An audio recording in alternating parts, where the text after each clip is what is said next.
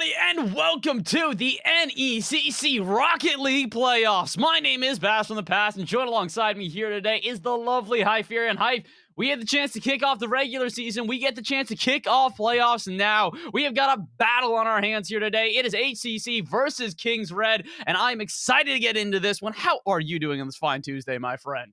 It's playoffs. I think that's enough of an answer for that question. This battle will surely be ensuing, and it will be scrappy and tough at the same time. This is going to be an interesting one. Like we said, it's HCC versus Kings Red. Howard Community College versus Kings College.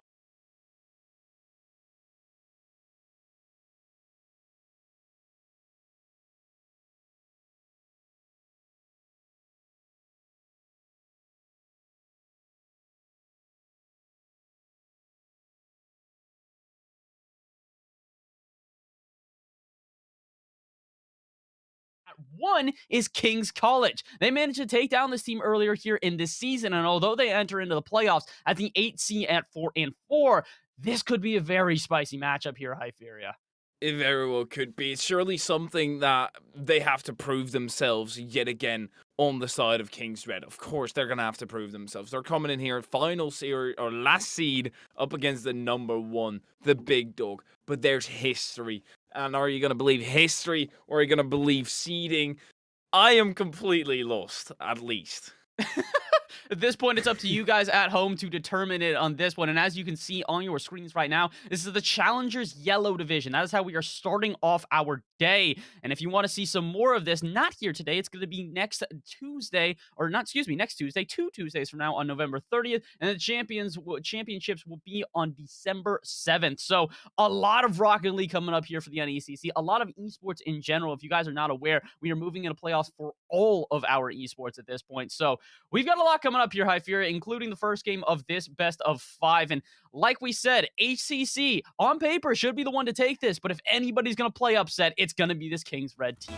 Paper shreds easily, and what also will be shredding is the tires, because matchup is right now, and it has started. 5 minutes on the clock. HCC versus Kings Red. This looks like a decent start for HCC. Moving down the other end of the pitch. Arrow maybe with a shot out the back of the demo. Makes that net completely open.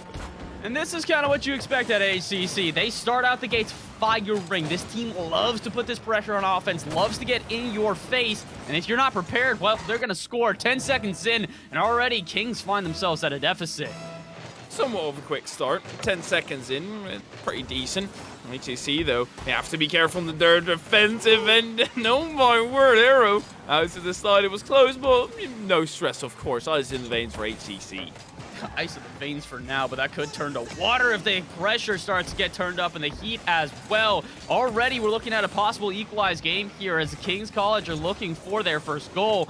And this is the interesting thing. This is part of why Kings have been successful against this team. Whoa, in the past. I was going to say they usually line up on a brick wall on defense, kind of just wait until they find counterattacks. But this time, get a little bit too eager. No one's in net, and Arrow will take full advantage.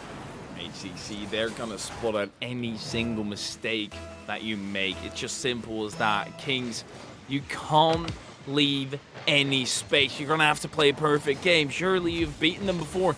That only will mean they come at you harder this time around, or at least that's what I would be doing. If I got beat once by a team, I would make sure that I wouldn't get beaten twice by that team.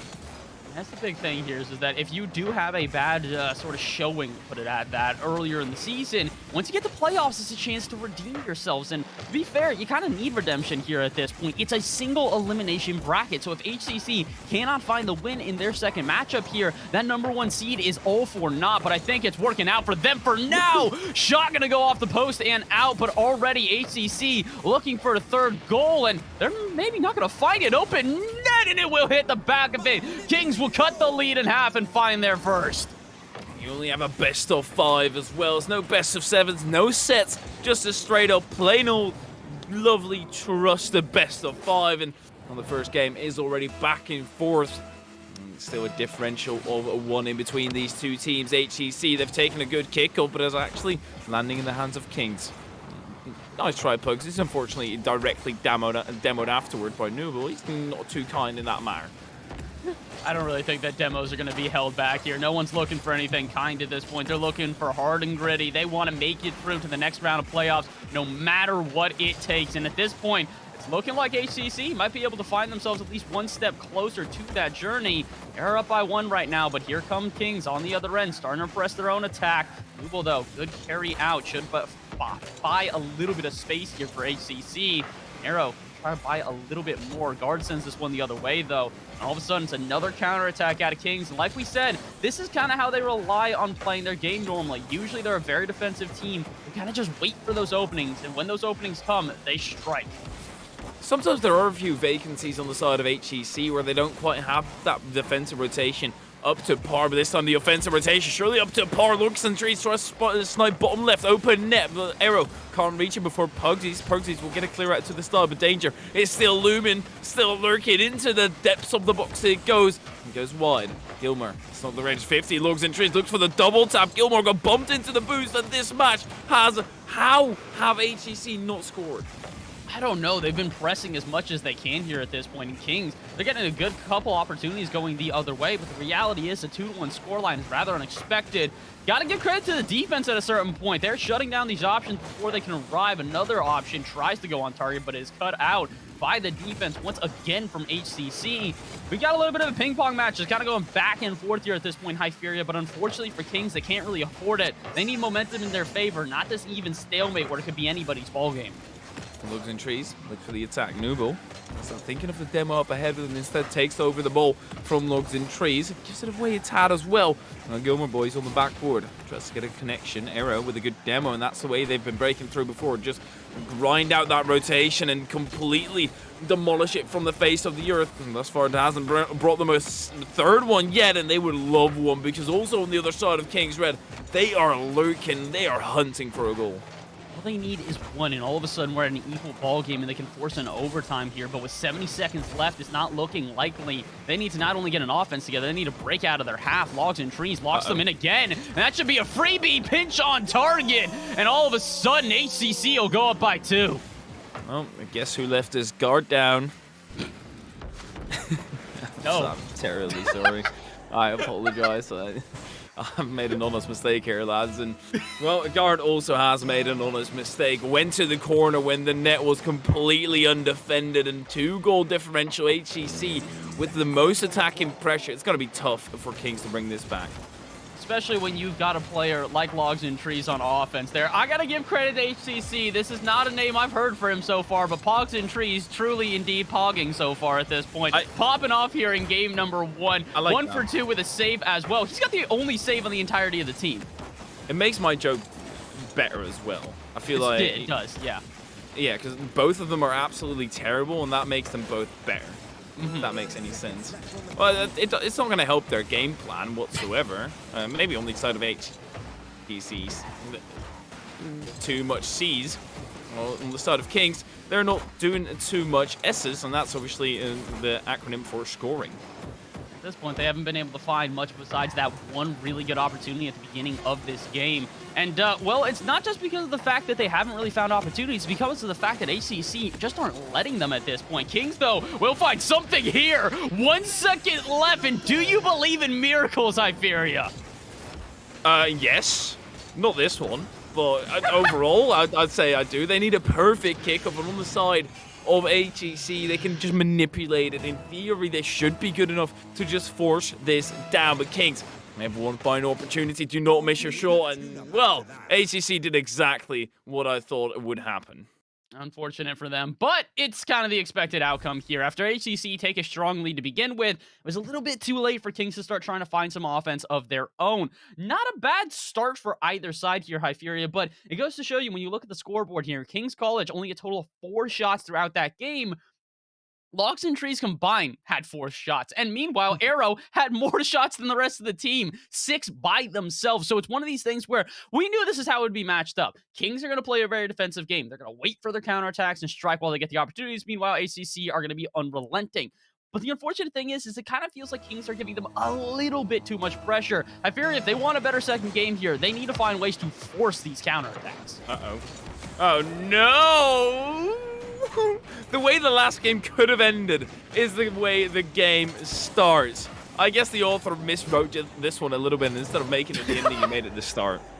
The script got a little bit flipped here. We gave them the script for game number 2 and game number 1. It's a little bit unfortunate here, but guess what? That's why we pay our writers. Jokes aside at this point, HCC would like some sort of script being written here, because if they can stick with this 1-0 and guarantee themselves a win in game 2, they'll move on to series point and possibly move on to the next round in a clean sweep. But I don't think that's going to happen. Kings look very strong right now. They didn't necessarily find enough offense in the first game, but I don't suspect them to be shut out for the entirety of the series. They didn't necessarily find the offense, but still, they had only a 1-goal differential by the end. Sure, you can argue that that one was forgivable and don't necessarily need to count it. Even if you don't, they're only down by 2, which is not a massive differential. Gilmore Boys looks to tie this one right back up with a pass off to the center. Lugs and Tree stay close, makes it a hard task. Guard looking to run interference. Gilmore Boys is a bit too far away and has to defend against the oncoming air dribble from Arrow. Well, what a fitting name. Guard stops it. Stops it for now, but unfortunately it's not going to be the end. Bugsy's this great clear out to the side, but Kings feeling a lot of pressure right now. You're going to need a good breakaway if they want to try and find some sort of comfort here. Guard looking for that right there. Good 50-50 out of midfield. Should buy some time for his team, but no touch will arrive. Bugsy's commits on that one as well, so this should be a counterattack for HCC. And they capitalize while they've got a weak defense. Quite able to do so here. And Pugsy's, I thought was going to clear that out. Instead, it's Guard who just pops this middle. Someone there for the shot. It's Pugsy's instead. Puts a boomer going the other way. And uh-oh, that's unfortunate. Another missed challenge out of midfield here. Kings getting aggressive, but not quite sure when they should be timing this at this point and leaving them a bit exposed. In Rocket League, there's no double trouble. It is, if you double, you're in trouble, and that's exactly what happened here. No shot you're going to defend with a completely open net. And Kings, this seems to be the case relatively often, where they just drop initially, and that's where they start fighting back. That's where they start being on par with the opponents, making absolutely no mistakes. But at that point, ACC, they don't necessarily need to do anything. They can just hold on, hold out, and make sure that they're not conceding anything. The big thing here is that you give yourself a little bit of buffer room. We talk about this a lot in series, where sometimes it is back and forth, but at some point one of the two teams takes a little bit of an advantage, and then at that point the other team, which has been even with them, is just kind of playing from behind. It's that recovery game, and sometimes teams put themselves on the wrong foot forward and they just can never really recover. Unfortunately, right now, that's kind of what Kings have done. 2 games in a row, they put themselves at a deficit, and while they've played great, they've been having to fight back from this deficit the entirety of the 5 minutes they play. Last game, they had scored on within 30 seconds. This one, it was within, I think, what, 3? So they've been fighting from behind their entire time. And with half this game remaining, they're most likely going to continue to. They need something, Hypera, just a spark of life to get this offense going, because this team has played a lot of defense here in game number 2. Getting into the attack more and more, though, and creating fruitful opportunities. Good save out of Pugsies, makes it close. Close to the gap with Garrow. Now tries to go down to the other end. Gets demoed. Has to back down for a hot second. Still has 2 mates to can back him up. Guard does so. Drops it off to the center. Arrow with a miss. This allows Pugsies for an avenue. Newble, that's an awkward save. Off the crossbar it goes. Guard didn't read that bounce. Gilmore does. Shot ripped and perfectly snipes it below the crossbar. Now I'm really starting to believe that we flipped the script on this one. Back to another 2-1 ball game here with 2 minutes remaining. The exact same scoreline we found ourselves in the last one. But the unfortunate reality at this point is that with 2 minutes remaining, HCC could find themselves that 3rd goal like they did in the last game. And all of a sudden, Kings have got to fight back from a 2-goal deficit yet again. I do like that they are limiting the amount of shots, though, out of HCC at this point. HCC last game had an overwhelming amount of shots. This time, 3-6. Not a huge difference, but there is 2 minutes remaining, so that could all go on its head at any point, Hyperia. Important for Kings is to keep the defensive rotation intact, and it might already fall apart here. Guard with a phenomenal last-ditch effort and makes it work. Arrow tries to slip the angle. Off the post it goes.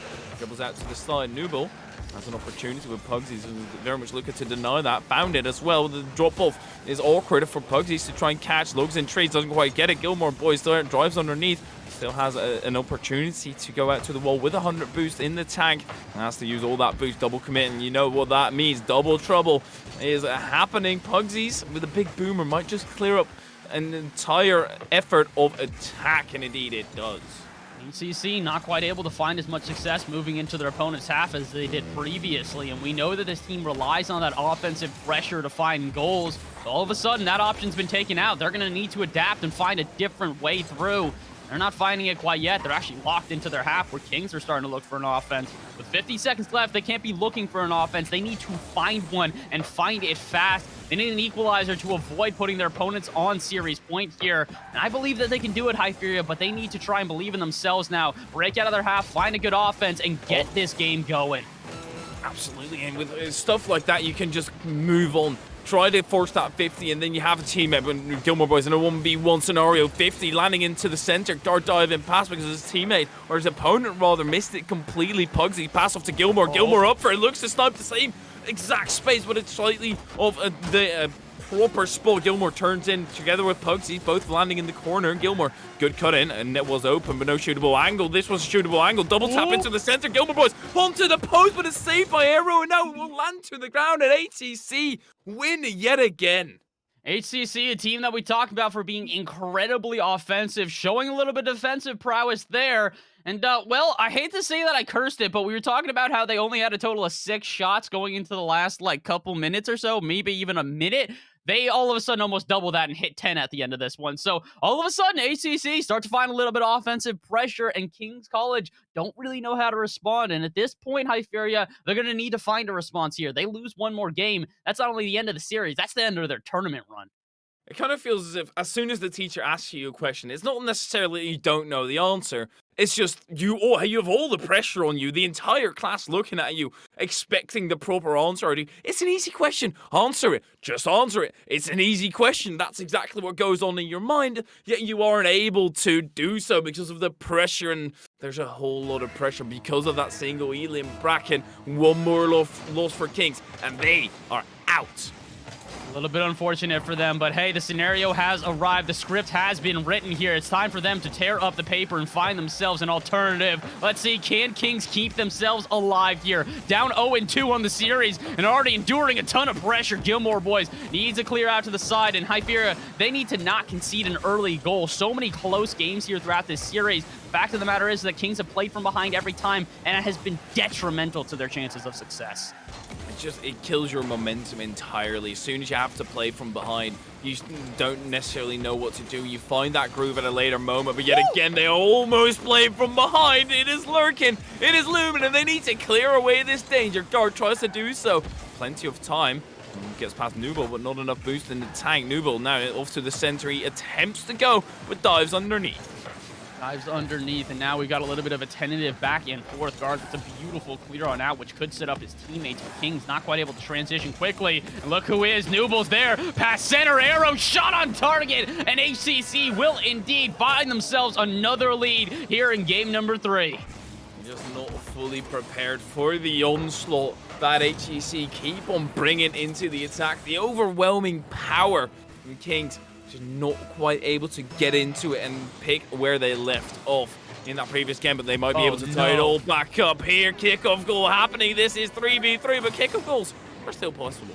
That's unfortunate for HCC. It's huge for Kings College at this point, but for HCC, who are looking to close out this series, it is incredibly unfortunate. The momentum they built, that pressure we had been talking about, is all of a sudden gone, and now they're going to have to try and find their lead yet again. Squared up here with about 4 minutes remaining, a huge opportunity for Kings College to take advantage of.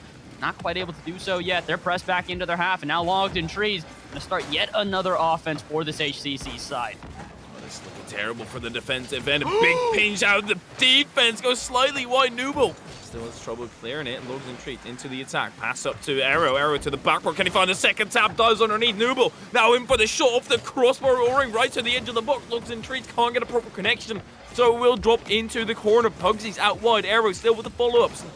Dives on in for that double touch, but absolutely not happening. This onslaught is absolutely ridiculous. Locks in trees from the top ropes, swinging, but can't swing it into the back of them. Down the other end, Gilmore Boys goes off the crossbar and in. Beautiful shot. And this is more what we know from these two teams here. Kings, they wait for their opportunities. They're fine to endure pressure. You want to rip off shots? You want to rip off 4 in 2 minutes? Go ahead. Give them one good opportunity. Heck, give them 2, and they'll go 2 from 2 on the line. Gilmore boys having 2 goals so far in this game on 2 shots. And Kings College all of a sudden find themselves a light at the end of the tunnel. The light is there. They're currently almost at the end of the tunnel for game number 1, of course. 3 minutes left remaining. A little bit more driving until you are in entire safety. You've got it locked up in this safe and ready to go. And will be on your permanent record. And still, that time will be ticking down. It can't go fast enough for Kings. No, it really cannot. At this point, they just want to solidify this game, give themselves that one step to try and make this comeback happen, because I fear they need a reverse sweep if they want to take down this team, and against a team like HCC, that is a lot easier said than done. But the good thing is they do have themselves the lead here with about half the game remaining. The unfortunate thing, though, is HCC are looming and looking for another goal here. They're going to try and play this one out of the corner. 50-50. Is anyone there? Austin Trees wanted to get that back center, but guard not going to allow that and is going to try and take this one out of the half. No such luck yet, though. Kings still enduring a lot of pressure here. They give up a goal with 2 minutes remaining. We might just see overtime. Panic on both sides is setting in, and then especially in an overtime would be essential to keep the nerves, to keep the ice in the veins. Nooble taking it past, great speed. Guard has to make the save, and indeed does get a connection. Arrow far away, and he was prepared for it, but doesn't read the bounce properly. Still out wide. Arrow follows it up. Maybe his teammate was there. I think he was. Either way, Gilmore's able to pick it up and bring it down to the other end. 50 with Nooble on the backboard is where he lands. Lugs and Trees tries to pinch it away, but they're not quite succeeding it to the extent that they would like. Guard into the skies, 100 boost when he has to use it all to bring it to safety, and it's still not in a safe position. And net is open. Arrow, no shot. And no shot for now, but they need one, and they need it quickly. 90 seconds remaining here, and it's looking like this actually could be a goal. Whoa. Going the other way! Kings College with some aerial acrobatics link up in the air and find themselves a 2-goal lead. Gilmore, boys, Gilmore toys with the opponents. Absolutely lovely stuff from the side of Kings. And this is where you see once they find their rhythm, once they find their momentum, they can be a phenomenal side. And this is also probably similar to how they were able to take down HCC in the past. Not from a reverse sweep standpoint, but just their playstyle was looking mighty. Yeah, this is the exact notes that we were given here. The great thing about being able to have such a large cast of casters here is we kind of share notes back and forth, and some of those notes end up appearing, especially in playoffs. And the one thing we got told about Kings, the #1 thing, is they've got a strong defense, which really love their counterattacks. And, well, they have found a couple so far. Unfortunately, they're finding some attacks going the other way, but speaking of which, another counterattack, a chance to flick this center, gets it around one, can't get it around another, but this is the Kings way. You want to put shots up against them? Fine, go ahead. Eventually, they're going to find a way to break out, and they're going to punish you on the counter. So smart from Gilmore to not go for the shot either, but this is a shot. Pugsy saves it out, taps it over. Guard out wide now, looks interested, looks for the pickup. Gilmore got a touch, but that makes it awkward for the entire defense. Nooble's able to snipe the angle and will land on the boost. Makes it difficult for the side of Kings to break out, but a goal needs to land right here, right now. Lugs and Trees diving past the ball. That's certainly not going to help them. The final attempt, the last ditch ever from HCC, not succeeding. And Kings, they live to tell another day. Oh my, now we've really got a series on our hands. This is the Kings College we were talking about here. A very strong squad, which just needs a little bit of cross-court counters, and all of a sudden they find themselves back in this game. Heck, Gilmore boys finds himself back in this game. 3 from 3 on the line, the only shots for Kings Red, and they sink all of them. Ridiculous. 3 shots, 3 goals. That's exactly what you love to see. It's such an intense game because they have the backs to the wall the entire time and wanting to find their way out, using the ropes to get that momentum and swing back at HCC. And currently, this hits are landing hard. Knockout punch in the previous game at HCC. They have another round up right now. Another game number 4 in HCC. Still on match point. They're still on match point at this point. Kings need to force a game 5 and give themselves even the chance of a reverse sweep. If anyone's going to do it, it's going to be this Kings College team, but they need to be careful. Logs and Trees got a flip reset and an offense building. ACC, if they can score early, it's going to be massive for them. Again, the last 2 games that they won, they scored very early into the series. They did in the last one, but gave up an equalizer not even 10 seconds later. That was the big difference in that game, and it led Kings to a victory. Let's see, though. Can they find another victory and keep the series alive? They're going to need some defense first, and unfortunately cannot find it. Arrow with the perfectly placed shot, and once again, HCC find an early lead. More out to the right would have been out. More to the left, Gilmore would have saved it. Absolute exquisite placement there in the defensive end. 33 seconds in. That's not what you want to see if you're a Kings fan or a Kings player for that matter. Mugs and Trees taking it to the sky. Look for the flipper set. Don't think he got it. Gilmore makes it close. Almost allows the dunk to be happening. And Gilmore has been playing phenomenally. Won't allow that to happen that easily. This is going to lob on the crossbar still out wide. And here you see the suffocating pressure that HCC are able to bring out yet again. It's a little bit nerve-wracking right now because Kings College looking a little bit nervous here. You can tell that first goal has set the tone because they're starting to play a little bit too aggressive for a team that were so complimentary of their defense. To see them this in their face of their opponents has me a little bit worried because if they give up another goal here, they're going to have to play from behind like before. It's a familiar position for them, but it's definitely not a preferable one. They won the last game due to not allowing themselves into that 2-0 position like they had in the last couple of games. Let's see. Can they hold on here? 90 seconds gone. And HCC only do have themselves 1 goal. And now a chance for a counterattack. Kings shot. No! The follow-up is Gilmore boy reads it off of the bar and slams it home. Oh my, Arrow might have had a perfect shot, but I guess this one could be even perfecter. English is a thing that is purely in your minds, and as long as it gets the purpose across, that is what matters. And Gilmore boy shows that in the attack as well. As long as it does the job, it does not matter how it is done. Lugs and Trees pops it up, but that denies Arrow any momentum in towards that play. Gilmore boy's right at it, and yeah, HCC, they're challenging him quickly. They don't want to give him any space. They're starting to recognize that the offense of this team just took a couple of games to get going, and now that it has started to go, they don't really know what to do as well as they did before. Again, HCC, a very strong team when it comes to their offense, but their defense is by far the weakest side, and that's not to say that it is bad, but that just means that there's going to be holes you can't exploit. And speaking of which, Arrow, perfect placement once again. Defense not standing tall, and Kings College now find themselves at a deficit. Wants to exploit an Arrow, punching holes in the air, making his way through and banging it into the back of the net. Arrow has been so great, and striker-wise, it's almost a matchup of Arrow versus Gilmore. Guard decides to back out of that aerial. Pugsy's still landing at the play. Double demo. Pugsy's all by his lonesome. Got multiple problems you have to be dealing with. Obviously, the mental trauma from both your teammates falling and then also trying to move across the pitch against a dominant force. Gilmore looks to do so. 50, but no boost in the tank. Lugs and Trees going to dribble that on back and clear it away.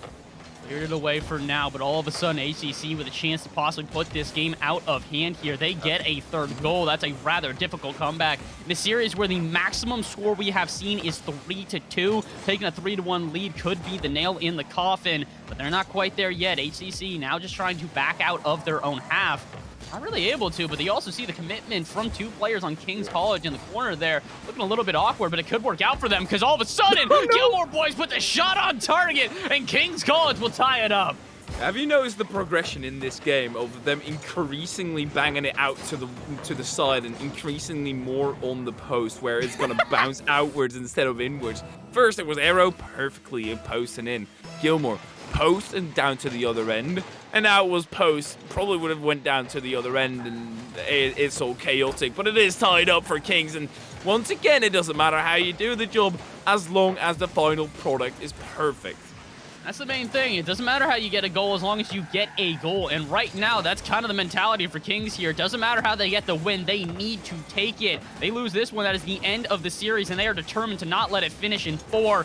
Can understand why. When you've beaten this team before, when you want to play upset to that #1 seed, it's going to drive you all the way to a 5th game, and they're looking for that right now. They're looking for a 3rd goal to solidify themselves one step further, and with 90 seconds left, it could be the last goal we see in this game. Gilmore boys, that's a fantastic 50. Can we see anything else from it, though? No. Kings College all of a sudden pressed into their own half, and Hyperia, they concede here. It could be the end of the game, but no one's taking the shot. Arrow eventually arrives, but Kings will stand tall for now. And they'll stand tall, and HCC, they are feeling the pressure here. They do not like being in this position, and that's kind of the problem like playing against Kings. The pressure will be on you. They're the 8th seed. They have an upset every single time, whoever they play, because they're that last seed, and the playstyle is a great counter to how HEC are playing. HEC, they adapt quickly, or they try and adapt to what's at hand, even though they should be playing the exact same way. Massive clear down to the other end, but Gilmore has got it perfectly read, and these final 30 seconds are going to be crucial. Nubo might just be able to end it right here, but Pugsies, you can wake him up in the middle of the night, and he will make that save anyway. At this point, it might be more viable to just wait for overtime here, considering Kings are struggling to break out and the boost is rather low on every player. Just play tall enough on defense and survive that you can force in overtime. Pugsies is looking for exactly that. With 10 seconds left, that's got to be their objective. Don't even try and go for a counterattack. Don't overexpose yourself. Just play tall enough that you will not concede, but maybe they have a chance here. 1v1, and no, the shot's going to go a bit too wide. Gilmore should just spike this down if they know what's good for them, because all of a sudden, ACC will have a counterattack. Guard, though, pops it out to the side, and please tell me, yes, someone will put it down. 2-2, we go to overtime. Game number 4. A chance for Kings College to keep the game alive, and a chance for ACC to finish out this series and move to the next round. Move to the next round. HGC are looking to do so. Pugsies with a 50 on arrow. It is Kings into the attack. It's looking like the attack might just die out. No, actually, a pass into guard. Nubo, still great 50. Looks in trees, got beat by Gilmore. Has to let Arrow take over. Whips it up high. Nubo looks for the follow-up, misses it entirely, and here's for the counter-attack. Can be useful. What a passing player. We go to game number 5. Patent pending at this point, basically. Kings College doing what they do best, counterattacking in the blink of an eye. They close out this game and force a game number 5. And I fear we have arrived at that scenario. Kings College 1 game away from reverse sweeping the number 1 seed. HEC have to kneel to the Kings yet again. Now it's getting scary. Now you want to get out of this position. All the pressure on you yet again. And you do not want to actually see that. You just want to finish it out in 3. You were on the verge of sweeping them. Now you're fighting off a reverse sweep. And I say fighting up because all the momentum lays in the King's court. It's got to be at this point. The reality is that not only are they having some better games during the back half of the series, but they're actually starting to get some shots on target as well. 8 total shots that game, I believe, going to HCC. Meanwhile, Kings having a total of 6. So it just kind of goes to show you, in a team that was having very few shots and getting almost outshot by double, to only be within a couple of shots at this point. This is a very different ball game, Hyperion. Well, we've got our last one of the series. No matter what, who wins this one? Winner moves on to round number 2. Loser is eliminated from playoffs. Let's see who's it going to be. Are we going to see the upset city from Kings College, or are HCC going to stand tall and show why they got that number 1 position? Purely for the playoff sake, right? Imagine the first series in playoffs. Oh no, the first goal in this game lands to the side of HCC, and I will hold my story for that for a brief moment. Unfortunate scenes, but they always brought it back. I can't believe how close Gilmore boys almost got to saving that as well. He was being bullied in the net, just getting bumped around by all of the offense from HCC. The fact they almost recovered to make that save, unbelievable, but unfortunately, it's a little bit believable in them conceding early. They've done it 5 games in a row at this point, and now they're going to have to try and find a comeback yet again. The team has proven that they can do that, but here in Game 5, the pressure is greater than ever. They're going to need to be careful because all of a sudden, HCC have got a good offense building here. 40 seconds in, and if they find a second goal, Hypheria, chances of a comeback are going to look slimmer and slimmer. That's a good pass along by guard. The comeback is still very possible. Still plenty of time on the clock, and a miss like that will facilitate an easy goal from Pugsies. The mistake in the defense will always be punished. This is the issue. As the series has gone on, ACC have felt the pressure more and more on defense, and it's led to a couple of gaps here and there. Normally, that's not an issue, but considering the fact that Kings are starting to have such an efficient offense, you make one mistake, they're going to punish, and they've done that already. 1-1 here within a minute. This is big for Kings. Games where they've won, they've found that equalizer quickly and not allowed the momentum to go in favor of ACC. So the fact they've done that again here in Game 5 bodes well for their future. Imagine the first game, or the first series of the playoffs, starts with a reverse sweep for number 8 seed against number 1. It would be an exquisite story, but HCC, they're still fighting against it. That's a good pass along from Guard. Great pace, but Arrow, he's got great pace to get back to the defensive end. Guard's not done with this attack just yet, but Noble will just very much shut the door. The door for now, but all of a sudden King's gonna look to restart their offense. Arrow not going to let them. 50-50's all around. The Pugsies somehow escapes and gets a touch out. I don't know if they're gonna be able to clear it off their half, but the fact that they did not concede there is massive for King's College. What about on the follow-up? Arrow denied by a 50-50 from Gilmore Boys, and if they win this, we've got to give the MVP to Gilmore Boys at this point. They have facilitated on offense and defense both. It feels like Kings, if there is a breakaway opportunity, Gilmore is there to take advantage. I love how you mentioned that right at the moment where he only has 8 points in the entire game. At that point, he literally touched the ball 4 times. But apart from that, he was so useful in every single game. And also in this one, but a miss like that is also going to be punished. And 2 defensive mistakes lead to goals for either side. But HEC, they already had one. 2-1 is the score. Don't you hate when that happens, Caster? Curse, you're literally complimenting one player, and then all of a sudden they just kind of start to flop and panic there. It's okay, though. With 2.5 minutes remaining at this point, I know Gilmore Boys is going to show us something special during the back half of this game, but they really have to. At this point, it's backs against the wall. If they do not, they're most likely going to go down here. Oh, but a chance now. Breakaway play, 1v1, and they will slam it in. Gilmore Boys redeems themselves and ties up the game. Very simple stuff by Gilmore. He makes it look simple, and the 50 fake or whatever he was doing with Nooble playing tricks with his mind. Before we reach halftime, the highest scoring one was 5 goals. This is certain to be a 5-goal game. Can it lead it to more? And Logs and Trees, of course he wants to, but it can't snipe the angle, and a great opportunity gone awry for HEC. That's a huge opportunity, but unfortunately, with only about half the game remaining, they can't really afford to waste opportunities like that. They need to be careful because King's starting to show a little bit of extra momentum. They do this a lot, that slow burn, until they eventually find it. And now that it has arrived, they're looking to close out this game in style, find the reverse sweep. But Arrow not looking like he wants to allow them. Puts a shot into the backboard. Logs and Trees has the follow-up. Gilmore needs an in-and-out save and will find it. Just barely able to from a fake out on the line. Recognizes that the offense isn't going to have a clean shot. He just waits a half a second. Speaking of waiting a half a second, Pugsies eventually does come in for the 50-50. What about the follow-up? Nooble by themselves in the air, gets a flip reset, sets up Arrow, shot going the other way, but Guard should have the save, and indeed does. Clears it out to the side, but HCC looking for another offense with 100 seconds left. They score here, it could determine the game. They're frazzled on the side of HEC, or on the side of Kings rather, I apologize.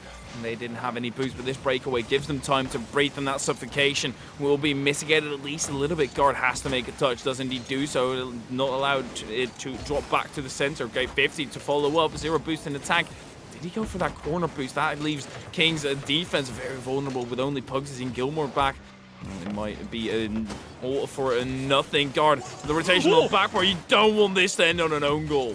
Oh, I thought that was going to be an own goal, but maybe it's a redirect instead. Nooble tries to put a fancy shot on target, but Logs and Trees with a follow-up is also off target. 2 in a row for ACC, a potential dagger here in this game, but they cannot get past the defense of King's College. They've done a great job at setting up on that line and not allowing easy shots. And at this point, that's what ACC need to find, is a little bit more of a difficult one. They're going for the standard angles, and King's College have read it every single time. They need to get creative if they want to find a way to penetrate this defense, and well, with 30 seconds left, they need to find that creativity right now. Noble looks for that creativity, dives deep for it, can't find it. Guard blocks it. Arrow still back on the defense. 25 seconds ago right now would probably mean the end of the game, so Gilmore wants to keep it away from his defensive end. Great boost grab to follow it up. 50. Nooble still in the defensive end, or in the attacking end. Guard on the defensive end and dropping the ball like that. Gilmore going underneath, but Logs and Trees with the gate. 50. And that's the ball for Arrow. It's still not in a shootable position. They've had the pressure, but no shots coming through. Final attack maybe set up right here for Kings, or maybe for Arrow. Can he dive on through? Can he get the bump? Yes. Gilmore, doesn't matter. And indeed, yes, it's game 5 overtime. This is everything we could have wanted. Game 5 overtime, a potential reverse sweep for the number 8 seed, and a chance for the number 1 seed to prove why they got that number 1 in the first place. They took one loss this entire season, and it was to the team they are facing right now. A matchup made in heaven, but let's see, can either team find their way there? Can they find themselves a heavenly finish to this incredible battle? 30 seconds into this one so far, it's been all HCC on offense, but this is how they like to play, High Furia. King's College looking for that golden scenario, because when they find it, they're gonna strike. Oh, this is looking terrible for the side of HEC. I wouldn't necessarily say that their defense has been their greatest asset. It's certainly been the attack, so let's just move on to the attack for HEC. Great stuff. And as you say, the goal has to be divine, but usually as soon as you start getting divine as a king in history was, that never bodes well for you. People are not going to like that. And HEC, they will start an uprising. They've been in an uprising sequence the entire time, but they've been silenced for the past 2 games. Here they go! Trees open net. And that is it. HCC survived. They avoid the reverse sweep from the number 8 seed, and who else but Pogs and Trees to finish it off. 1 minute into overtime, game number 5, and HCC will move on to the second round of playoffs. By the skin or their teeth only. Sure, they move on, but still are not safe whatsoever, and Kings seem to be a kryptonite for them. On the side of HEC, sure, they went through, but their clothes are torn, and they have to get another round. Not today, but they surely have to take a mental break after that one. I can imagine so. That's an exhausting series. You go to game 5 after potentially being able to clear it out in 3. Yeah, I'd be a little bit nervous and a little bit overwhelmed as well. And, well, because of that little bit of overwhelmingness here, we're going to take a quick little break. Congratulations to ACC on moving on to the next round of playoffs. But we're going to do the same. We're going to go to our second series of the day. Do not go anywhere. When we return, we will have our second Rocket League match of this NECC playoffs. You guys are not going to want to miss it. Stay tuned.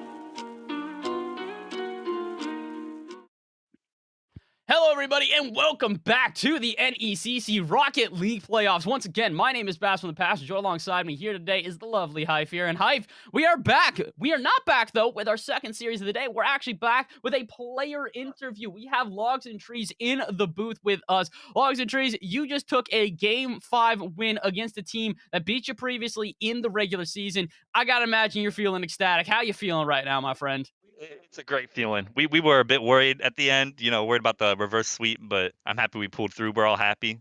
It's very, very loud in the game room today after the win. Understandably so. Of course, it was an incredibly intense one. And how do you try and deal with that pressure, that stress of almost being reverse swept? Is there somebody who does a nice little speech that could go in the history books, or is it just you try and stay ice in the veins? Yeah. It's just little speeches every now and then. Like every time a goal go in, we'll all say, all right, we got to do this better. We got to do that better. Let's be more confident with our gameplay. And it just adds up and it lets us play better. Yeah.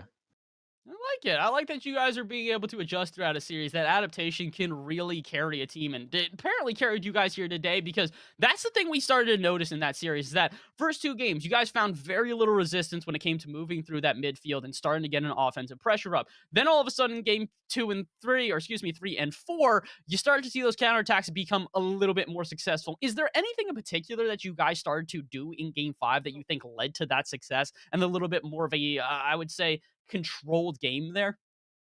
Yeah, so game 5 we managed to get a few goals in because we started rotating 2 and 4, sorry, 3 and 4. We were rotating ball side too many times, and that was creating errors on our rotations to keep the ball on their side and keep the pressure up.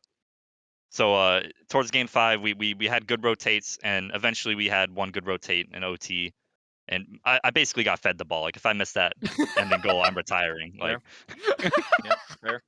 The hyper situation, the open nets are always the hardest, or at least that's what they that's say true. in Very the true. hallways. That being said, I've been mentioning the history way too much today, and of course to try and document this for the history as well. What was the backstory behind your team, and also how did you get Logs in Trees as your name? Okay, so the team was formed back at the beginning of last semester. We were pretty bad at first. We lost a lot, but back in spring season, we managed to pull it together. We had a shout out Jeremy, Jr. was on our team. We got the trophy, yeah, and then we got Arrow, the new player this year. He's been stepping up great, playing good. And as for my name, Logs and Trees. Basically, when I was a kid, they'd call me Logs off Logan, so I just went Logs and Trees. Yeah. Fair. I like it. It's a really good name here. And, well, I do have to ask at least one more question about that name. How do you feel about the nickname that your college is giving you at this point? Because chat was quite literally filled with, I think, pogs and trees for about an entire page at some point. Yay or nay, pogs and trees, in your opinion? It's all right. It's pretty good. Can't It's can't pretty. Yeah. can't be angry at nicknames, you know. Gotta love it. Fair. It's we also have to take into account, Bass, that the school account sent it, so he can't just start trashing on the name, That's of true. course. Oh, for sure. Yeah. He's on the other side of this room. He might hear me. Oh. Well, the Nah, good nah. thing He's is, great. Love director Mark Winkle. well, the great thing is that not only is he going to hear you in this, but maybe you can also give him a quick shout out as well. We're going to leave the floor to you, Logs and Trees. Anybody you want to shout out while you've got the stage?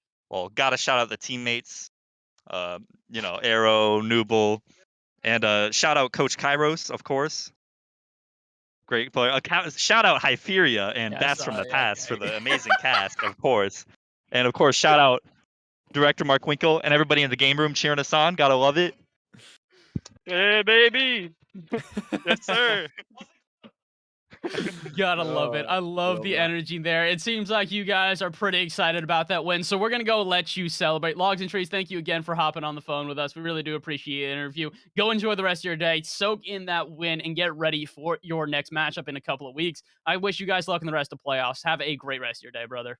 Thank you. Thank you. Have a good stream.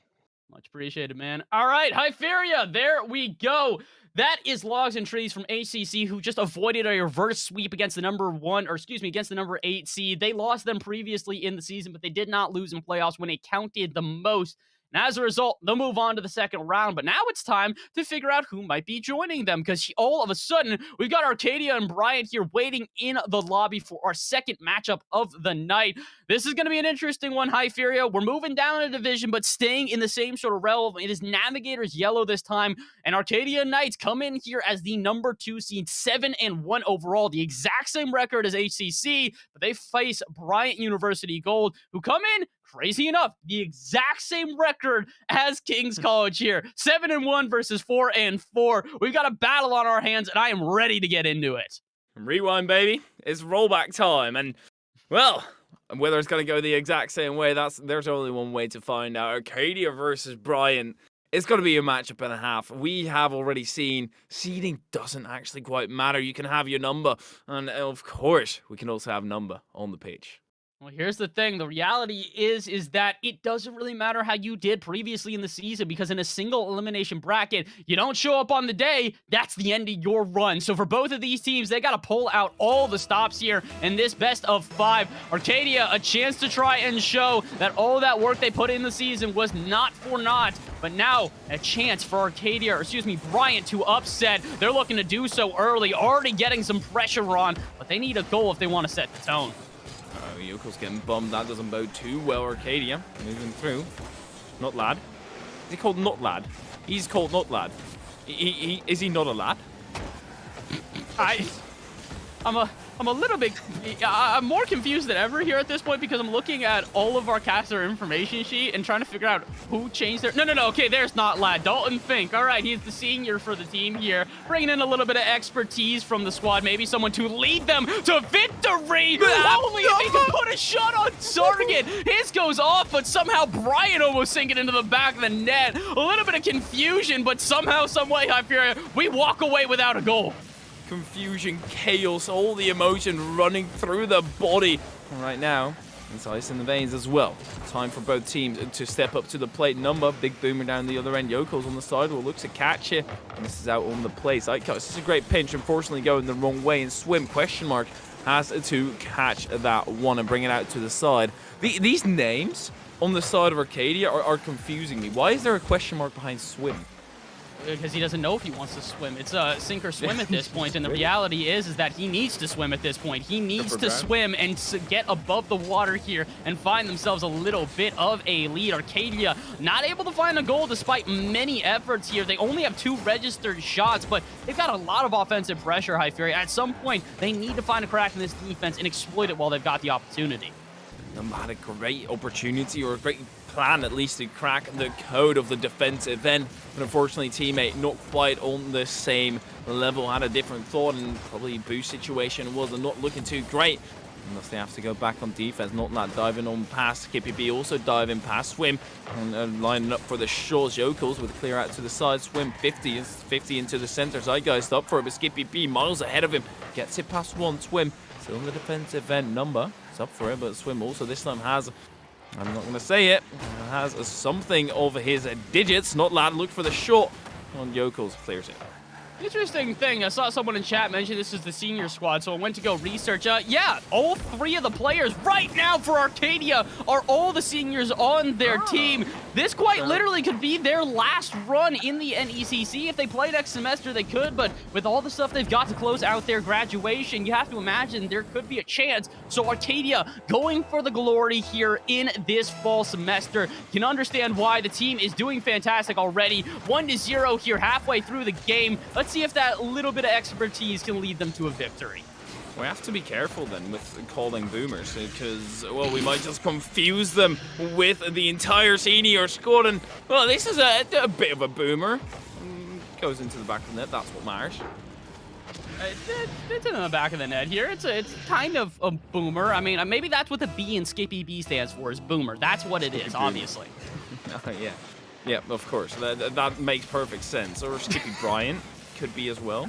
No. There's a lot of words that start with a B. I've come to figure that out just now. And, well, something that doesn't start with a B is goal. That is also true. I'm also realizing that I believe Skippy B's last name in real life also starts with a B, so it could also just be that. Maybe. Or it could be B.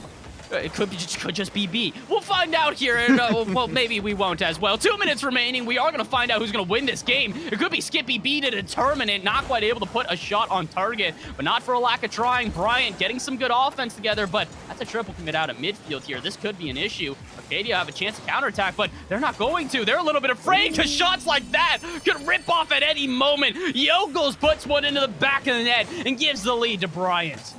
And Yoko slithering through that grass with that lanky Dominus.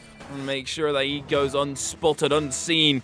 And all of a sudden, out of the depths, he dives and gets it into the back of the net. 1 minute 30, about 90 seconds remain. They need to get a goal back on the side of Arcadia. It's a decent start. At least they're moving into the attack, but they're not quite breaking through entirely. Yokel's 50 with a number, his own teammate. Great bump in the end from number to try and elaborate on that attack, but it still gets denied by Swim. denied by Swim for now, but a great thing is building here for Bryant. A chance to close out this game with a minute remaining. Not only do they have a chance to put in the third goal and the dagger in the series, but they can also just slow burn time here. When you're locked into your half like this, you are desperate to try and get any clear you can. That leads to a loss of boost. It leads to a loss of good touches, and all of a sudden, the panic sets in. If they can lock them into their half for an entire minute here, Bryant can secure themselves the win. That's a lot easier said than done. So far, though, doing a good job at that, but here they've got to be careful. One breakout in Arcadia could tie this one. And Arcadia, let me reiterate, they're the number 2 seed. Bryant, the number 7, and they are currently on the start of Arcadia losing against the number 7 seed. Everything is upside down. Everything is flipped on its head. It's only the first game, and that first game still has 30 seconds left. And miss from the Yokos on the attacking end could open up a counter-attacking opportunity. They're just too slow on the slice down the other end. Swim has a tap right in front of him. It's nice control, but it's still, in the end, given away to Skippy B. 13 seconds. Time is ticking, and you need to be taken back. Goals into the back of the net. Yokos stays underneath. Good clear away from Zeitgeist. Not lad up for it. Looks to extend to the backward, or maybe just place it on target. Number great base to clear it away. Fantastic save at the end of that game, and fantastic game all around. Bryant, very well deserving of that victory. They earned that through and through. The question is can they earn another 2 here? Arcadia looked good in that game, Hypera. It felt like they kind of missed a couple of golden opportunities, and if they can be a little bit more precise with their shots, I feel like we're going to have a pretty even series on our hands. It's still so insane that the series is even with number 1 going against number 8, number 2 going against number 7.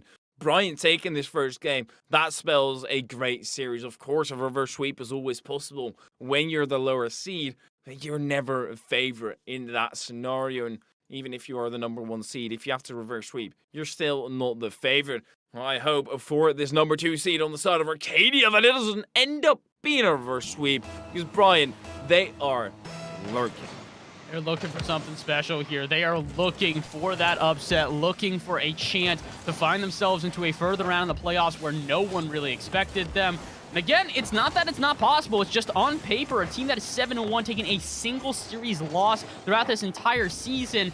Just usually don't expect them to crumble in playoffs, but every once in a while, the pressure can get to a team. And right now, it's getting to Arcadia. Like we said, a couple opportunities gone awry in the first one, but long series ahead of us. This is only game 2. Plenty of time to make a turnaround, and for a team like Arcadia with so much experience, oh my word, I was going to say almost guarantee it. I wasn't going to guarantee this goal, but when Bryant had passes like this, you might as well. Number to Yokels. Yokels right back to Number. Great 1-2 on the side of Bryant to put them ahead yet again. Arcadia, they're not looking too great. Within 33 seconds, they're already down by 1. And it just seems that they're defensive and they can't quite clear it out with enough power. Thus, the attack pretty much always continues for the side of Bryant. It's a tough scenario that they have to deal with, but that's the thing. You have to deal with it. You really do. At this point, just to sort of reiterate on the senior part of this, I guess, it's the young guns a little bit too eager, a little bit too energetic here versus the experienced, the patient play of Bryant right now. And chat, if I see one more person say retirement home, I'm going to take direct effects of offense because I'm pretty sure I'm the exact same age as these guys. Let's hold on now. We're not that old here because this is what happens. Age equals wisdom here, Hypheria. These guys know what they're doing and are going to take themselves to victory if they keep playing like this. That's what you usually see. In RLCS, pretty much any level of competition, there's this really mechanical side who are quite young, 14, 15-year-olds who come into RLCS, mechanics out of their mind, but they don't know exactly how to position themselves just yet. And you see that on the side of Bryant. They know how to position themselves, and they know how to react to an uncommon attack without overcommitting, without putting themselves in a terrible position. They're looking solid. Don't miss the ball. The consistency through the roof on the side of Bryant and Arcadia. They have a long road back to this comeback. They just need to find a little bit of consistency right now. It feels like it's very up and down. At moments, they have incredible defense, and at other moments, they have that. Own goal goes through here for Bryant, and oh boy, Arcadia starting to slip at the seams. Unfortunately, starting to slip, and that's kind of the problem. As soon as you're on the side of Bryant and you've grinded out your opponent that much where you feel like you have a great way to take them down, you're not all of a sudden going to switch up your game plan. You're going to stick with it. And Arcadia, they're the ones who need to switch it up. Either get a sub in or manage to change something. There's still 3 minutes left in this match, and the comeback very possible. But it still is so difficult. It's a little bit unlikely at this point as well, just considering the scoreline we're looking at here. Arcadia only have a total of 2 shots throughout this game, and for a team that's usually so in the face of their opponents, it's a little bit surprising to see how muted their offense has been. And I don't think it's for a lack of trying. Heck, I don't even think it's for fault of Arcadia here. It's Bryant, this midfield presence that they have started to develop, this lockdown midfield that just suffocates until it finds an opportunity. It's been fantastic. It's led to shots like that. Skippy B, perfect placement. And all of a sudden, Brian will go up 4-0. Boomer coming from the Boomers. They are just ripping him on through. And the most impressive part about that is always not the shot initially, not the power, not the accuracy individually. Once you combine those, the power and the accuracy that Skippy B had on that shot makes it unstoppable. But now on the other end, up the crossbar and up the post, it sails out to the side where Skippy B has full wind in the sails as well to start the counter-attack. But also on the side of Arcadia, they've got a proper defense.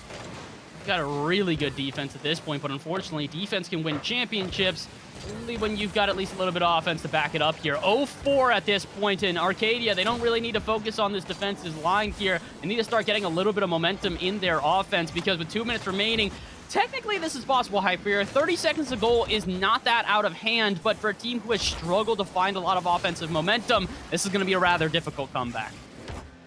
Especially with the time just ticking on down. The time is never in your favor as soon as you're down in the game.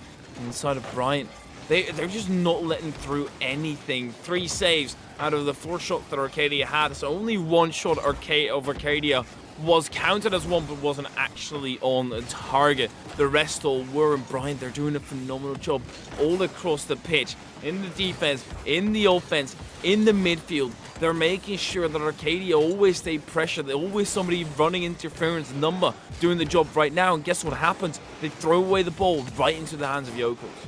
Unfortunately do, and now all of a sudden Bryant, they don't even have to try and find another goal here. They just have to waste time, and I think that's exactly what they're going to do. Force out challenges out of their opponents, bait them into some awkward positions, and again, that's where that experience can really come to help you out. If you've got good mechanics, that's incredible, but if your mechanics are getting used against you because they know you're going to try to go for something a bit fancy, they're going to understand your positioning, they're going to exploit you, they're going to take advantage of the little bit of gaps that you leave. Exactly what Brian have done here in this game.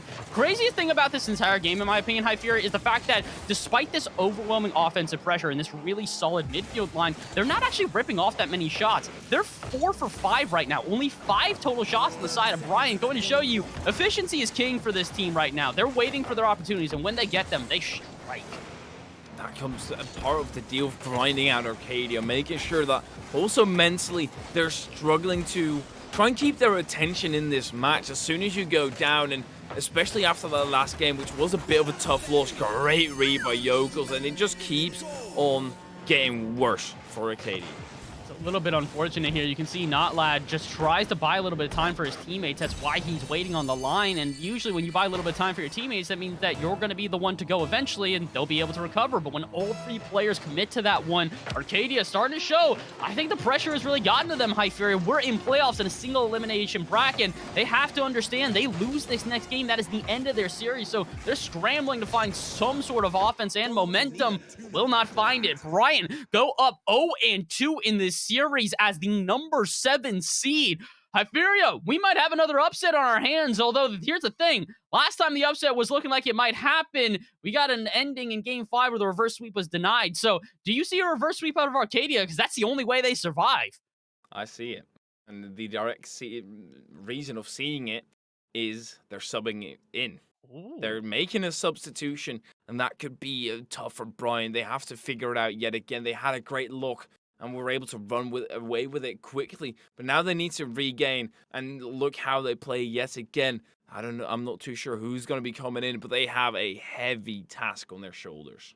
This is going to be an interesting one here. And let's see who gets handed in here. It is Yeah. I don't know what that name is here. I'm not so sure if no, that is one of the names. Selly Hard Dangles. I gotta say, listen, even if they lose the series at this point, Arcadia have determined they have the best names in the NECC. I read that name and I felt like it was a bait name. Where Right? somebody just randomly joined the match. I was like, I'm not gonna say that. I'm afraid that I'll say something silly on live. It's just a player. Silly hard angles. Once again, putting question marks at the name, but it doesn't matter. Question marks from my side is not gonna get you anywhere. Is also not gonna hold you back whatsoever. Arcadia, they're on the verge of being swept by Brian, the number 7 seed, and they are gonna fight against him. Listen, we've said it a million times, and I'll continue to. Upsets are bound to happen. That is how it works, and it's a chance for Bryant to be that team. Come in here as the number 17, take down the number 2, and move yourselves on to the next round of playoffs in dramatic fashion with a 3-0 sweep. It's not going to be an easy thing for them to do, but it is a very, very possible reality at this point. 30 seconds into game number 3. Bryant have the 0-2 on the series. Let's see, can they make it 0-3 and close this one out? Well, currently, Brian are on a pace to do what you're supposed to do with a number 2, and that's flush him down the toilet. Silly hard or awkward in defense. Swim. That's a big Wait, burn what? across the spot. Is that going to land off the post? Indeed, it will. Number still has to make the read. Silly is up for it. Great read by Number, though.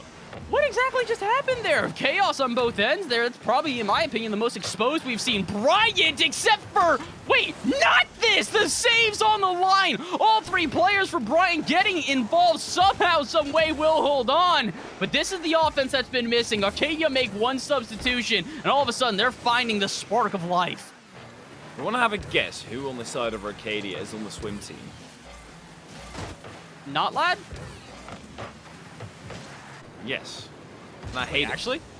Yes. Oh. What? Yes. Yes, Nutlad is on the swim team, not the player literally called Swim. Why? Wait a minute. What? I was joking. Are you serious? Oh, he's not joking here, though. Yoko with a phenomenal tap over, and yes, I'm serious. Apparently Yokos knows how to swim a little bit better, though. He's just dividing through the waters here and finding himself a little bit of a gap. I don't really know how to react to that one. I'm not gonna lie. Arcadia has had me a little bit confused here due to the fact that they've all got they've got names that have come out of nowhere. Now to find out that Swim isn't even on the swim team, I don't know what to say. I fear you. It's not that he's not on the swim team. It's that one of his teammates is. I saw it. It just annoyed me. No, I'll move on. I'll get past it. I'll get past this emotional trauma. It'll be fine. And Skippy B looks to get past the defense as well. Well, the question is can they get past this game at this point? Arcadia, if they do not find a goal and find the win, they will not be moving on here. That will be the end of the series, but Swim is determined to not only prove why he's named himself this, but to keep them alive. Beautiful shot underneath the bar, and Arcadia will keep themselves alive for now. Well, that attack went swimmingly. Moving on yet again. I feel like we have to do a lot of moving on in this show, but it's fine. Number moves out to the edge of his own box. They're going the wrong way. Skippy B spots that. Yoko also spots it now, but now it's still a completely open net. Silly Hard moves through Yokels. Pinch out to the side, looks for the follow-up. It's not Lad, and Selly has got the boost. Not Lad looks for the dish, but denied by Yokels. Now all of a sudden, Arcadia starting to get another lockdown offense here. This is when they do their best, when they start to put on that pressure and just wait for a gap. It's something that Brian have been doing, and now we're seeing it on both sides. Kind of just an exchange of blows at this point, back and forth and back and forth. Chance there for something to happen, but not quite demo, not exactly advantageous enough. But I like this. Arcadia getting a lot more offensive pressure. Hyperia, if they can find a goal, we can find ourselves continuing the series. Ooh, imagine. We go on to another reverse sweep, or a potential reverse sweep, but this time the number 2 seed having to pull it off against the number 7 seed. Not Lad, at least keeping them within the game there, within reach. Yokels, 0 boost. Good luck getting into the skies at that point. Not Lad out wide. Silly for the follow-up. Almost gets it, dives underneath, but that fakes it out. Not Lad with another elaborate fake. It has to be incredibly elaborate because Number go over the place. Skip it, B, can he get it in? Also wide, and that's 2 open nets missed. That is ridiculous. Yokels still can't move through, and I don't know what I've witnessed. You witnessed Bryant with a chance to close out this game and end this series possibly, and they have unfortunately missed it. A golden opportunity, heck, a platinum opportunity, and they still couldn't drill it into the back of the net. Unfortunate for the team, but maybe they can find some redemption on the follow-up. Skippy B puts one center, but Yokels can't find it. It's a great offense once again, but they need more than a great offense. They need a perfect one. They need something to drill into the back of the net so they can close out this series right here, right now. 1 minute remains, and Bryant looking for curtains on this series, and Arcadia just trying to survive. Those big red curtains, you see them in the corner of your eye. You're not too sure whether it's blood from this battle or whether it's the curtain slowly closing. On the side of Arcadia, they're fighting off this oncoming pressure from Brian. Swim gets them by Yokels. The battle get even bloodier. Number up to the sky, looks for the follow-up, gets it up to the backward. Or might just loft it, post out and in, and Brian, they take the lead. 30 seconds left, and Bryant looking for the upset of the day so far. I never thought that we'd get to another scenario like this, but the number 7 seed are 27 seconds away from taking this game and taking a 3-0 sweep off a team that took a single series loss this entire season. And they didn't just take a series loss against anybody. They took it against the number 1 seed. That was who had to battle against them last time, but this time it's the number 7. 19 seconds away with a 2-goal lead, and we might just see the upset. The upset is incredibly likely here. 2-goal deficit as Arcadia is staring down of.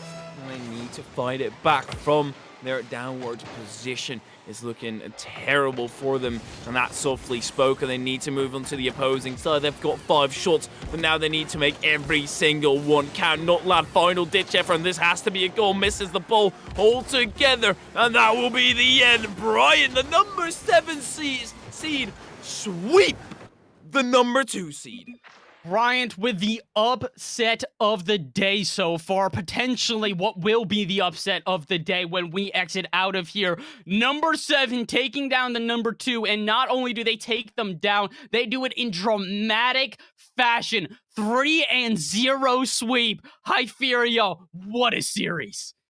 What a phenomenal one, and of course for Arcadia, it's gonna be terrible scenes. They're gutted by this loss.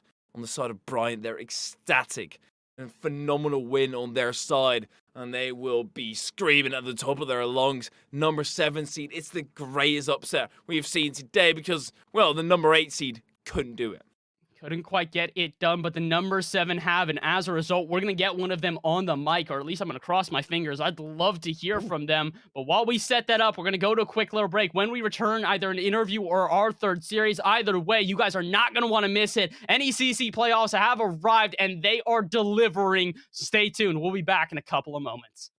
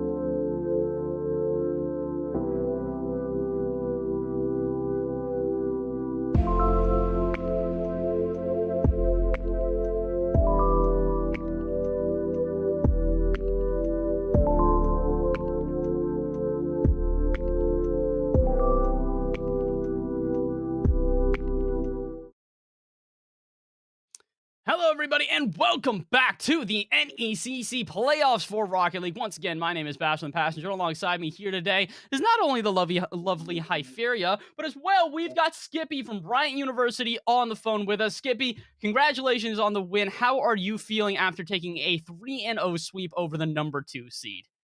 It was pretty good, man. That was a fun series. These guys are pretty good, but yeah, we just played a really good game. I would say so. That was an unrelenting game at a certain point. You guys took a 3-0 over the number 2 team. Was there a point in that series where it started to click that you might have that upset? Because after game 1, we were starting to feel it, but after game 2, it's pretty set in stone here in the commentary booth. So, any place where you guys started to sort of see that turn of tide? Yeah, I mean, game 1 was a little bit of a just back and forth, just trying to feel each other out. I mean, once we got that second goal in game 1, I knew like we can compete with these guys. We can compete with anyone in the division. We might not always, be good at this game. We might not press all the buttons, but we'll get there. And yeah, so it was right around game 1. We knew we could hang with them. What happened in the rest of the season, basically? Because you come in here as number 7 seed directly, you're able to sweep the number 2 seed. Have you just been grinding a lot, or coaching, or what have you done to improve at such a rapid rate? We have the individual pieces to succeed here. We just haven't played as a team into the season. So I feel like we started playing as a team in this series and in the previous series. I would say so. You guys had some unreal passing plays. I can think back upon a couple of them where it was just back and forth and back and forth. And I feel like it's a lot of what you guys did here in the series was really make your opponents feel uncomfortable. Do you guys see yourselves being able to do that against opponents moving on? Because you've made the number 2 uncomfortable. I have to imagine you guys have confidence going up against any other seed you might face. Yeah, so that was the game plan going in. It was just put pressure on them, keep the pressure on, make them make mistakes, and it seemed to work. It's always great when a game plan works. We had a game plan as well in this little in between time, because obviously on the screen it's Skippy, but in game it's Skippy B. Is there an interesting story behind the B? Oh, yeah, so week 1 we took a forfeit loss because we 3-0'd someone, but I was on a different account. So I had to make both my accounts the same name. Skippy B was the only thing that worked for both. So here we are. Gotta love it. Fair. A good story behind the name, and the story has led you to an even better tale here today. 3-0 over the number 2 seed as the number 7. You guys have an incredible run ahead of you. I've got faith in you guys to get it done. But while you've got this platform here, anybody you want to shout out while we've got the stage? Shout out my man Semi or Mark. He's my president. That guy's awesome. He gave me the chance to be here.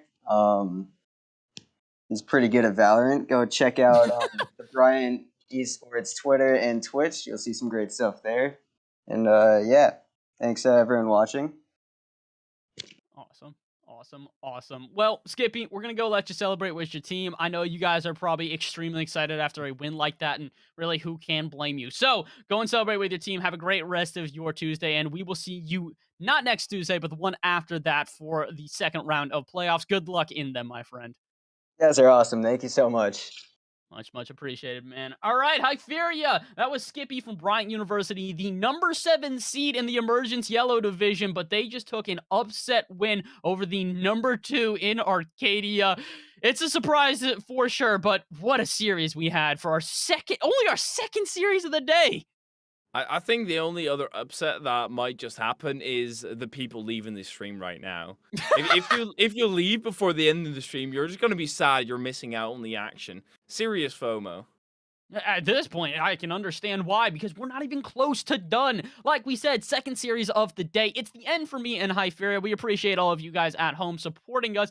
Maybe you'll see Hypheria back on screen. You're going to have to stay tuned to find out, but you're going to have to find out in a couple of moments. Quick little break, going to get everything set up for our next matchup. But when we return, our third series of the day, you guys are not going to want to miss it. Stay tuned. We'll be back in just a couple of moments.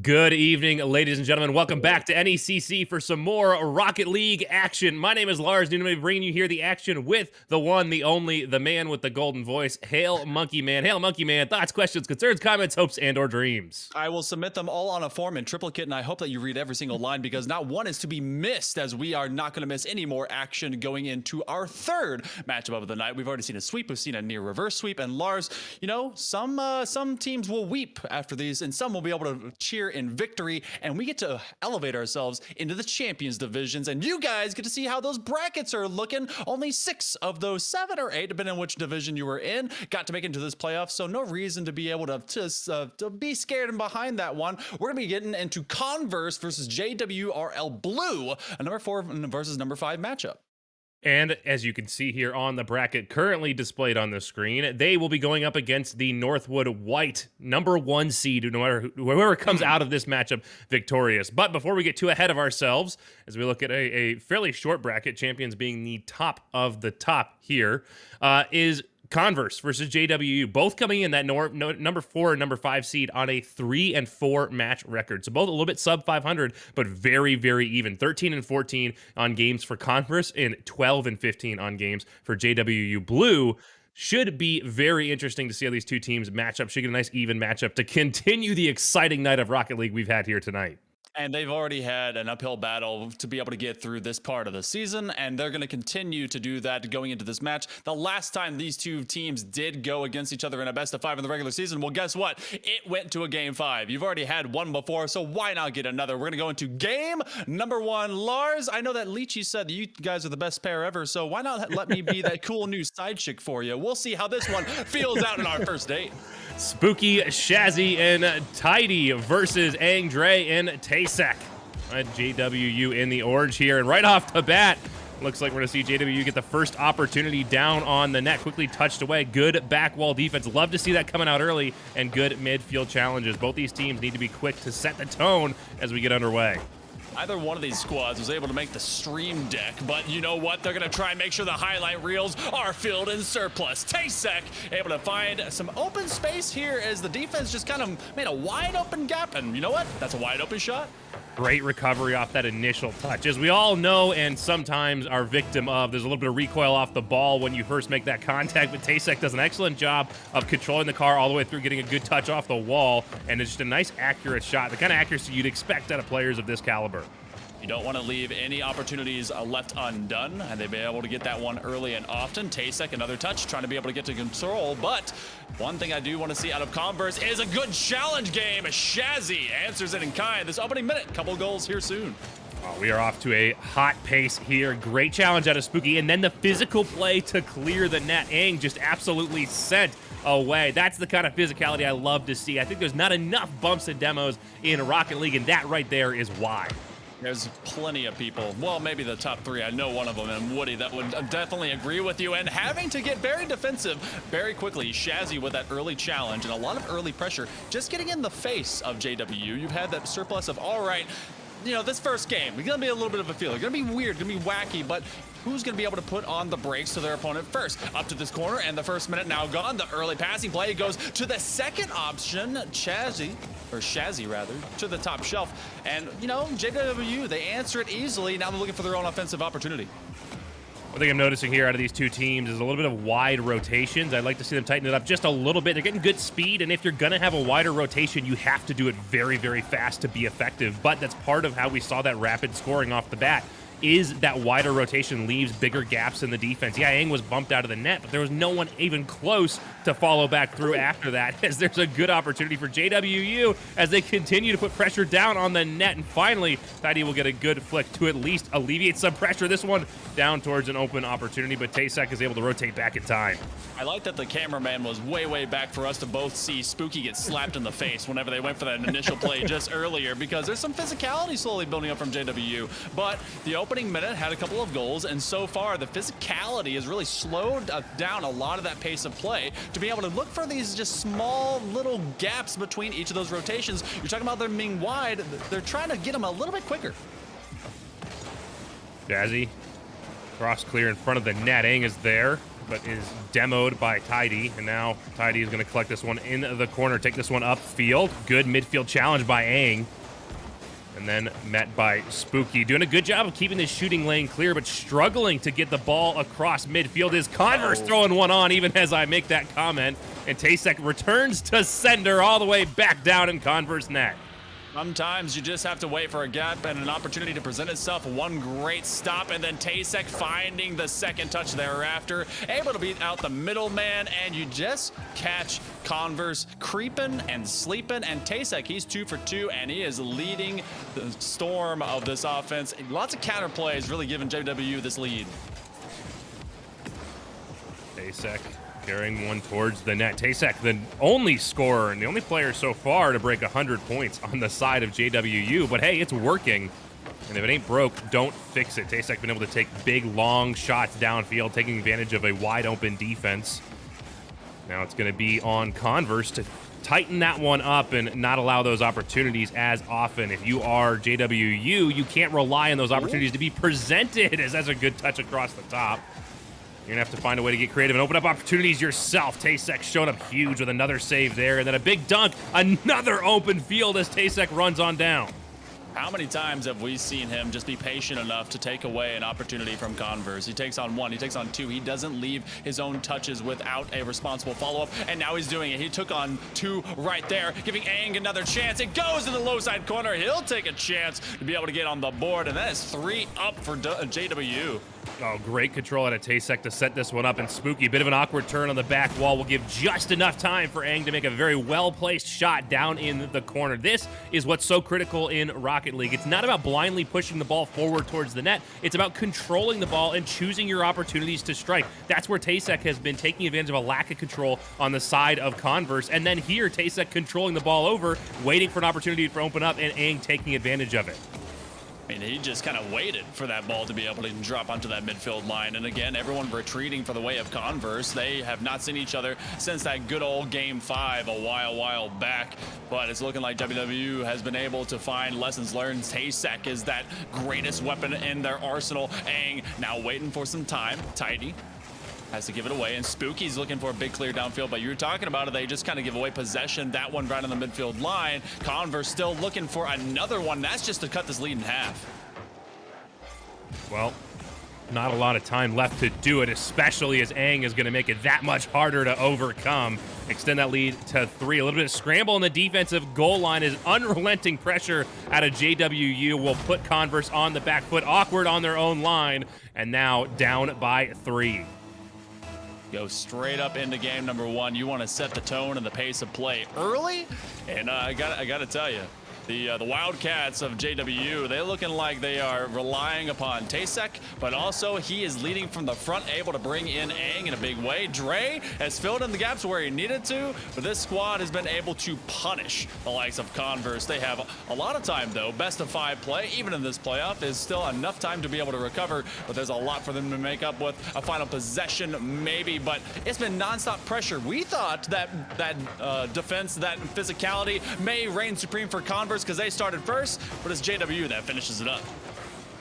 JW doing an excellent job of recognizing the weak spots in the defense and taking advantage of it, really moving very quickly, very effectively around the field. There's a big demo out of Tidy to try to break up that offense. But the offense out of JW, absolutely unrelenting. They did such an excellent job of just really taking advantage of all the opportunities that Converse afforded them. Converse, wide rotations, a lot of just kind of dump and chase, not a lot of control in their touches. Need to see them settle down a little bit and really look to make more purposeful touches in transition.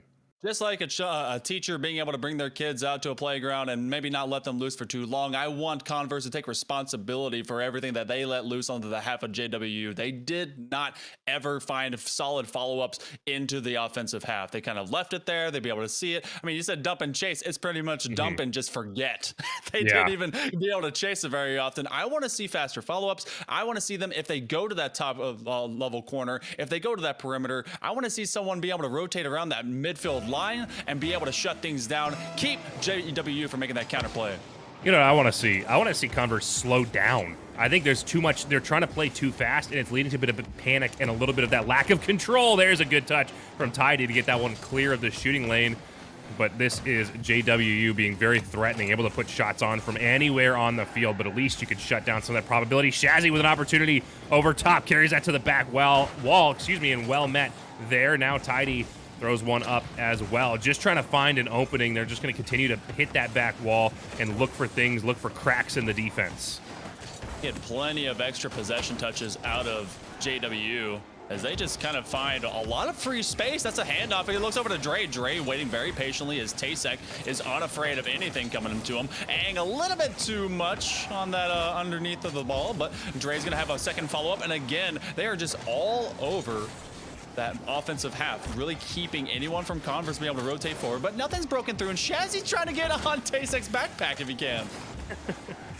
Quite literally, and now what I do like to see is that Converse has indeed slowed down, and it has afforded them a little bit more control. It's still a little panicky in the touches, still a little bit much, but they're getting better control, better rotations, better opportunities. Spooky, I believe, didn't have any boost and couldn't get up to that one. Now is left kind of in the intermediate distance, gets a good challenge. TaySec touches into the back wall and then passed another with a double off the back wall. TaySec has been a name we've said a lot here tonight, but Spooky has an opportunity, misses the open net, and when you're down to a team in playoff series, you can't miss those opportunities. No, and they've let way too many get away from them. That one was a great defensive play by Tidy, but Tidy has got to rotate back into this corner and get Shazzy up on the ball. Great possession. He has no boost and missed it from the midfield, and Dre has an easy pop-up, a nice extra bit of aerial control. He has TaySec as an option. Look for the flip reset, extra bounce. This one will go high, but again, you just see it being short-lived. These field trips for these guys, unable to come away with much more than a keychain from the gift shop, but that's a big save by Tidy.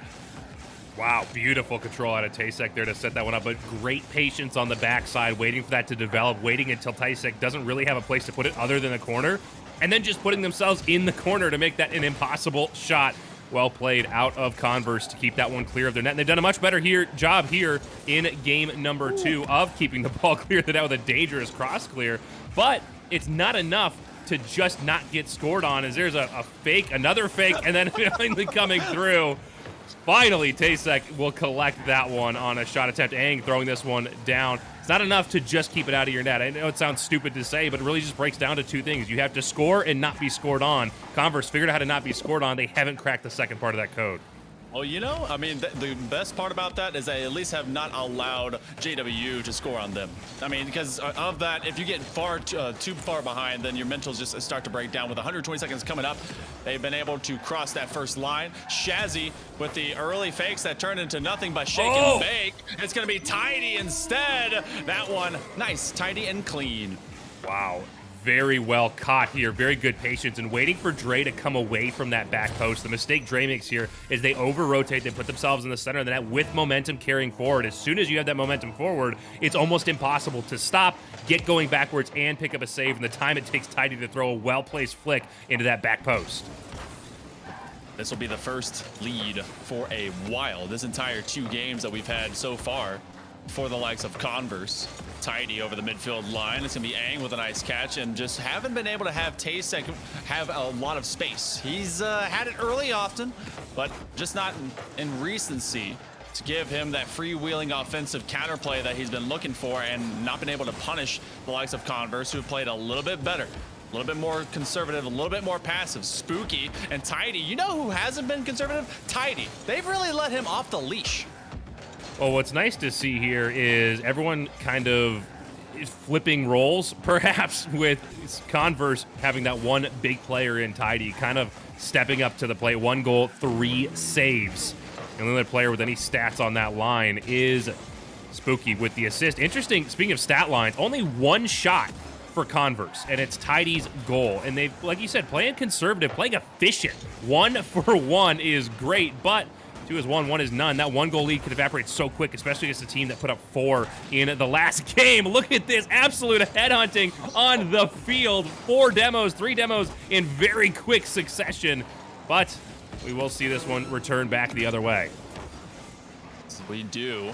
It is still JW trying to be able to get 1 goal to tie this up as we head to a possible OT, but regulation time still belongs to Converse. Whoa. Oh my goodness, the Wildcats on the hunt, but Tidy with yet another save to count it up to 4. He's been leading, and he's the one with the score. Tidy to the top level. Can we get it around Taysek? No, that's a great challenge over to Dre. Looking for the negative angle dunk. That's a back pass. Dre keeps it alive. It's in an awkward position, and they both commit. Converse will get away 1-0. Oh my goodness, they needed 1 player to go on and 1 player to be there to get that close follow-up, and unfortunately they don't find it, but what a way to end that one. That's absolutely beautiful. Speaking of beauty, something I want to point out here. Check this out. Look at all those demos on the field. That's beautiful to see. I love it. The other thing I really like about this is players using rotations through the front of the net to set up these demos. You can see where they're making a rotation around the field here.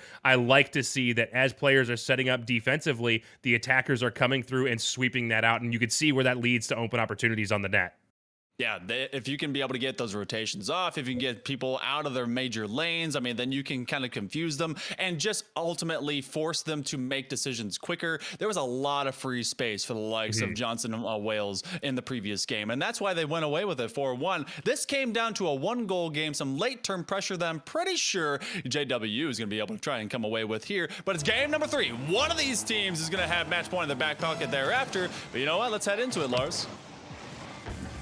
Quick advantage to the likes of Converse as they're going to rotate through the front of that. A bit of a double commit leaves an awkward defensive challenge for Spooky, but they are more than up to the task to prevent a clear here. Shazzy sends that one centering off the back wall. That's something that they have done a decent job of so far here in this series on both sides of the ball, is getting to that back wall early, not allowing teams to use that back wall as a kind of a 4th man for a passing setup.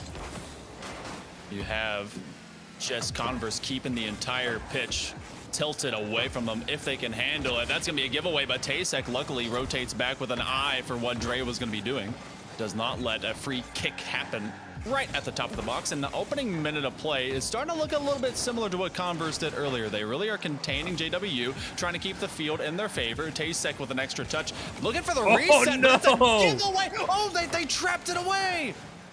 Wow, I thought that was dead to rights. I thought there's no way that Converse doesn't score this, but miraculously, they don't get a great touch on net. It's going to be slow, and there's a big save out of Shazzy, and it allows JWU to get back to that one. And now Converse find themselves a little bit too slow in the defensive end, getting beat out to all of these challenges, all of these touches. Taysek into the back top shelf, does an excellent job with that pick.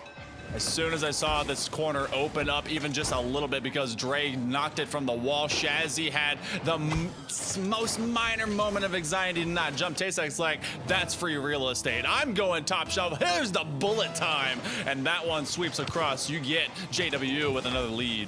It's free real estate. Hang into the corner. I really got to get a soundboard together to add in some of this kind of stuff. Hang is able to take this one with nice control, a little bit of a double touch pinch off the wall, collected by Taysek. Throws this one up past one defender. There's no one there as Tidy gets a big demo on Dre to break up a threat in the offensive zone. And Converse is able to take this one back the other way. Just past 90 seconds gone here in game number 3. and we continue to see this even. After this started pretty lopsided in favor of JWU, Converse has been able to stand in and make this a very exciting even matchup, and that's great to see the mental game out of these players, so critical at this level of play to have that ability to reset. Dre throws one just wide of the net, and this will be a counterattack perhaps for Converse. I definitely like seeing Dre waking up, because in game number 1, he was a non-factor. Even with JWU getting the victory in that, I love seeing the depth of rosters, and I love seeing that it's more than just one-dimensional, because again, they are leaning quite heavily on Tasek, but he's kind of that lead charger. But they get the second man, get that confidence going. That's on target. Tasek, he's just, what? No, he let it go. What? A little bit of BM out of Tasek gets punished. They go for a soft touch, or perhaps to let a teammate take it, and it gets saved, only for this to roll kind of lackluster through the corner and into an own goal. I mean, you did have Dre hunting to try and secure it, but then you definitely had the defense confused. I mean, that confused us, that confused the players, and, you know, it turns into a confusing goal, and it turns at the 2-2-2 mark into a 2-0 lead. JW feeling like themselves all over again. Looking for the flip reset, and Dre, I'm liking how he's comboing with Tasek right here. You mentioned earlier the rest of the team coming alive. I said in game number 1, if Tasek is just going to be able to score all the goals and it's not broken, don't fix it. Just keep doing it. Well, it broke. Converse found a way to shut it down, and that's when you need to have the entire team come alive. A team that can play balanced, that every player can be a threat at every position of the rotation. That's going to be a team that finds victories. So it is nice to see JW proving, hey, we're not a one-trick pony. We don't just let Tasek do everything. When needed, we can all come alive. We can all come out here and contribute where needed. They have definitely been able, in that evolution, to turn Converse into a bit of a one-dimensional monster, but sometimes that one dimension eventually breaks through. They are able to find it from the midfield. This early challenge, they force Tasek onto an isolated zone, and then the follow-up from Shazzy is able to find the back of the net. They cut this lead in half. Just over a minute and a half remaining here, Lars. Converse, they got to wake up if they want to be able to take this lead, especially this match point. Got to be able to take the fight to JW. Oh, it's not a bad 50 out of Tasek there, but it's not a good enough 50 given that there's no one behind them. They got it away from the front of the net, but not by a flat enough angle that it doesn't allow Converse to come back. But like you said, now sub 90 seconds, still down by 1. Yeah, that's a much more achievable goal as that one is thrown across the front of the net. And a big bump to clear away the defenders. A fake leaves Tasek out of position, and another fake from Shazzy beats out a good 50. But this is cleared downfield eventually. Tidy forced to send this one back in. Converse, they have not left this offensive half for like the last 30 or 40 seconds, and they are getting very physical with it. This one is going to dangerously drop to the top of the box, but as 45 seconds now does come up, Tidy, he has been slowed down considerably. He gets demoed by Tasek, who is the formidable rival and beast. The drop on could turn into a pass. Everyone from JW is going in retreat. We have a half minute coming up here, Lars. Converse, they're trying to be able to come back into this game, but it may be just a little bit too high of a hill to climb.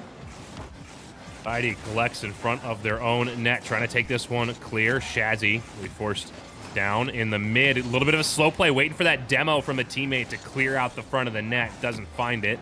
And now all of Converse forced to rotate back through. Dre with a dangerous pinch down onto that final defender. Speaking of final 5 seconds on the clock for Converse to try to force the overtime. Good 50 up high. One last opportunity. Aang puts this behind. Tasek off the wall. Gets met by Shazzy, but there's no one there to clean it up. JWU finds themselves on match point. You know, a little bit of trickeration, a little bit of confusion, and it's JW that comes out a little bit the better. So we get to see Converse, they kind of reel on themselves. You see 9 shots to the likes of 6. They definitely came in surplus with their offensive unit, but it was met by a little bit more of a revel on the offensive half. JW really just kind of creating opportunities for themselves. They didn't have to get physical with it. They just get a little bit more choosy about how they choose to laterally rotate. And Converse, I mean, their physicality was still doing very well, but that game requires a lot of time to develop, and they ran out of it at the end. When you talk about pressure on the net, just check out this heat map here. Look, JWU absolutely hemmed in to their half. Converse allowed to run rampant up and down the field, but it's not enough. It's too little, too late. and Converse isn't able to make it work, isn't able to find the victory out of it. I'd like to see them be a little bit more efficient in those touches, get more opportunities out of all of that pressure. More quality opportunities, I should say.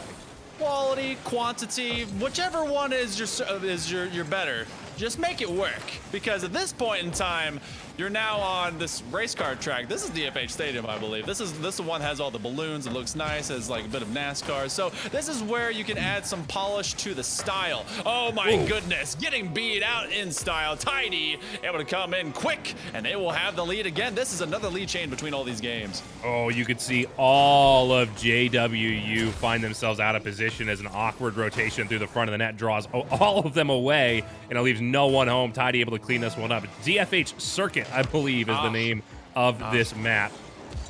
Let's see if these players make use of those left turns or if they're going to be able to get a little more creative than that. If you can get your opponent to be much more one-dimensional and only do those turns and only find those similar zones, then you have a great bit of control. And as you were talking about earlier, they definitely kept the lockdown happening. JW trying to enforce that here soon. Aang from the wall. But it's me, NECC, with a nice little putback pass, but he's got to retreat, and that one will be cut short. Dre's in trouble upfield. Tidy looking for time, a midfield pass, but it only finds his opponent. Jazzy off the back wall. Met by Dre. That one dropped down in front. Now NECC is up with Spooky. Gets it past one. Goes for that bump on Tidy. Doesn't need it. It's going to bar down into the back of Tidy, and we're tied up 1-1.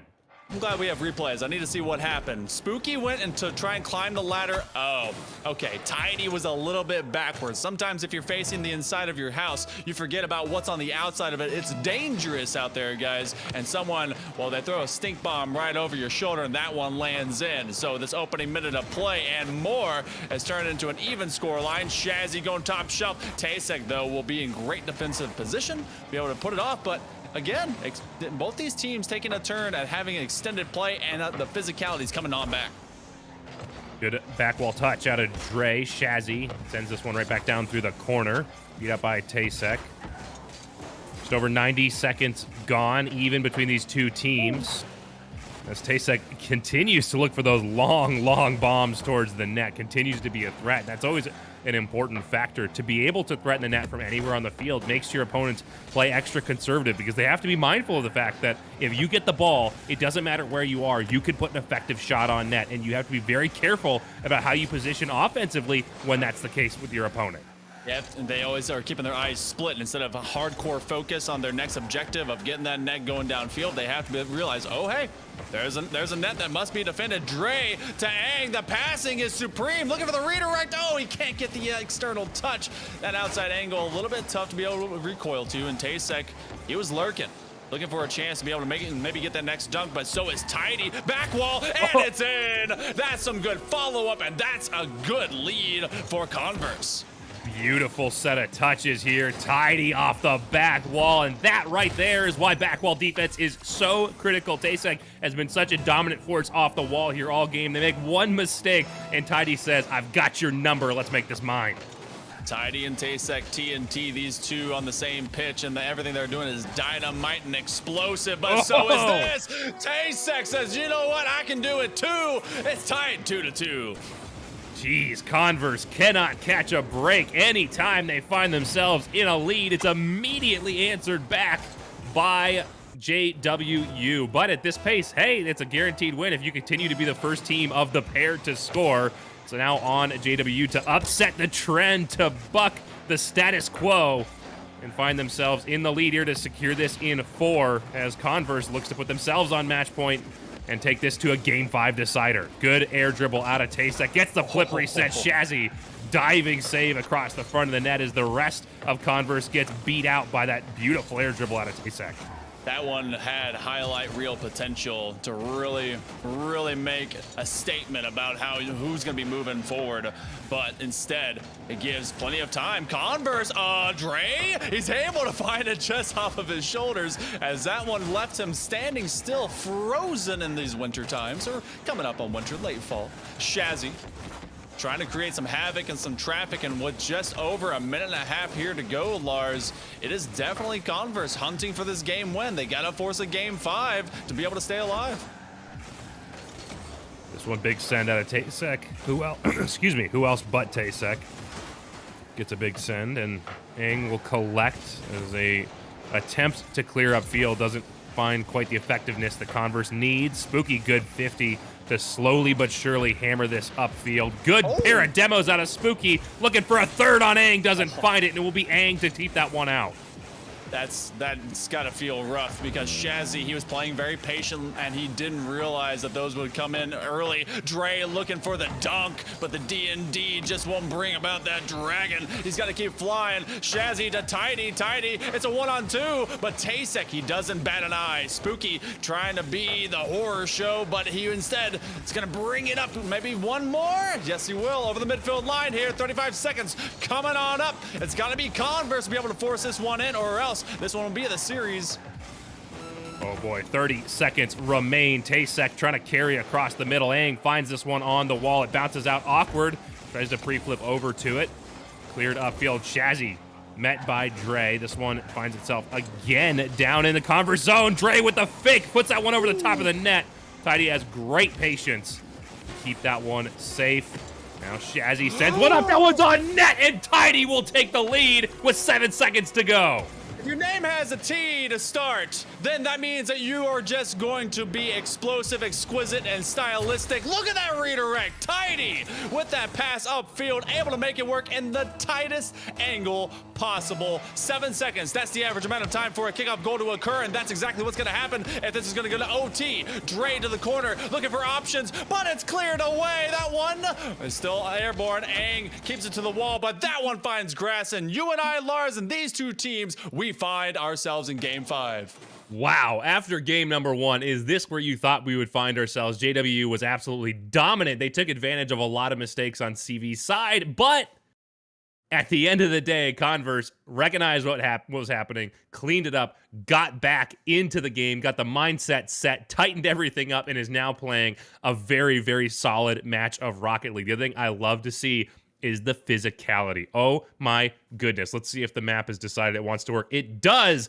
Look at that. 6 demos to 1 on the side of JW, and all of them either at midfield or further upfield. Love to see it. Love to see that aggression. Now, game 5. Does that aggressive physical play style beat out JWU, or does JWU return to form with great transition plays for goals?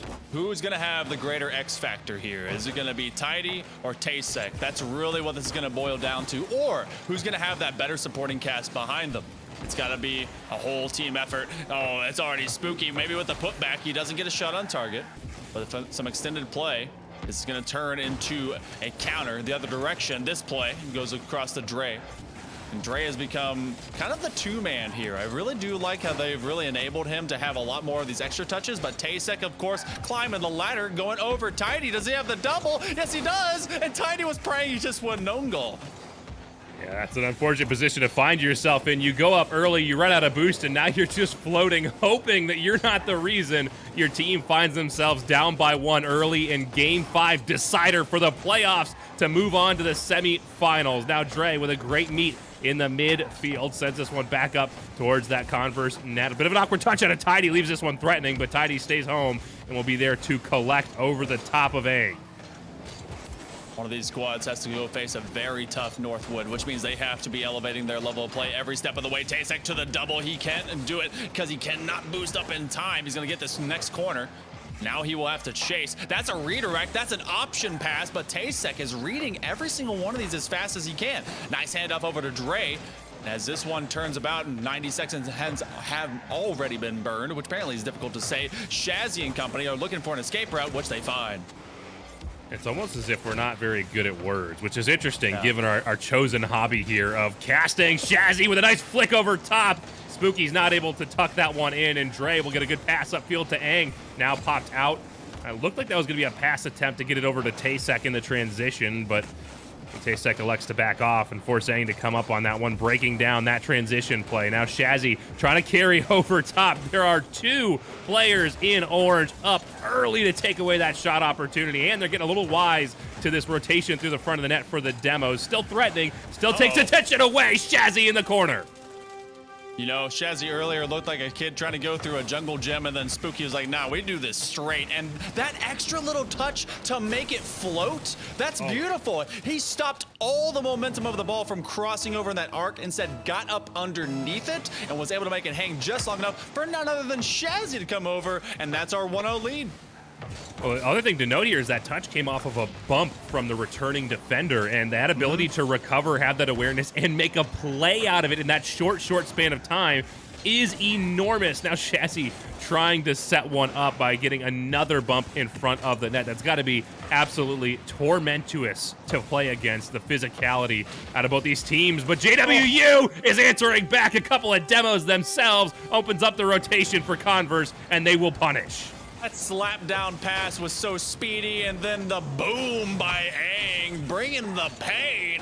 The pain train pays to everyone. Sometimes it's a slap in the face, and sometimes it's victory the other direction. We're tied up past halftime, and both these squads, it has gone the same distance it did before in regular season play, but now it's haymakers the whole way down. Oh my goodness, quick play off the kickoff, well placed by Shazzy, recognizing where the defense is and doesn't try to take it upfield, just pops it out over center, knowing there's no one back the net for Tidy to tidy that one up and finish it off. Beautiful kickoff play there out of Converse. They find themselves once again in the lead and putting JWU on the back foot. Who will be the X factor that hits last? Who will be able to keep this one and make it last? Spooky. He's gonna be first up, but that one's gonna go over the shoulder. Aang just trying to make it hang, and he does for all of another moment. Trying to keep this one as an elongated offensive. We've seen a lot of good work from JW if they just kind of contain and keep that pressure upfield. But they send one, and then these rotations, these counters are starting to develop a little bit better. No option there as everyone's stuck over here in the zone and rotate together from JW. Aang collects it midfield, throws that up for Tasek to try to redirect, but Spooky reads that passing lane all day long. Awkward touch out of the mid, no one's there. Shazzy tries to put one on. Spooky's there to tuck it in. Great play out of Converse, and they put themselves up by 2 just inside the magic 90-second mark.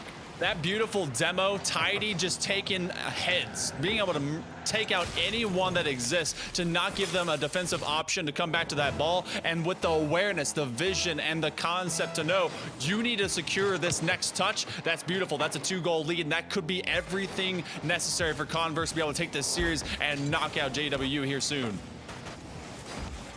Good confidence builder going forward as they're going to have a tough matchup in the semifinals, but it's not over yet. Still, 69 seconds remain on the clock as there's Tasek to answer back. 1 goal separates these 2 teams from the continued playoff run and the end of the season.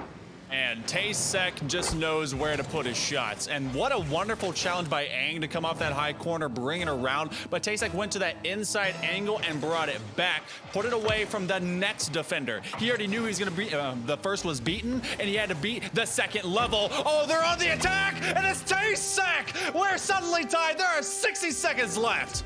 Wow, how fitting to be evened up with 1 minute on the clock. Tasek with the flip reset, and then that chase across the front of the net. Dre absolutely getting rid of the defense. There's no one home and gives a wide open net for that flip reset to take a shot. My goodness, they're relying on each other, full teamwork the whole time. You cannot give up a single inch without it being contended with. Tasek, he gets faked! Oh, but Dre covers up at the goal line. Oh my goodness. 3/4 of a minute. Tasek off the wall. Shazzy back in, trying to get this one centered up for a teammate. Gets a good touch into the backboard, but Tasek has a good rotation back now. Stopped at midfield. Couple of touches into that side wall. Sends that one down across the front. Tasek well read. Now Aang has an opportunity to put it on. Does. A quick swing from a 3-1 lead in favor of Converse. Now find themselves down by 1. They have been on a wild and wacky run, and Aang knows when to put the kill shot on. That doesn't mean that Converse is out yet, but that means that this uphill climb just met a monster, the mini boss, right in front of you. It's JW. Dre, he's gonna climb the ladder. No, everyone spaces out. This is some wide open zone. Shazzy, a little bit late to the game. He's got to be able to develop it. Tasek with the shot. Oh boy. That was hot. 4 unanswered in favor of JWU. All but puts the nail in the coffin here on Converse's season. A beautiful tuck into that upper right 92 goals in 18 seconds. Doable? Yeah. Likely? No, unfortunately for Converse, but we've seen crazier things happen. They do need to get off of defense as Tasek looks to put another one on, and Shazzy is forced to step up to the plate. Time burning off the clock, and it's JWU. Spooky with a great squishy save, but it's not enough. There's not enough time, and JWU moves on. Wildcats got wild at the end of this series, and they needed it in a big way from Tasek and Dre. Those two, they came to play, and you know what? He doesn't have a whole lot of scoring on the board, but you know what? That doesn't matter. This entire squad played together very well. Converse, they turned into a giant wall, one that JW had to eventually climb over, and this was a great classic. I love this entire season. This was the pinnacle of Rocket League I want to watch. Oh yeah, this was beautiful. And it was a roller coaster too, starting from a fairly dominating victory at a JWU and then just back and forth slugfest all the way down to the wire. Converse forcing the game 5 against JWU and finding themselves here, getting a good lead into that last 90 seconds, and then a 4-point swing in sub 90 seconds for JWU to take the victory. They're going to be going up against Northwood White, and we are going to take a short intermission before we come back with an interview with a player from JWU. We will be right back.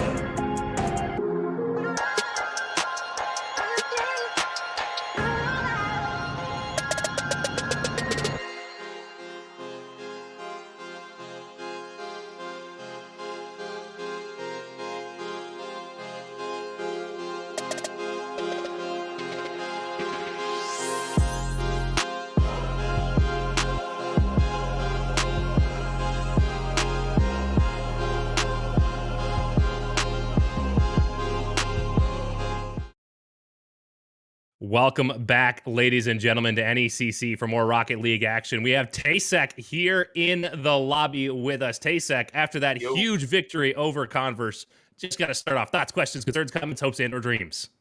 I don't know. Like, there's a lot to say because we lost to them almost on every occasion in every other way possible. ECAC and ECC, like you name them, we have not beat them. And they've usually taken us to game 5, if not game 4. But it was just good to finally get it out the way. It just feels good to win. Like, let's be real. But yeah, I think we kept like a cool just motive the entire time. But yeah, I think that's what kind of brought us a victory.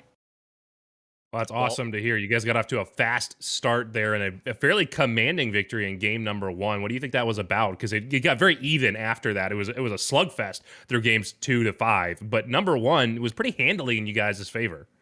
I don't know. That's just we were just excited to play, I guess. We just hopped on. Everybody hopped in Discord. We were just all pumped because of the recent track record with Converse. So that's just I would say that's definitely one of the things that happened. Everything else, like I said, we just try to keep composed, talk, don't yell at each other in comms. It was fun. I think we had a good job, or like we did a good job. So I mean, you really did. When we kind of looked at everything, obviously you're kind of the trendsetter. You're the tone, the pace, the everything. Had a lot of patience when it came to really accepting a lot of pressuring play in your face, but then also turn it into some amazing execution. So leading from the front is very tough to do, but you did it well. I mean, do you personally, you yourself, or even your two teammates, both Aang and Dre, do you kind of do something to be able to get them back into the game? Because it did take a moment for them to come up, but when you did, I mean, Dre and Aang were popping off, and they were perfectly rotating around you.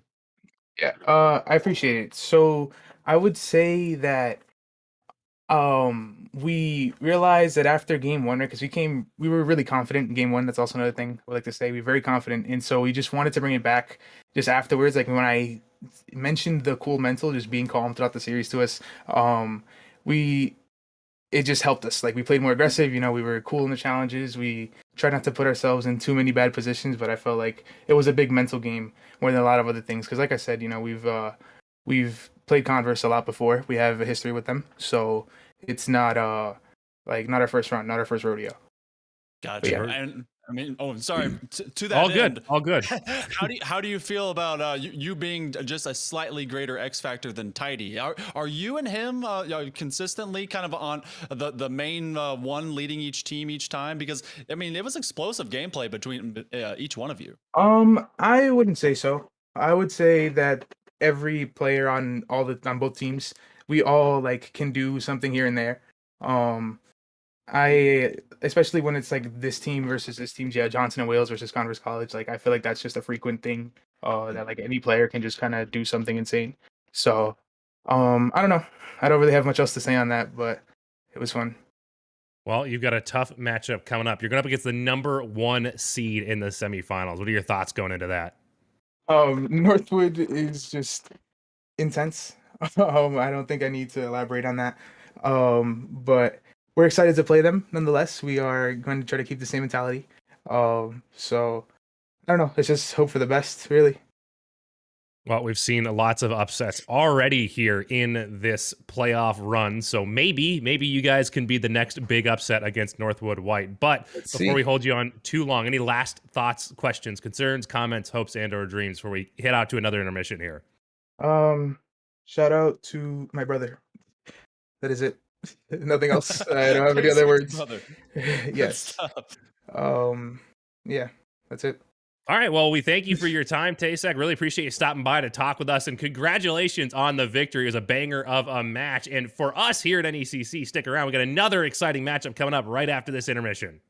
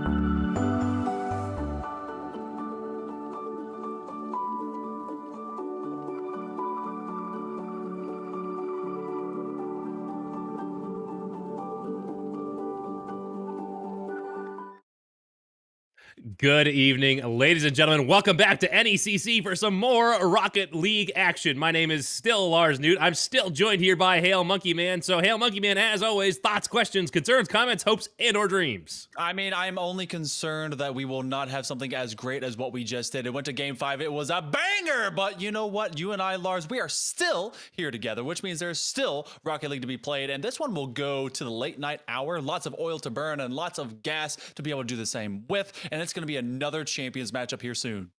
The number 3 seed in University of Ottawa Garnet versus the number 6 seed North Kentucky University Varsity Black, in the lower half of this bracket. That's not the like loser lower, just the lower half as it's written out here. Okay, it doesn't matter. Number 3 versus number 6. Whoever wins this one will go up against the number 2 in St. Clair Green. Should be a very interesting matchup. As we were talking in the intermission, we have one interesting fact about these players, so we just have to call it out. We have to. Claude has a very big toe, apparently, and that is our one interesting fact for all of these players. Very interesting indeed. Also interesting here, I've noticed, is typically when you have these teams, a lot of these teams are made up of a lot of, computer science type majors, and a lot of these very kind of mixed setup we have here between these two teams: physics, criminology, mechanical engineering, translational molecular medicine, computer science, sports business, neuroscience, and computer information technology. So lots of big brain here in this lobby. Is it going to be big brain on the field? I think that may be the deciding factor between these two teams. Look, I'm going to tell you right now, some of those things I didn't even know were existing as translational and molecular medicine. That's is really wild. I don't even know what that actually means, but I'm sure it pays a lot if you get out there. So you know what? Get through college, kids. It does eventually help out. But what we have now getting through is to this game number 1 for U Ottawa. It's going to be Claude, Hexkey, and J-Chan. J-Chan popped off last time these two matched up. And NKU, they got Gradster, JF Machine, and Kills. They're going to be leaning on JF Machine, but we're going to see if you guys are going to lean on us for some high-octane action. Let's get down to the pitch. Let's get in this game.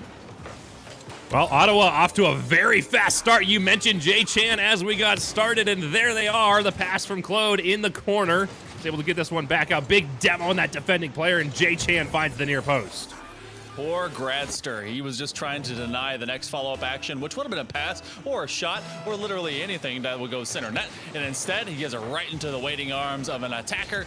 And this is exactly what you're going to see a lot of. U Ottawa puts on that pressure and they maintain it. Whenever these two teams went up against it last time, NKU had some awesome play, but it was very brief. Instead, the other side of U Ottawa, they were able to bring the smoke and then bring the thunder. J-Chan looking for an option in Hexkey. Gonna be chasing after it. Can't find that connection. A little bit of a lost touch, but J-Chan again over to Claude. That wombo combo right there is lethal, but it is sent away here now. Can't quite find a touch as that one lurks on the goal line, and J-Chan tries to tuck it in. We'll get another opportunity to try to pass across to Hexkey, and a good recovery in that BMW is able to send that one deep downfield. So far, definitely feels as though the pressure has been to the advantage of U Ottawa, as Northern Kentucky is struggling to get a good threat towards that. They have a couple of looks downfield, but nothing that really felt like it was a legitimate threat on U Ottawa's defense. It does take a little bit of time for these guys to get working together. I mean, you got neuroscience in the back pocket of Gradster, so he's playing with a bit of brain space, and he's trying to be able to make a few of those extra wrinkles. But it could be Ottawa that does play against themselves, presenting some opportunities. Kills, looking for a chance, has to rotate backwards. J-Chan with a back pass, looking for Claude to be able to clear it out, and they do in surplus. An early goal. Been met with a lot of pressure. U Ottawa really trying to apply it onto NKU, but so far, NKU, better rotations have happened. I'm gonna apologize now, Claude. I'm gonna mispronounce that as Claude. I'm sure again before the end of this matchup, and I'm sorry, but there's Kills. Not sorry to take advantage of a little bit of a scramble, a little bit of confusion in the big defensive end for U Ottawa. JF Machine, the gears were turning, and he was well oiled up to make that initial contact. Great challenge. They were looking for that to be a clear, and you had two men from that near side post trying to be able to get that rotation up, and instead it turned into a pass play, and Kills ever having a nose for the ball. JF Machine, maybe another setup, and then I like NKU being able to apply this pressure early. Definitely bodes well for the number 6 seed here to be able to take one back down and put some pressure back the other way. as U Ottawa looking for some of that physicality to open up the net here. But good midfield challenges out of both teams means nothing's going to really develop as Kills will finally get one down. JF Machine trying to punish, but it's touched away harmlessly into the corner for U Ottawa. Just trying to get this ball upfield. They're meeting a lot of resistance at the midfield. I think that's exactly what you need against the statistically superior team, is to get in their face and not allow them the space to develop an offensive opportunity. There's another one as Kills will pick up a save. Trying to overcrowd the box as best they can. Ottawa. Oh, this should be an open net, but instead they're going to play for the footstep. Claude looking for another option. He got a back pass opportunity. He's going to leave it. J-Chan there early. And that one's a huge clear. Hexkey jumps in the nick of time. Gradster cuts off JF Machine, looking to be able to get that one expeditiously centered, but instead it's turning into another grindy takeaway and counterplay. But U Ottawa, they've been kind of, we saw something similar in our previous series. They just kind of dumped the ball in the corner, and then they're playing for the reactionary mistake play. It's not enough, especially at this level, and the champions, to be able to just wait for your opponent to make a mistake. It doesn't come often enough, and you're bound to make mistakes at a similar rate. So it's not a real advantage one way or the other. You have to be creative in opening up opportunities yourself. As we see Hexkey looking to make a big demo as Claude, at the midfield will get a nice touch, and J-Chan will capitalize on it. This was one they left behind earlier and was able to be found here. Kills, I think he was trying to be able to get a little extra power because he did have an option man on the opposite side wall. I think it was Gradster who was in that short chase scene before that back line was well taken advantage of. And unfortunate for the likes of NKU, who have been able to really send Ottawa packing early on, but this challenge here, it gives them another chance. JF Machine climbing the ladder and tackling J-Chan, the J versus J show. We had T versus T, and it was explosive. I want to see more of that here throughout the series.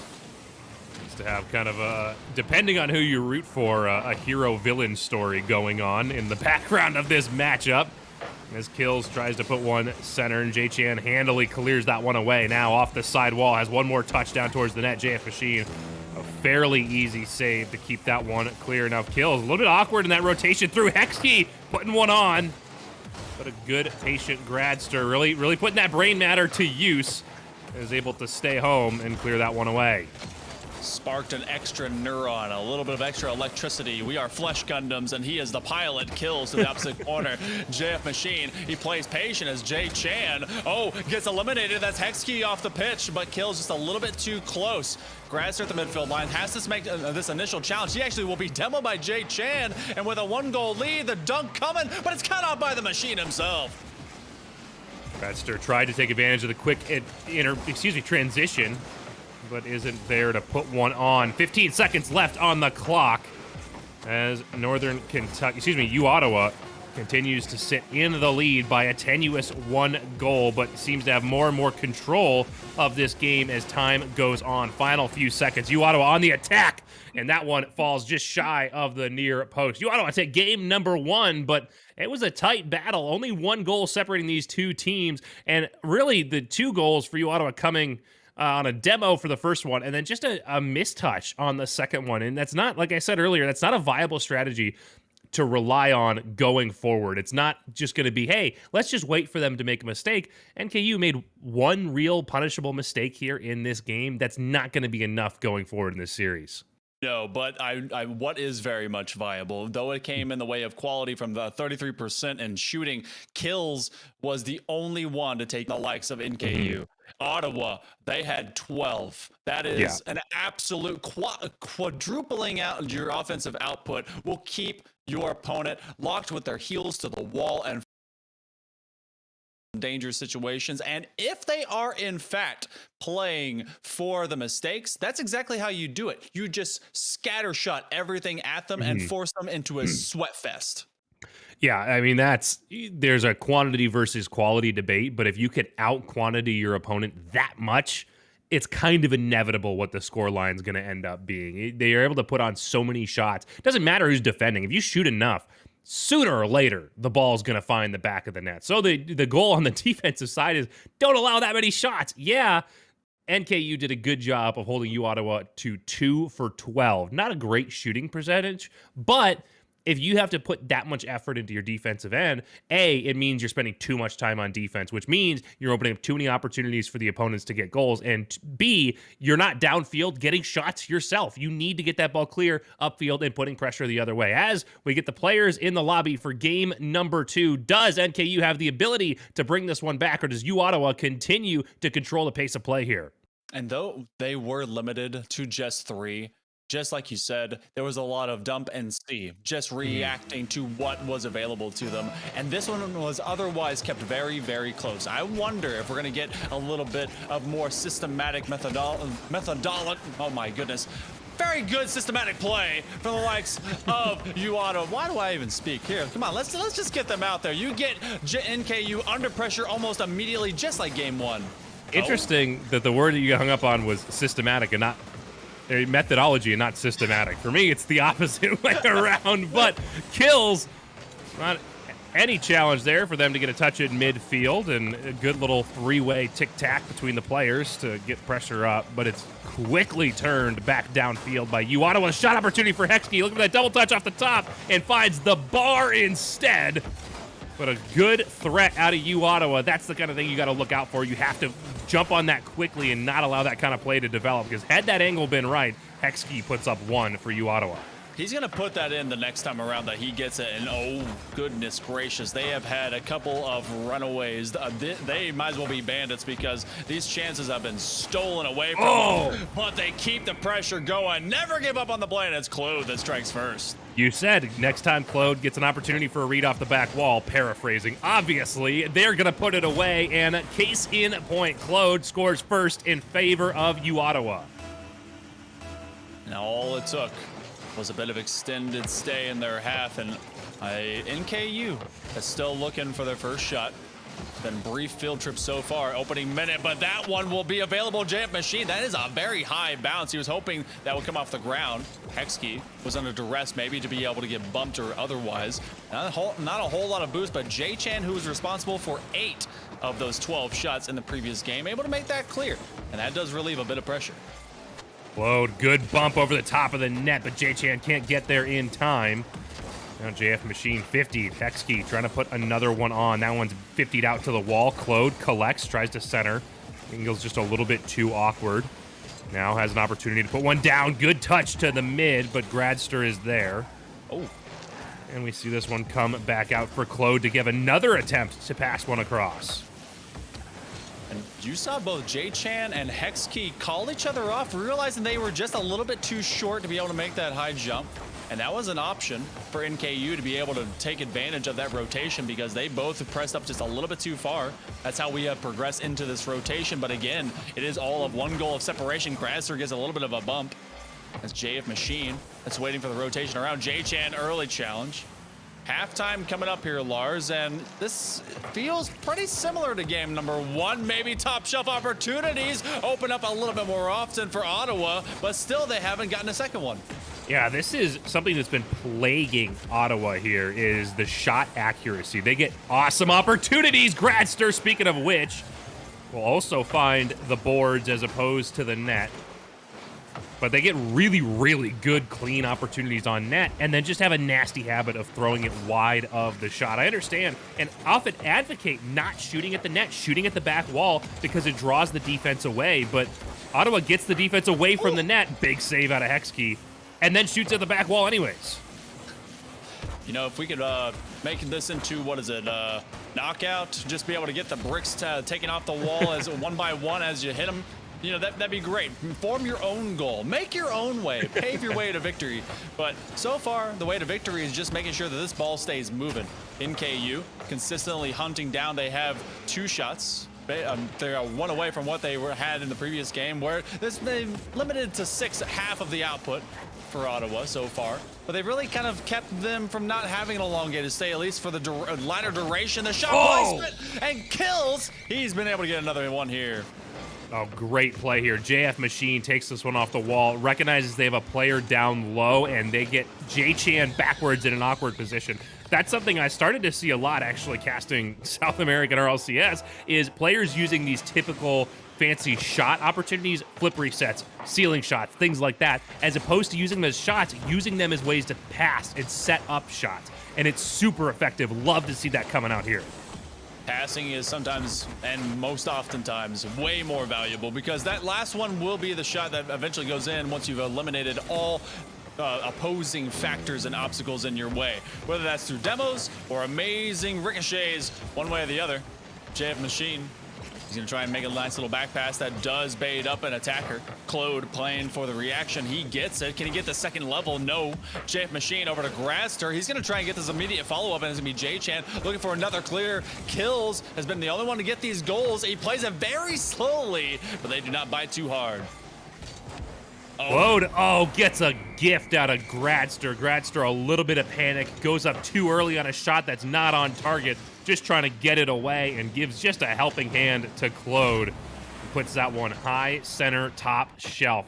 Deadly, deadly goal here, and that could be danger in such a low-scoring game to find yourself down by even one with 33 to go, and U Ottawa threatening to put themselves on match point now on that big gift. Kills. Oh, also a bit of an awkward touch. Fortunately, JF Machine is there to clean it up, and now we see NKU scrambling defensively, trying to get into position. Kills off the wall, sends this one deep down towards U Ottawa's end of the field. Claude up, misses the touch, and so does J-Chan. Kills has an opportunity here to tie it up, and they will on the double touch. That was beautiful. Being able to make just watching this play out in front of you. J-Chan and Claude confused. They had to over-communicate, and he just waited for that prime opportunity to split the difference between them, said, all right, cool, let's do this, and just sunk his way in. We're suddenly tied. A much better outcome for the likes of NKU at this point, but there's still a few seconds left. That one could be lethal. Another chance. It goes to the third man, top, shove it out. Kills has kept it away. It's still airborne, but no one will be able to follow up. We are in OT here in a hurry, tie it up twos. Game 2, overtime, a very even matchup between these two teams. Game 1 decided by 1 goal. Game 2 destined to be decided by 1 goal as well, as NKU finds themselves on offense for the first little volley here of overtime. J-Chan throws a lazy one towards that far corner, and plenty of time for NKU to collect. Now a good pass out. Claude has an opportunity, elects to back off. Gradster trying to put one on. Does get that centered shot opportunity. J-Chan clears away. Another shot on, and NECC picks up a savior medal in the process. Now J-Chan returning the other way. Bit of a feels flip will open up the door here for NKU. 3-on-1. Claude has to be up early and gets just enough for J-Chan to come back. Claude looking for the other option because J-Chan is putting up early, and that's gonna be a bump. Oh man, call him J-Chan, call him Jackie Chan. That was a high top kick and able to just put it up. He knew he was able to isolate him, and Gradster just unable to beat anything about that shot. It ended up being a 1-goal game. It ended up being dramatic in OT, and Lars, I mean, this is already on match point.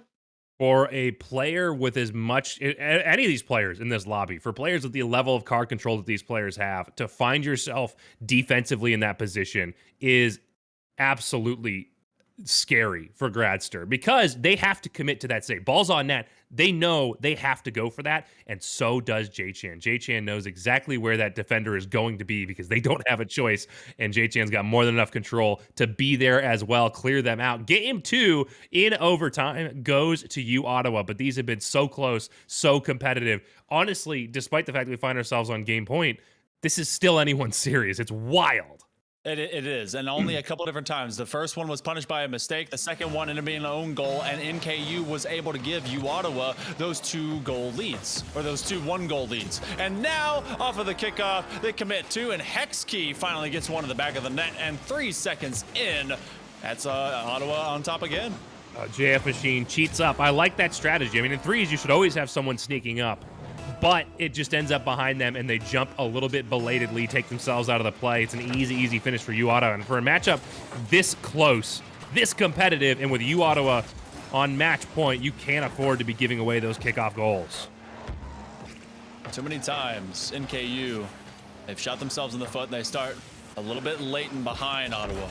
They give them the keys to the castle, and then they are calling themselves the Dirty Rascal. Gradster to the near side wall. It's going to have to be JF Machine looking for the next touch, but instead Kills went up. As we approach the first 30 seconds now, come and gone. You Ottawa, you know that they're going to try and put that same surplus of shooting material that they had before, and the follow-up crowds the box, but they haven't been able to lock it in yet.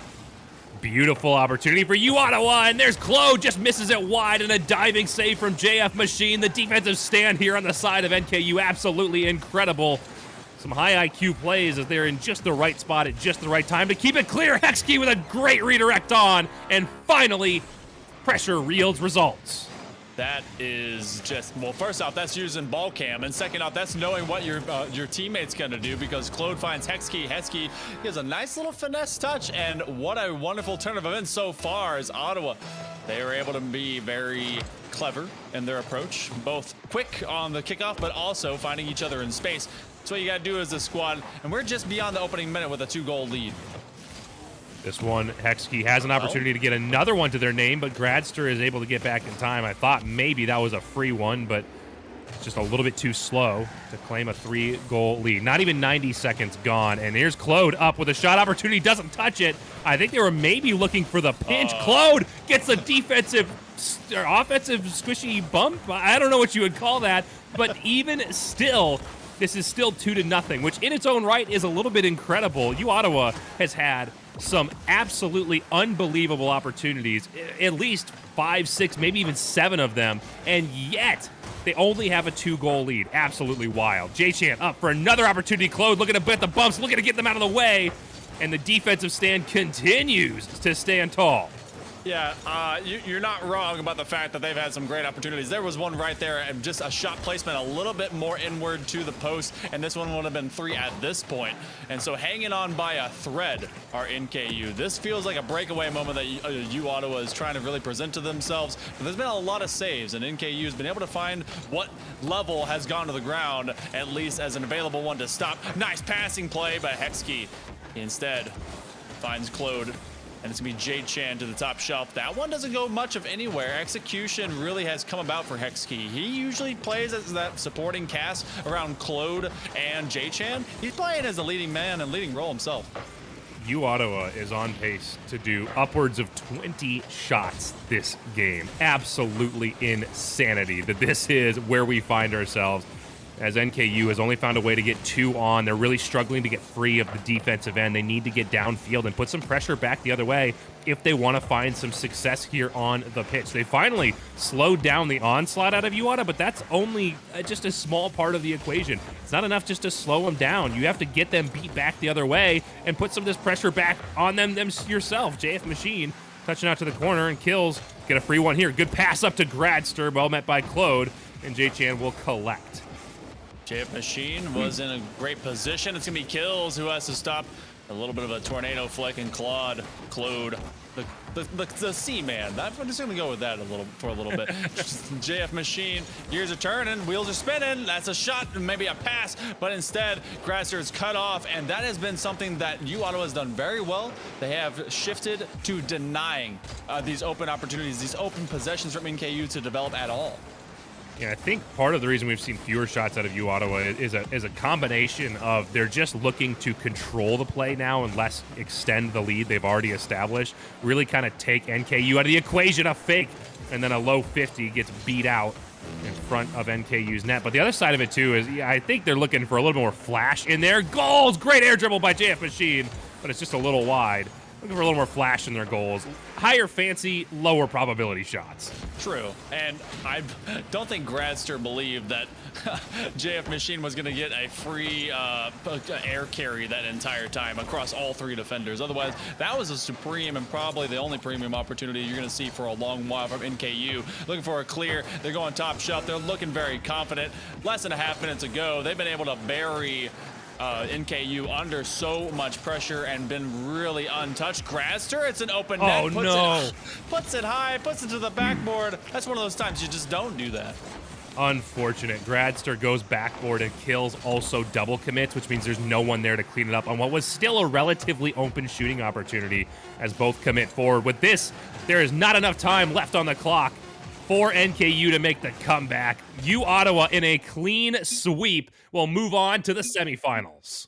And that one is just a matter of control. They were challenged by the likes of NKU time and again, but time and again thereafter, they're able to put them under a boatload of pressure. Again, 12 shots to 3, 2 different games. They were able to quadruple anything that they were trying to do. They didn't even have to come away with that many points. They just kept them at bay. The previous 2 games, game 1 and 2, NKU kept pace with them, and we saw a great OT, but we just did not see great execution to finally get the game under their control. And U Ottawa knew exactly that, and they just shut them down. Yeah, U Ottawa, I mean, they controlled the pitch in all 3 games, but NKU was able to make quick breakouts. They were able to quick transition plays upfield to at least throw some effective threats on net, pick up some goals. Game number 3, similar story, very different outcome. U Ottawa controls the pitch to such an extent NKU really has nothing going for them. Some incredible saves. Oh my goodness. Some of these opportunities at U Ottawa were just unbelievable that they didn't go in the net as NKU puts up an enormous defensive effort. But even with that scale of defensive effort, 12 shots to 3 is an inevitable outcome in favor of U Ottawa. Speaking of which, we're going to get an interview with one of these U Ottawa players shortly, right after this break.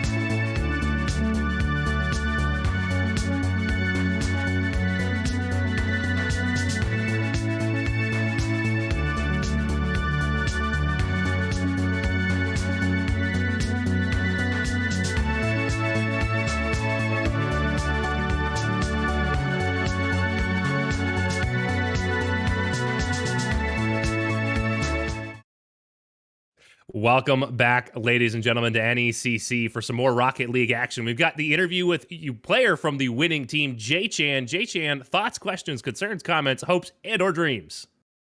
I think we played pretty well this series. We didn't practice much, but we played really well. We're looking forward to the next series.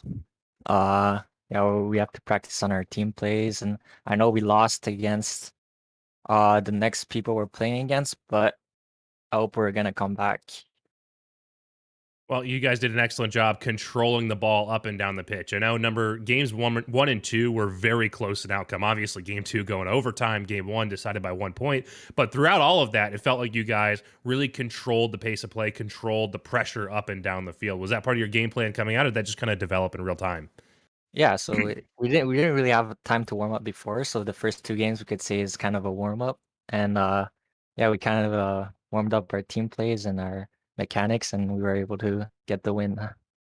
Well, you guys were doing great. I remember the last time I saw you guys, actually these 2 exact same teams play in the regular season, and you kind of started as the pop-off. Are you kind of the leading man? I like to be able to see that person that gets a little bit more stylish, applies that pressure early. Does your play style kind of rely on you starting off early and starting off well?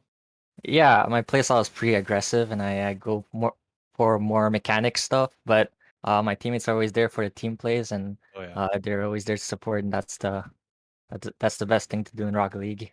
Oh yeah, it is, and I mean having a great supporting cast, and I mean Hexkey, he came out huge, and whenever game number 3 started, you guys were able to apply that pressure early. I mean, do you Is there anything that you want to over adjust, or maybe just really hone in on as you do look forward into this bracket, because you guys will be going against St. Clair. It's their green team, but is there anything that you really looking for beyond NKU had already maybe started preparing for?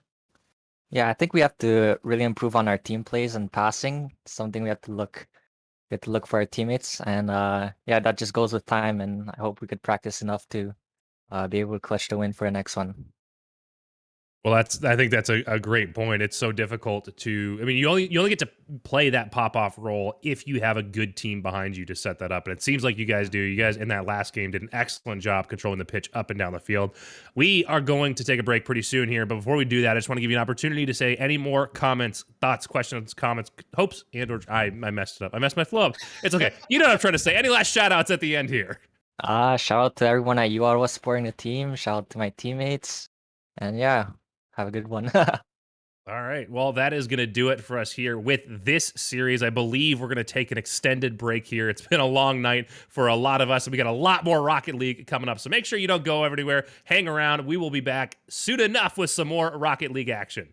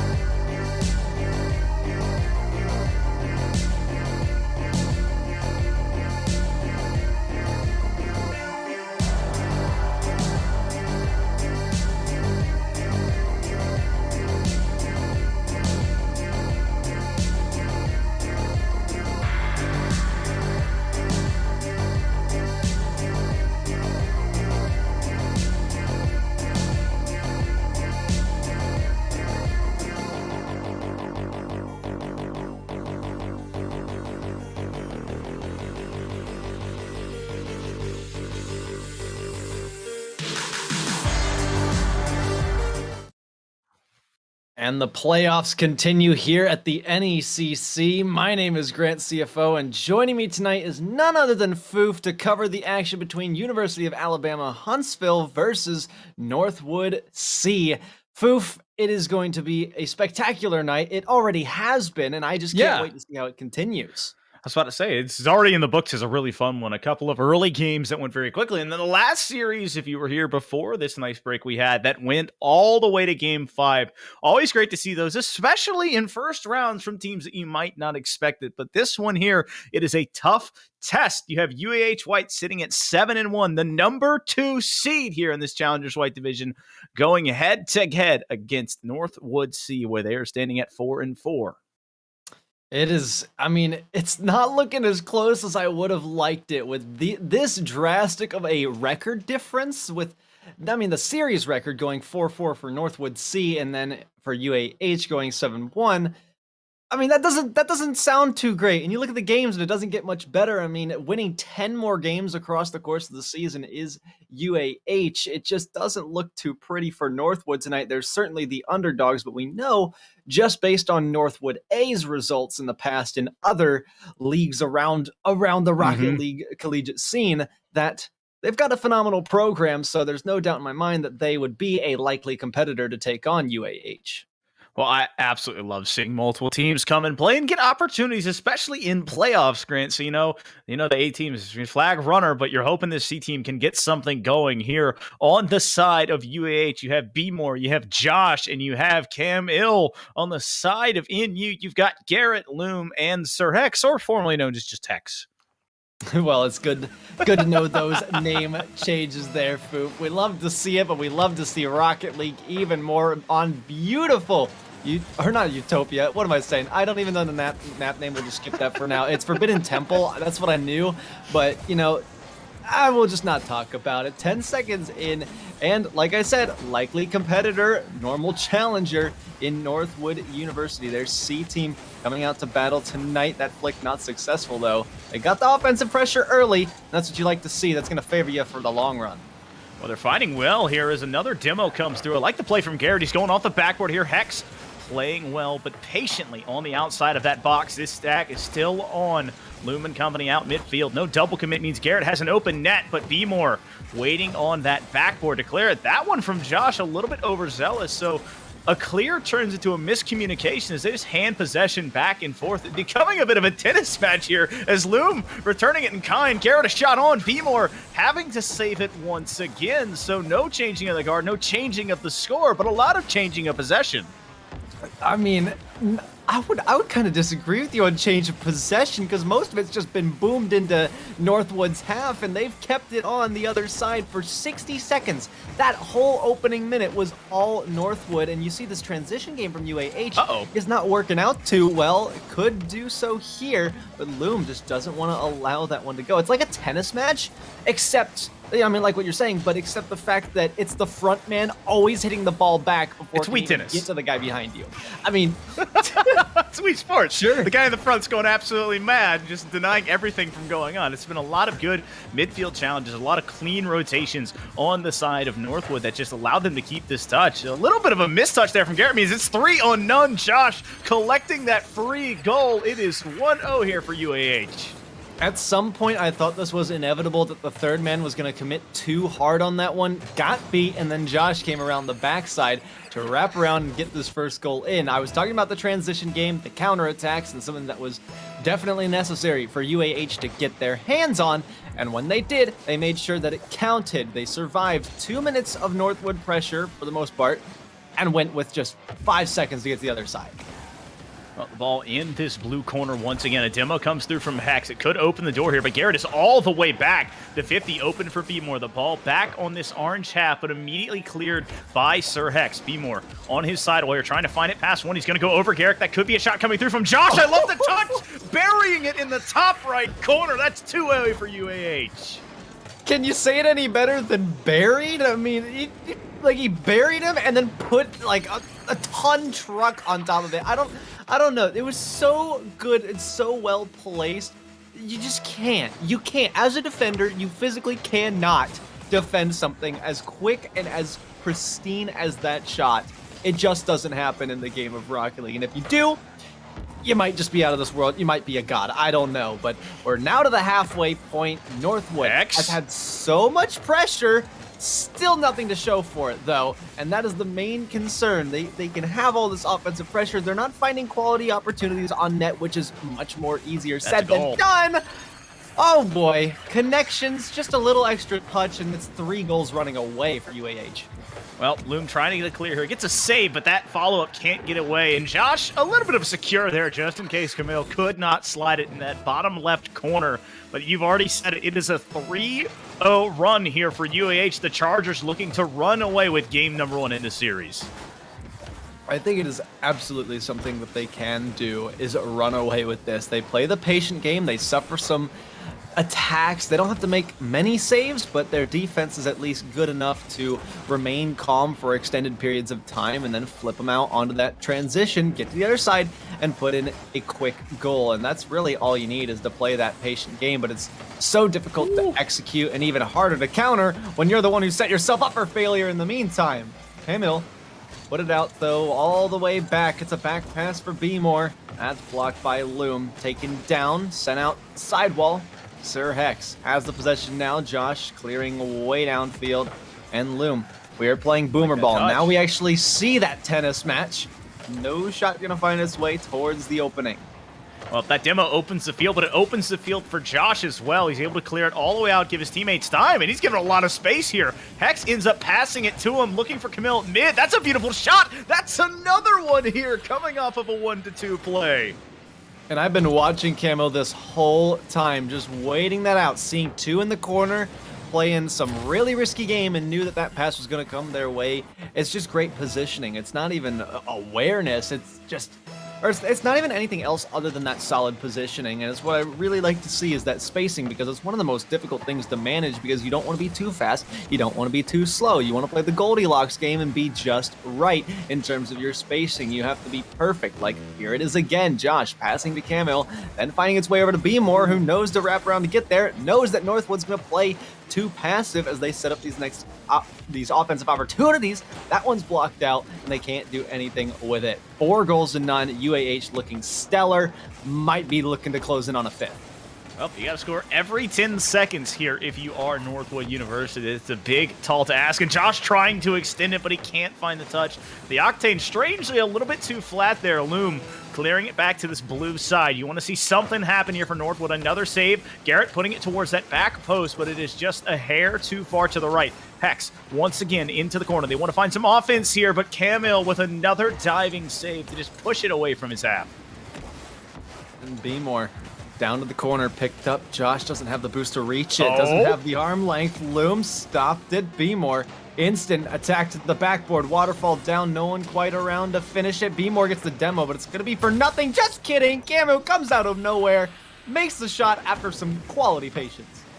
Well, that one is not going on the sheet as an assist, but that is certainly an assist in helping your teammate get to the open net. And a little bit of salt into that 4-goal lead that they had to extend it to 5 in game 1, Grant.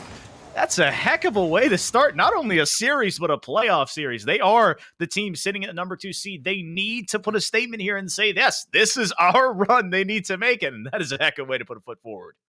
It certainly is. I mean, going into it, you saw that. I mean, I really like to turn my attention towards that pressure, that opening minute that was all Northwood, and how it all changed on a dime. It did. I said one thing, Boof. All I asked for was a quality counter attack, and that's what was showed to us by University of Alabama Huntsville. It was so good, so quality. It's a very difficult thing to execute as well. I've tried to just be like, oh, just get the counter attacks, but you have to have a strategy. You have to have just a plan. Hit ball, 5-head.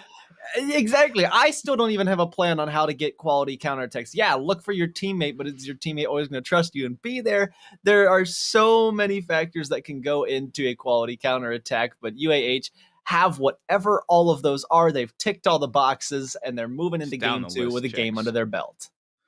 Well, I think it's really important that it starts in the back half. It depends on where the ball's set up. Maybe you can't get that big clear that we saw. A lot of them attempt. It goes to midfield and immediately got stopped. You might need to find a pass to a clear. Get some control before you look to clear it. So both of these teams, they've seen it. And UAH came out and put on a clinic of surviving the offense and finding those counterattacks and then creating more offense. They need to continue doing more of the same, whereas NU did a great job early off the opening kickoff. Have to find an answer and need to put one in the back of the net, to be frank. The clock has reset, and hopefully the mentalities have reset as well. You got to go into this one thing that is still game one. You're still kind of figuring each other out. Garrett putting that one off the back. Josh is up early to it. Fires the shot just off the backboard, though. Garrett catching pound, just beat out by B-More. Wants to push through corner. Does so. No one around, though. That's huge. UAH need to be there. Josh back up for it. Garrett just a touch quicker. And I wonder if we've seen Garrett. I don't recall seeing this name on the field, or maybe they were just quiet last game, Foo? They were there. They have not. There's been no changes. Yeah. There was no changes. Just probably not a lot because they didn't have a lot, Grant. They took a lot of shots but could not get much of it. And defensive end, they were scrambling, just getting really good 50s at midfield or opening the door. Loom and company have all 3 orange cards in the corner. Camille looking for the pass to Josh. Josh can't find the angle to it, so he's trying to play the possession game, and now it turns into a 2-on-1 the other way. Hex denied that 50 by B-More. Garrett is up, but so is Camille, and I love that touch, the aggressiveness, the confidence to know, Grant, that not only has him beat, but he has the clear over top of that car. Oh, certainly. B-More, though, has a shot on net. Hello? Garrett would have missed that one. Thank goodness Loom was there, looming around. Puts one off the backboard. Just kidding, it's Cammy. Off the side. Josh clearing down the length of the field. Both players up on the defense, though. That's vulnerability. Garrett saving them out of that, but just can't get a soft enough touch. This is the problem now we're seeing from Northwood, is they got to control these touches a little bit more. Don't be so quick to blow the ball away. You got to keep it close to you so you can control and, like we're saying, get those counterattacks.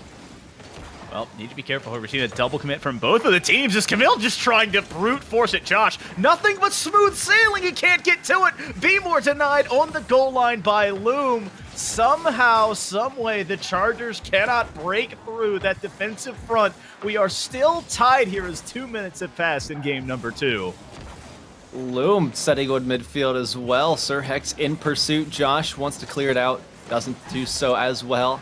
Needed to use 2 players on that. Keep an eye on how many resources are being pushed forward, because once it gets scarce, once it comes down to that 3rd man, you might be looking at the edge of a goal. Garrett missing their clear. That's 1. Sir Hex making sure that doesn't fall through the floor. B-More up to the back wall and out center. Josh tapping it upwards. Camille decides that's too risky to go for. 4 players missing on that play. Josh needing to get this beat. Does so. Backboard needs to put it to center. Camille's there. Backboard. B-More's up for it. Needs a soft touch, and they get there. Top shelf placement. Well, it's been all offense all the time for UH. They have not allowed a single shot the other way, and when you give up 6 shots to none of your own, Grant, eventually that defense will falter, and that's what happened right there. It took all 3 Chargers players to make a touch that equals 1 goal, and that's a big 50 win. The demo comes through. Garrett has to divide the smoke screen. He survives the contact, survives the save, still keeping themselves at a 1-goal deficit. Maybe they can find something here. It's a 2-on-1. Loom putting a shot on, but Josh in that corner, ready to defend that. B-More and company standing tall right now. This is their first defensive test in this game. Like you said earlier in game 1, they had a very long stretch at the beginning of the game, but have not been on this half long since. They've definitely adjusted, or at least UAH have adjusted better. I was going to say that Northwood hadn't adjusted properly, but I don't think it's much of their problem. That could have been bad, but Sir Hex has been winding up in the position of many bumps and many demos on the receiving end, unfortunately, but that sacrificing of the body is really allowing these shots to get thrown off, keeping Northwood alive. So, hey, we'll take those where we can get them. Anytime we can avoid a goal, we're going to use that to our advantage. Josh taking off the back wall. Loom getting beat out by just an inch. Sir Hex is there to stop it. Brings it to the corner, back to safety, but it's instantly into the danger zone. Someone middle, there's Loom. Passing to nobody, has to pick it up themselves, doesn't get there with the 50. Josh continuing, Sir Hex with a miss. That could be crucial. Garrett knows that they can't afford to take this in front of the net, does so anyway. It's just up in the air. B-More, their 50, going backwards, not in their favor. Josh avoiding the demo and Camille pushing out. Northwood are throwing everything that they have to get this under control and find an equalizer. Right now, it's just been the pace of the game that has favored this UAH side. They are just a bit quicker with their challenges, just a hair faster, maybe, to getting in the air and finding the touches. Like that right there, Josh denying it. Now B-More racing into this corner, forcing Loom off. Camille can't get there. Somehow, no goal comes through, and that is one that NU is breathing a sigh of relief, but they need to create something now. Defense will win you championships, but not when you're down a goal. A good 50 there could kickstart something.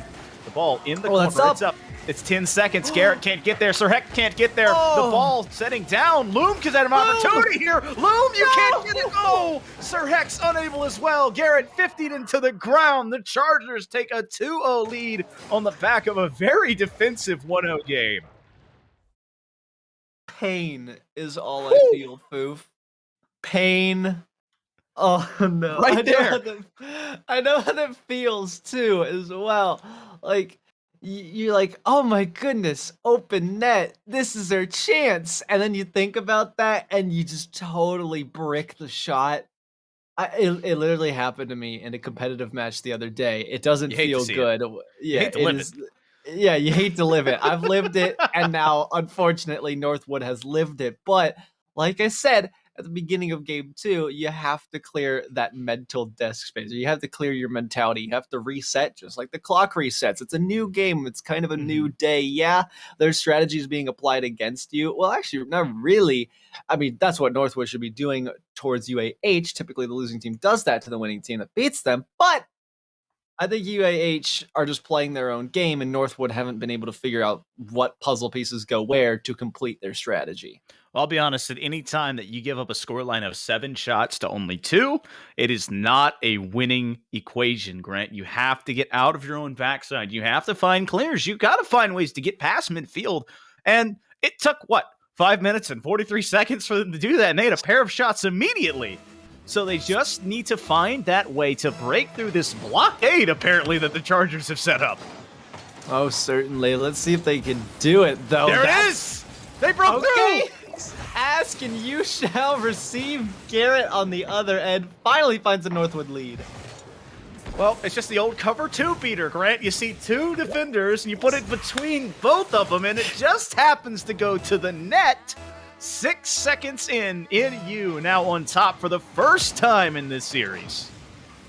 I like to talk about just clearing towards the net, and you can see Northwood has kind of shifted to doing just that. It doesn't matter where they are, they're just trying to put shots on target, and that's, I mean, they're peppering the net. This is another thing we request and maybe ask and we receive here. It's towards the net. Camille barely gets there. Hello. This is Northwood building that pressure. Loom back up to the ceiling. Here's Sir Hex.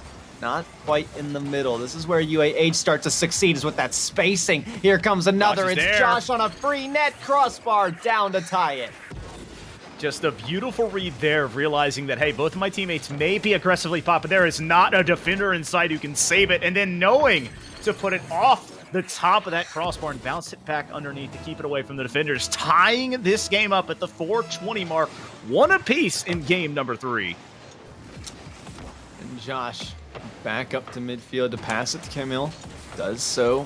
B-More gets there just in time. You see Sir Hex could have used a little bit more boost to get there. Loom up in the air to stop it. Not the most favorable touch. Garrett being ready for it. Needs to be ready for B-More as it's out to the corner. That's a dunk from Sir Hex. Wants to put this middle. It's just going to rainbow its side to the other. And Camille again. Past Loom. That's big for UAH. Air dribble opportunity. Takes to the ceiling. Has boost. Needs the dunk. It's off the backboard. Nobody there for Garrett? defense. And somebody needs to be there to capitalize for a goal. Well, it's just a strange series of events that leads to nothing. There was weird pandemonium on the offense, there was conundrums on the defense, and it's still 1-1. As Garrett tries to go off the sidewall here, ends up just stalling and letting the car rest on its hood for a minute. Hex off the backboard, setting himself up, but he can't get it past Josh. B-More now the other way onto this orange half. Garrett able to answer the call into the corner, but Camille going off the ceiling, trying to find a touch. Hex with the save to stop that one. Loom as well. I mean, you see this. This is officially the point where teams are trading blows and where we are seeing this flip-flopping of possession and nobody really taking advantage since that equalizing goal was put in. Everybody's just trying to be quick to this because they know how the pace has changed and how Speed is desperately key. they want to be back in control. Exactly, Foof. Sir Hex with a strong 50 out the right side. Garrett's already up for that. That's super important to just get off the ground before your opponent make sure that they know that they cannot jump for that unless they are confident that you are going to miss, but not often is that the case at the collegiate level. B-more! What have they just done to our poor boy on defense? Well, Hex mistouches there, can't find it, and Garrett caught in just the wrong place, going the wrong way. Feels backflip coming out in full force in 1 singular second above the midway point. UAH has now taken the lead as they look to march on through, sitting at match point.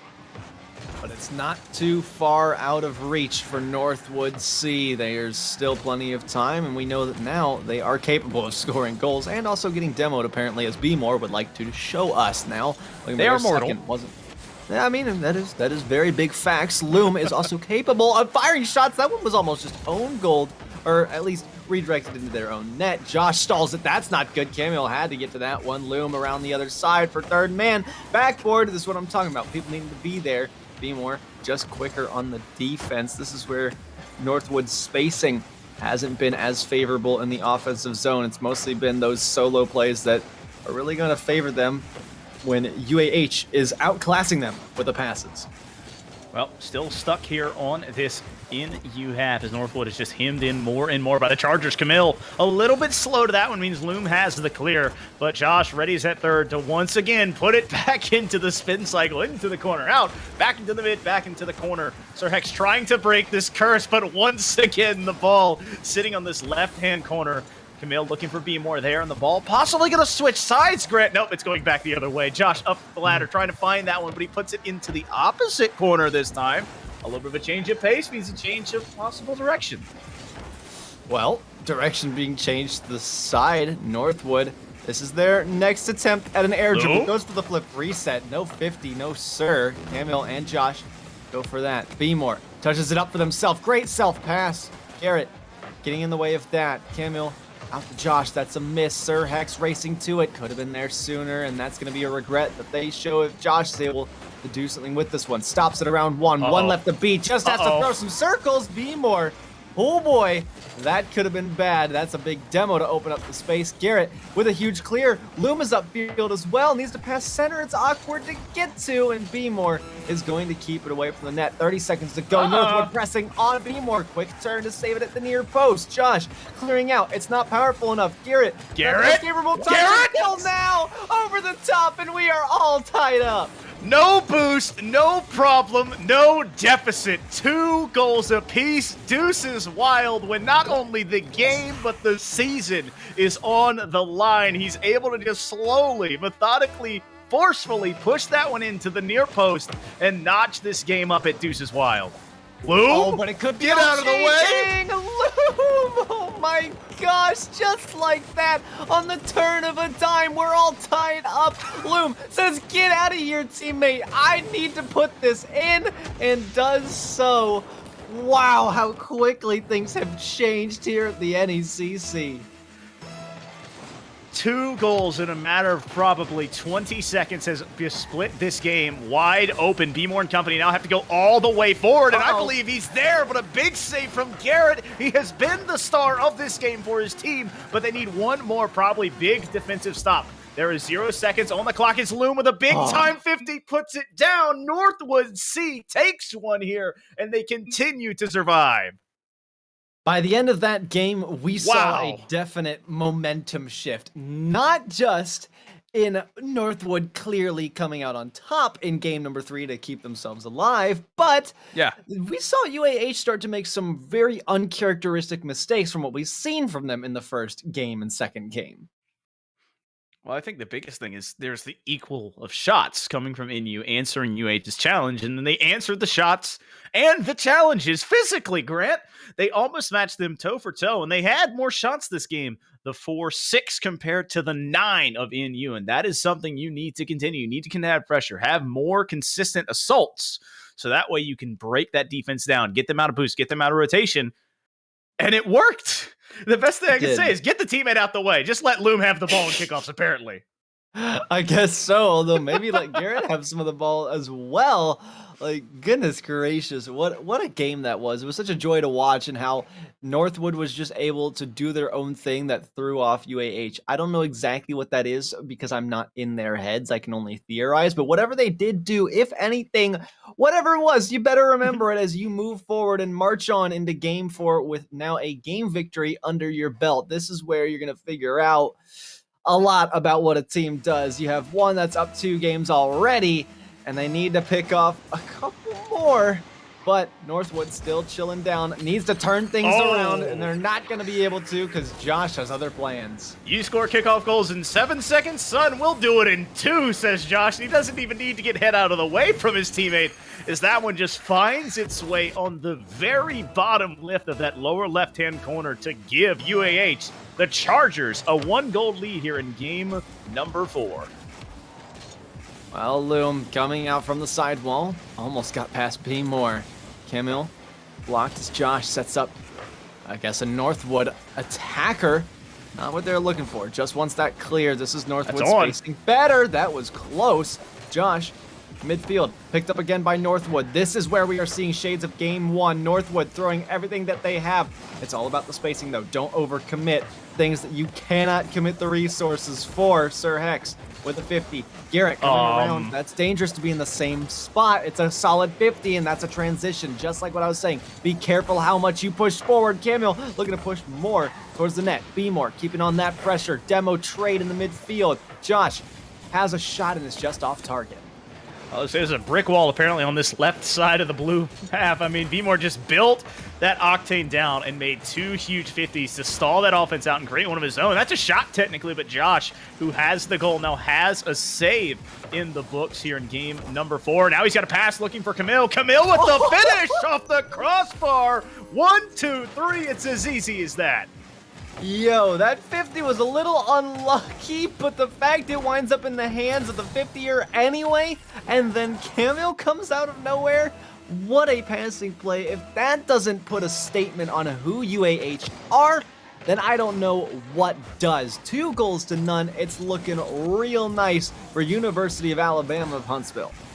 Well, the Chargers had a big opportunity right there and did not let it slip. Championship caliber teams do exactly that. When there is a goal to be scored, they will find it.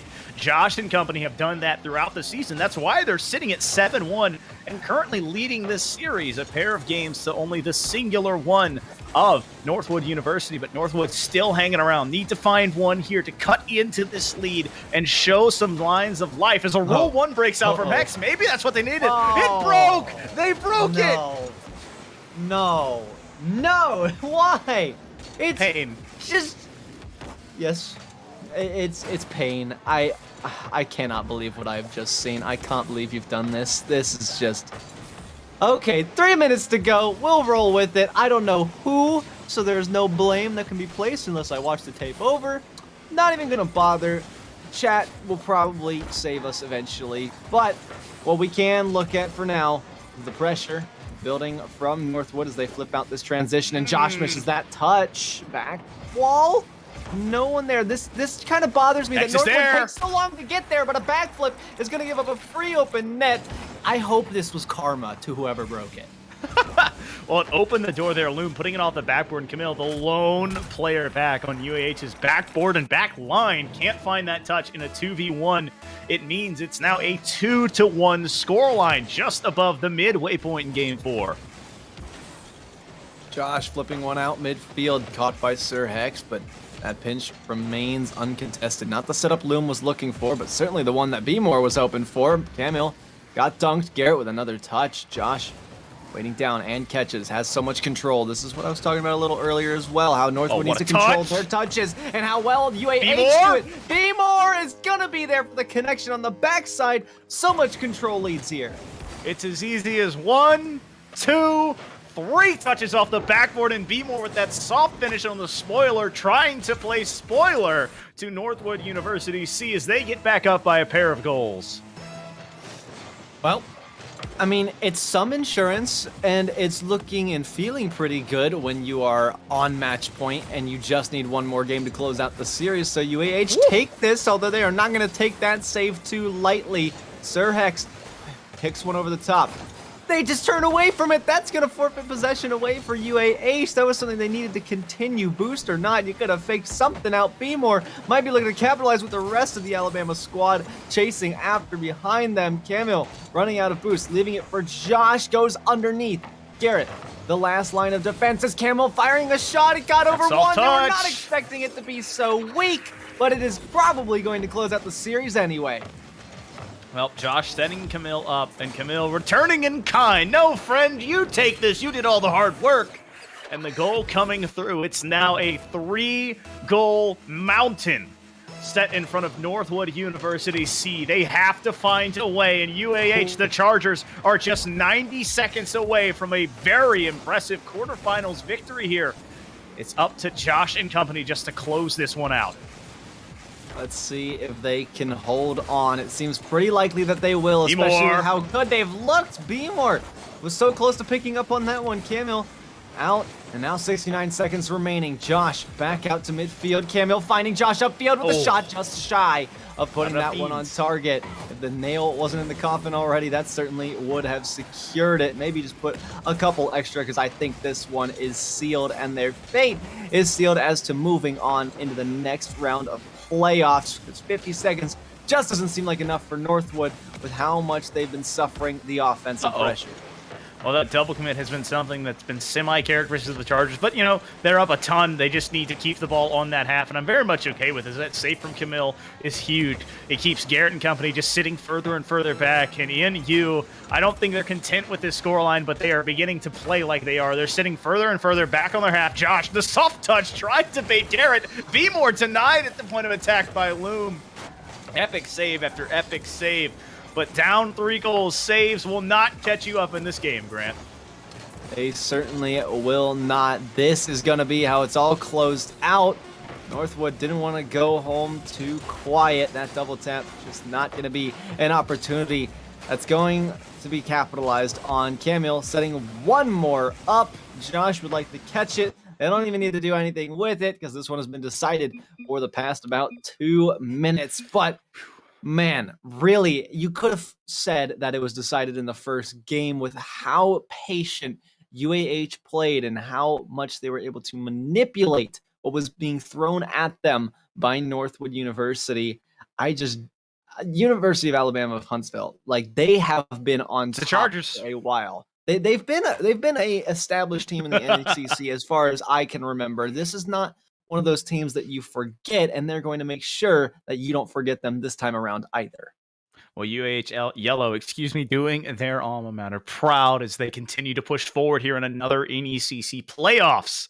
Very big win for them. They keep that second seed alive, and they move further into this bracket. I believe, if we look up, it was SIUC over URG Black on the other side, a 3-0 contest for them. And in this one, they're going to be going against the CMU Eagles. So UAH White playing against CMU Eagles in the next week. But we are going to be taking a short break because we have a player interview coming up. So we'll catch you guys very quickly.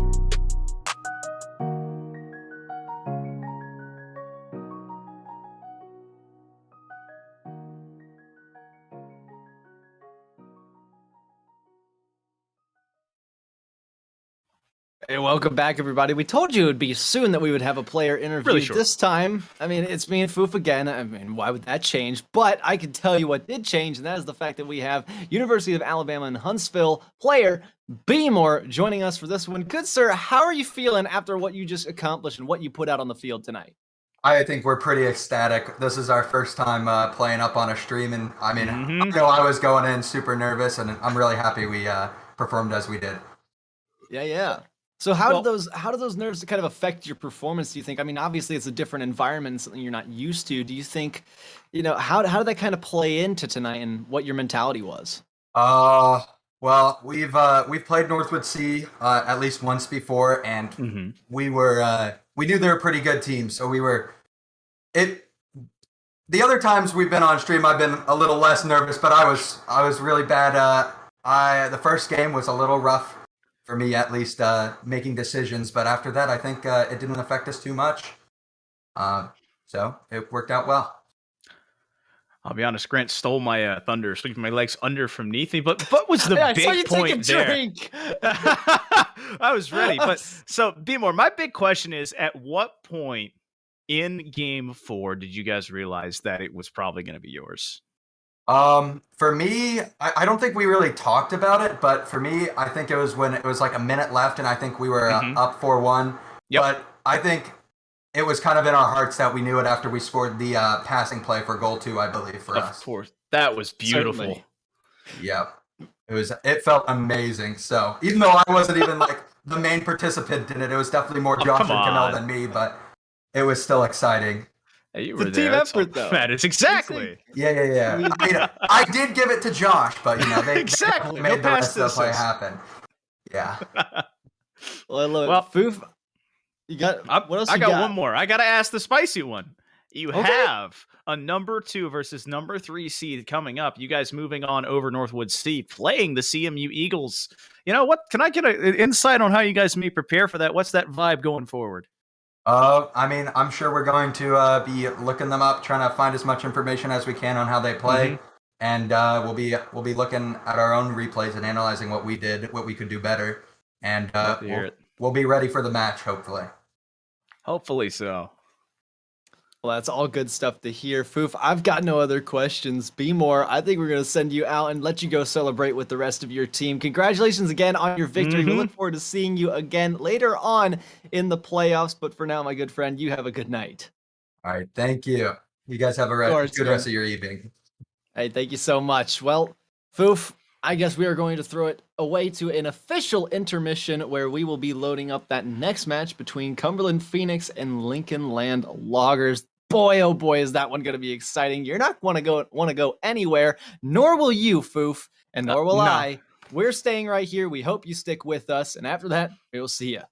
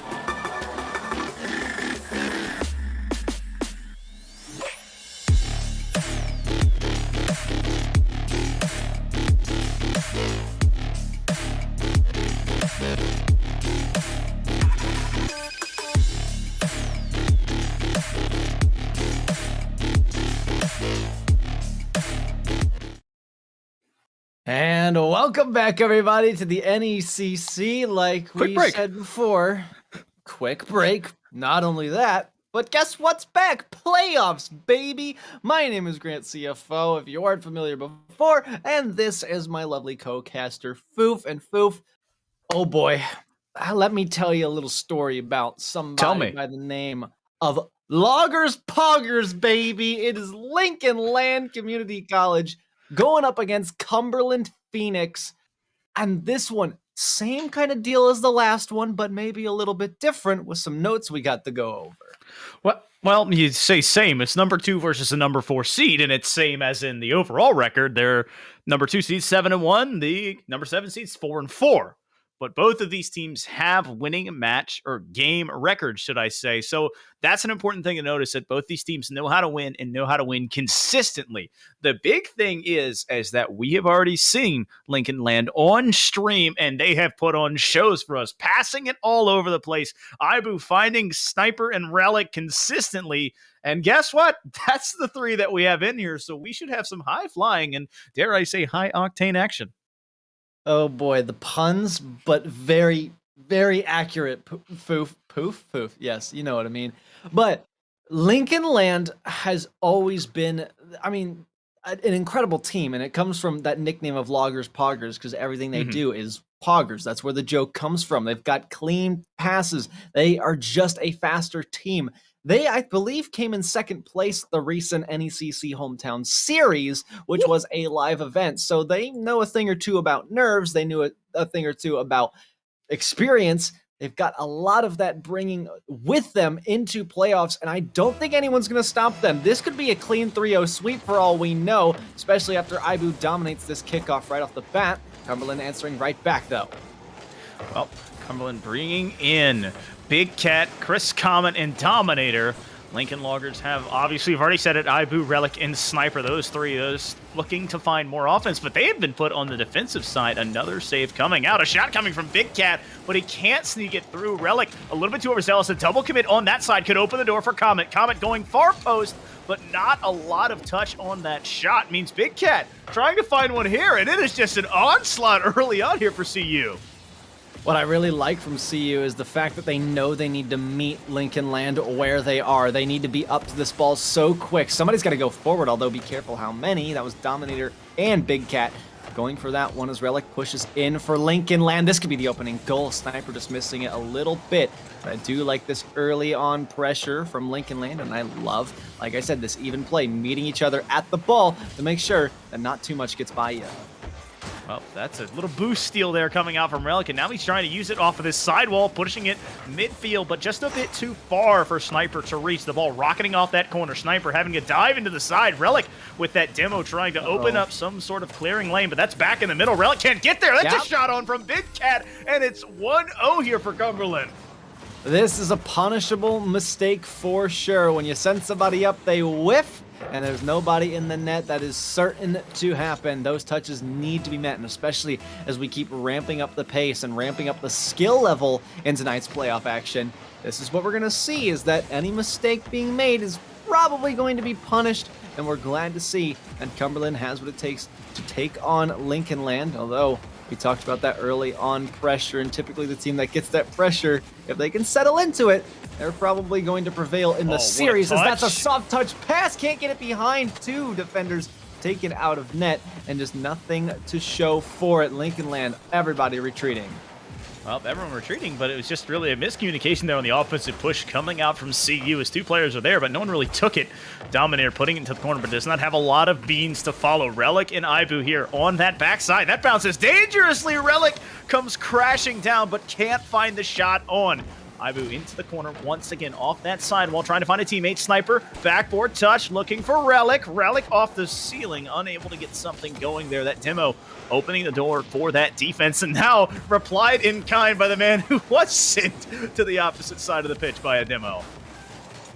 That one close to being on, but the defense of Lincoln Land picking back up. It really looks like Ibu is being the leader of the charge, trying to flip out these counterattacks early and get something across the center of the pitch. Dominator Oh boy, making sure that doesn't happen. Relic sends one out as well. The 50-50 going up the ceiling. Ibu's quicker off the backboard. Dominator could be there again. Relic didn't quite trust that they were going to miss that, because why would you? You expect that level of consistency, and sometimes it's so difficult to read. Lincoln Land still trailing by 1. Ibu up on the wall, forces out a touch, puts it midfield. Comet there to send it back. Relic catching corner over Big Cat, over Comet as well. Ibu needing to put it middle, finds Sniper, puts a shot up. It's going to be off target. Dominator sent backwards, and no boost to commit for the Loggers. Relic and company still just rotating around midfield, trying to find a touch here. Sniper, the road was cleared from him, but he could not find the touch. Comet coming back down and pushing it off the sidewall here, but the Loggers are still knocking around this orange net, trying to find their first goal of the series. A minute and a half left, just about 90 seconds here. Loggers trying to find a goal and overcome this 1-goal deficit. Let's see if they can overcome it. Challenges seemingly more difficult, although one towards net blocked by Big Cat is going to be capitalized on if Relic can get there. Backboard looming around. Comet is quicker. Ibu diving in, leaving one back. It's one lone Sniper. Comet needing some assistance from Dominator. Takes it the slow route. 50 unsuccessful. Everybody piled up for the defense of Lincoln Land Community College. No one sent across. Still needing 1 goal to at least force overtime.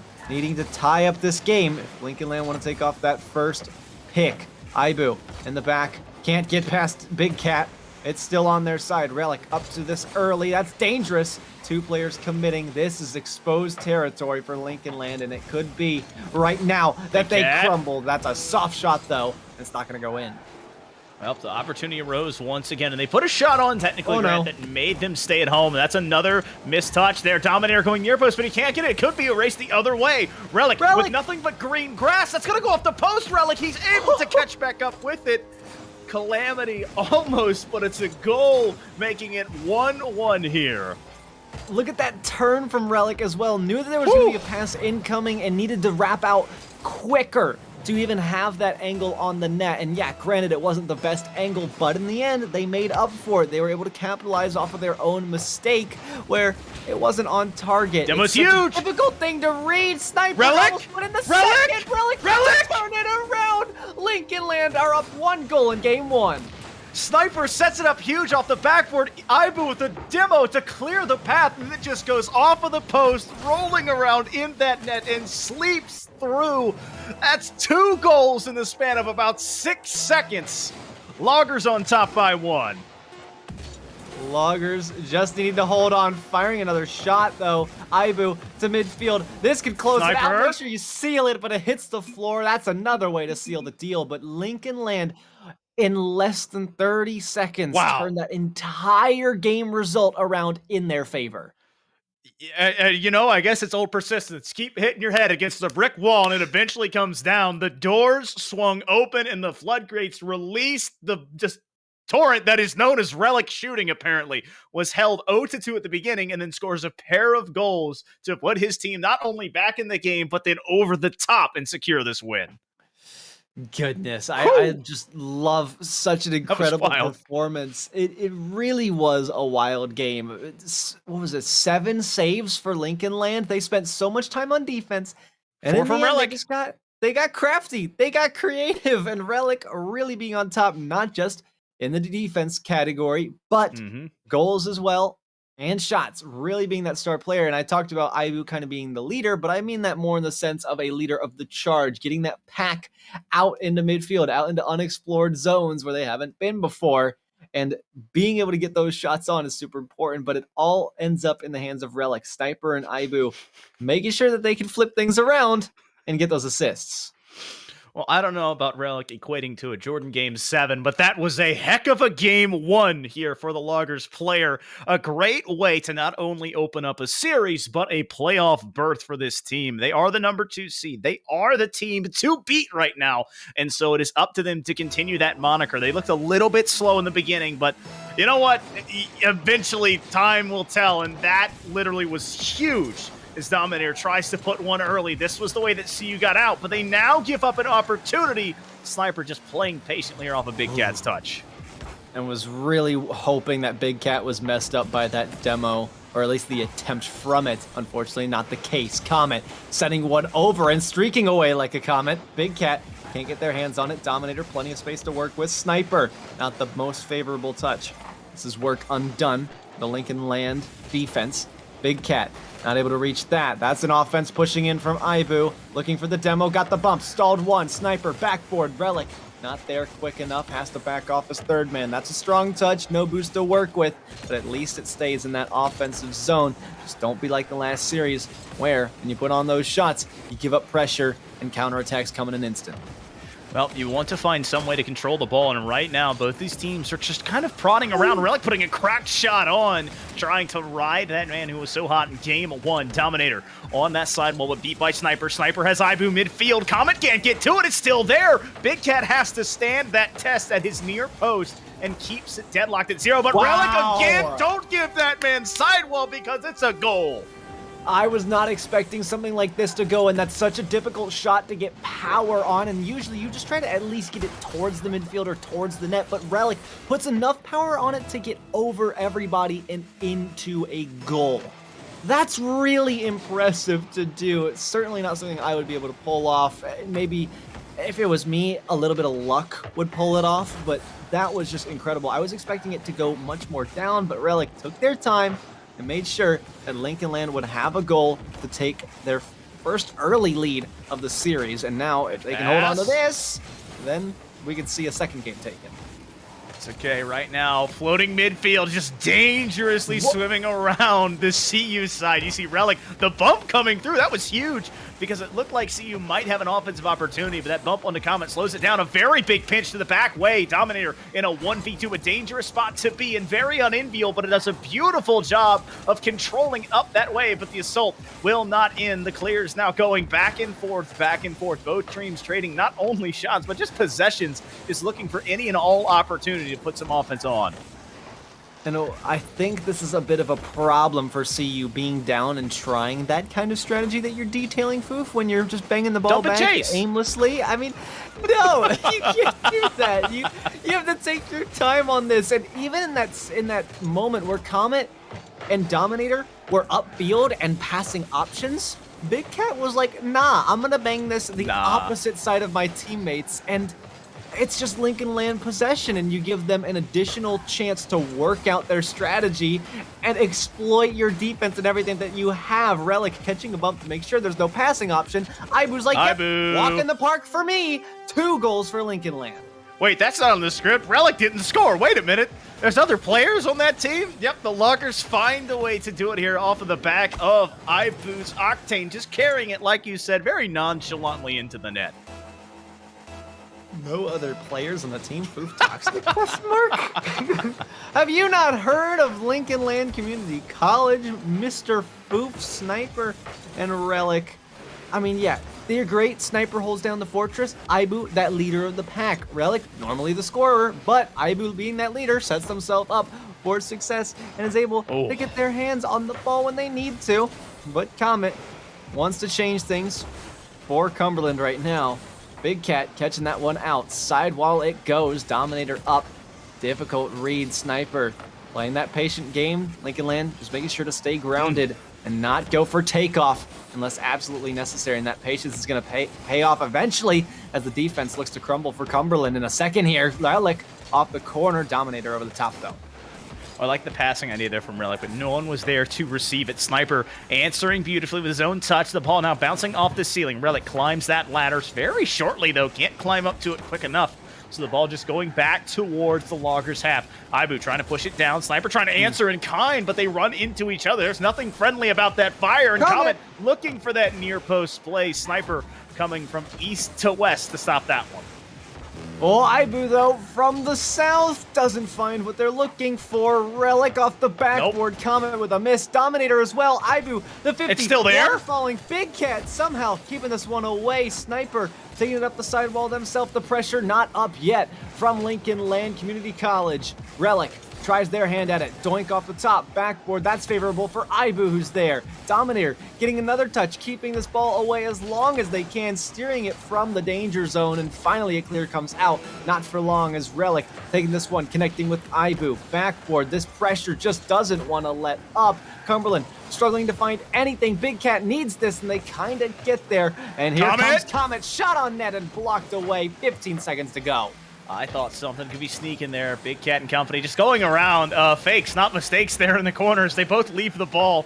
Relic and Ibu up to put that long arcing clear, just racing towards this CU half. Now it is up to them. The test set in front of them, down a pair of games, down a pair of goals in this one, and it is match point to keep their season alive against the number 2 seeded Lincoln Loggers.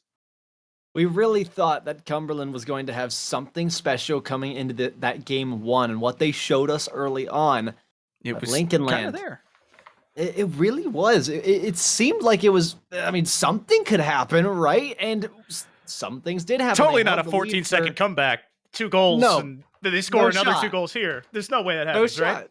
right? Right. I mean, it looked really good for them at the beginning, holding Lincoln Land against themselves, really. How Lincoln Land would push on forward and be a bit too quick. And Lincoln Land, once they realized that, they're like, hold on, let's dial it back a little bit, retrace our steps, and see what else we can do, right? Yeah. Well, I think the So- huge thing there is, Grant, as I step on your toes, excuse me. No, I was inviting you to step on my toes. That was what was happening. Well, the big thing is that they were held to only a single shot until the back half of that last minute of gameplay. CU needs to find a way, be it passes, be it clears, be it just control, because they were hemmed in almost all of the game. It wasn't a big shooting game. It was only 5-2, but still, if you're hemmed in and give up that amount of shots consistently and can't get any of your own, it's hard to play Rocket League like that. It certainly is. It's that moment where you feel a little bit powerless, and it's just like, well, what do we need to do? I mean, Lincoln Land has just dialed it back, and nothing you're really throwing at the wall is sticking at the moment anymore. And now you're on match point. There's a lot to think about. Oh boy. Uh-oh. Big uh-oh for Cumberland. Well, Ibu wins the kickoff hugely there. Comment on the cheat, can't find it there, and ends up flipping unintentionally out of the way. And we're having a race for quick kickoff goals here. We saw a 7, we saw a 2. This one is at 3, so breakneck paces right now. Oh, Dominator. He's in the murk. Right there. Yeah, this is silly. Hey, you know what? When all else fails, have some fun, right? That's what matters at the end of the day. Dominator not having fun after missing that, though. Big Cat also switching to the Fennec. It's kind of like the Merc, but not at all. Dominator taking this one up for an air dribble. This is going to be a lot of pressure stuck, and I kind of wonder, because this is interesting. I did do a little bit of Merc trolling on stream once, where my entire team made the ugliest Merc presets as we faced a team we knew we were going to get beat by, but then it was like that kind of died down, and we kind of wanted to try a little bit, and then one person goes to the Merc, and it's like, we hate you. So I hope that's not what's going on here. I hope the team is like okay with this. You know, maybe the Fortnite bus comes out. I don't know. I'll be real. This is what it is for me, Grant. I'll switch to the Merc or the Roadhog, but I'm not having the best time, because when your hitbox is a literal box, it's pretty easy to hit the ball. And so right now, CU has to try and throw anything that they can to create some offense and create some clears. But Sniper and LLC just continue to slowly press and constrict. I mean, they have just hemmed in this team the entire way. A double commit coming through. A little bit of flash, then substance behind it. Ibu off the dish from Relic. They just don't need much anymore. It seems like Cumberland has been totally demoralized from that. That double commit, I mean, one person just being the fake out flare, and then the real missile comes through from Ibu. At this point, what do? I mean, yeah, have fun, but you're just gonna get smacked in the face when you kind of like stop trying. I don't know what the situation is here, and I'm not here to critique it either, because I mean, I would do it too. I don't blame him at all. Merc is fun and funny and fun, right? So 2 goals to none, though. I just don't know that Cumberland are in a state of mind right now. This comeback is possible. Well, I can't say anything on it or how people play it. It's just trying to answer the call that has been LLC, and they are putting on more and more of a clinic. More shots come on, and a familiar face doing a familiar result. Ibu setting up Relic, and Relic just kind of softly securing that one in the bottom of the net. Well, that's just how it is. We're only 2 minutes into it, and I'm a little worried for our boys at Cumberland right now. Ibu taking this one around the defensive end. Dominator wants to put something on. He's not able to get a quality pass. Comet stopping. Big Cat in the retreat allows Relic to go for this ball. Sent out. Ibu collecting. Big Cat sending. Dominator unable to ship it further. Comet down, blocked by Relic to the ground. Ibu to the skies. Leaves not falling today. Relic midfield, and this is one of those tennis matches again. It is, I mean, boom and chase is what this has kind of become for both sides. Pause there. There was a little pause. And Armistice just broken out in the middle of the pitch. We're like, no, we're not going to hit it. You don't have to hit it either. As we crest this midway point, it still stands as a 3-goal lead here for the Loggers. And Comet has no boost. Relic called his bluff and dared him. Come on, shoot it with the 0 boost that you have. I dare you. A Sniper trying to answer here from Ibu, but ends up just a little bit too overzealous in stopping it. Relic, the last man home, making a very good 50. Opening up the doors here for the Loggers to get back into this defensive half. Relic taking this one down off an air dribble carry. Big Cat wants to air dribble, unable to. Sniper, big powerful shot that finds its way in off the crossbar. Well, we talked about some crossbar abuse last game, and it has not caught in a break after Sniper just banging this one off of it. Well then, Sniper sniping, just as they do, as the namesake might suggest. Oh my gosh. How did I know that was coming specifically from you, Foo? Goodness gracious. I love that we can be children for a millisecond in here, and it's great. Not saying doors for children. What is happening right now? Elaborate. No boost, no problem. That's what's happening. Ibu was trying to win one there in front of Dominator. Dominator and company just been hemmed in, and I've said it a ton of times. They've been stitched in, they've been held in, they've been buried, they've been just run amok, run astray if you're a fan of a personal sports fanatic. But the ball is up in the air. Sniper going up for it once again as Comet tries to control it. It's on top of that Octane, but he does not have the boost to follow. It's a one-on-one, but this is a low boost Octane, so not a lot coming from it. Dominator can't find the touch. Big Cat, who had that big game one, can't get there as well. I'm so confused. This match has just become strange, and it's devolved. Yeah, it has become something, Boof. And maybe it's the spoopy map from. This isn't Farmstead, is it? This is like the spooky eerie version. But like, well, it's Farmstead, but it's like the spooky Farmstead, right? At night. Oh my gosh, get all the children's TV show referencing. I am so... Hey, listen, I'm on a roll right now. Do you know how many times I have made that at night reference and no one has got it? I don't think you understand how much I appreciate you, Foof, right now. This is great. I'm having a wonderful time, but I don't know that Cumberland is having the same. I'll be honest, I appreciate your appreciation, but right now, Ibu and company have just appreciated the offense that they've been just given because CU has not found clears. They've not found ways to just find offensive opportunities, and that will be the tale of this tape as it's a 4-0 ruling here by Lincoln Loggers. The ball still on top of that very big pan, and it just doesn't fall down. It's still floating around. The Loggers have already won this one, but they're possibly trying to find one for the load. As the ball bounces around, this game continues to just be creative. LLC having fun is the way that they do it. They have it in sweet fashion with a very commanding 4-0 victory to finish it. My brain hurts from that last game. Just don't think. Okay. I'm really good at that one.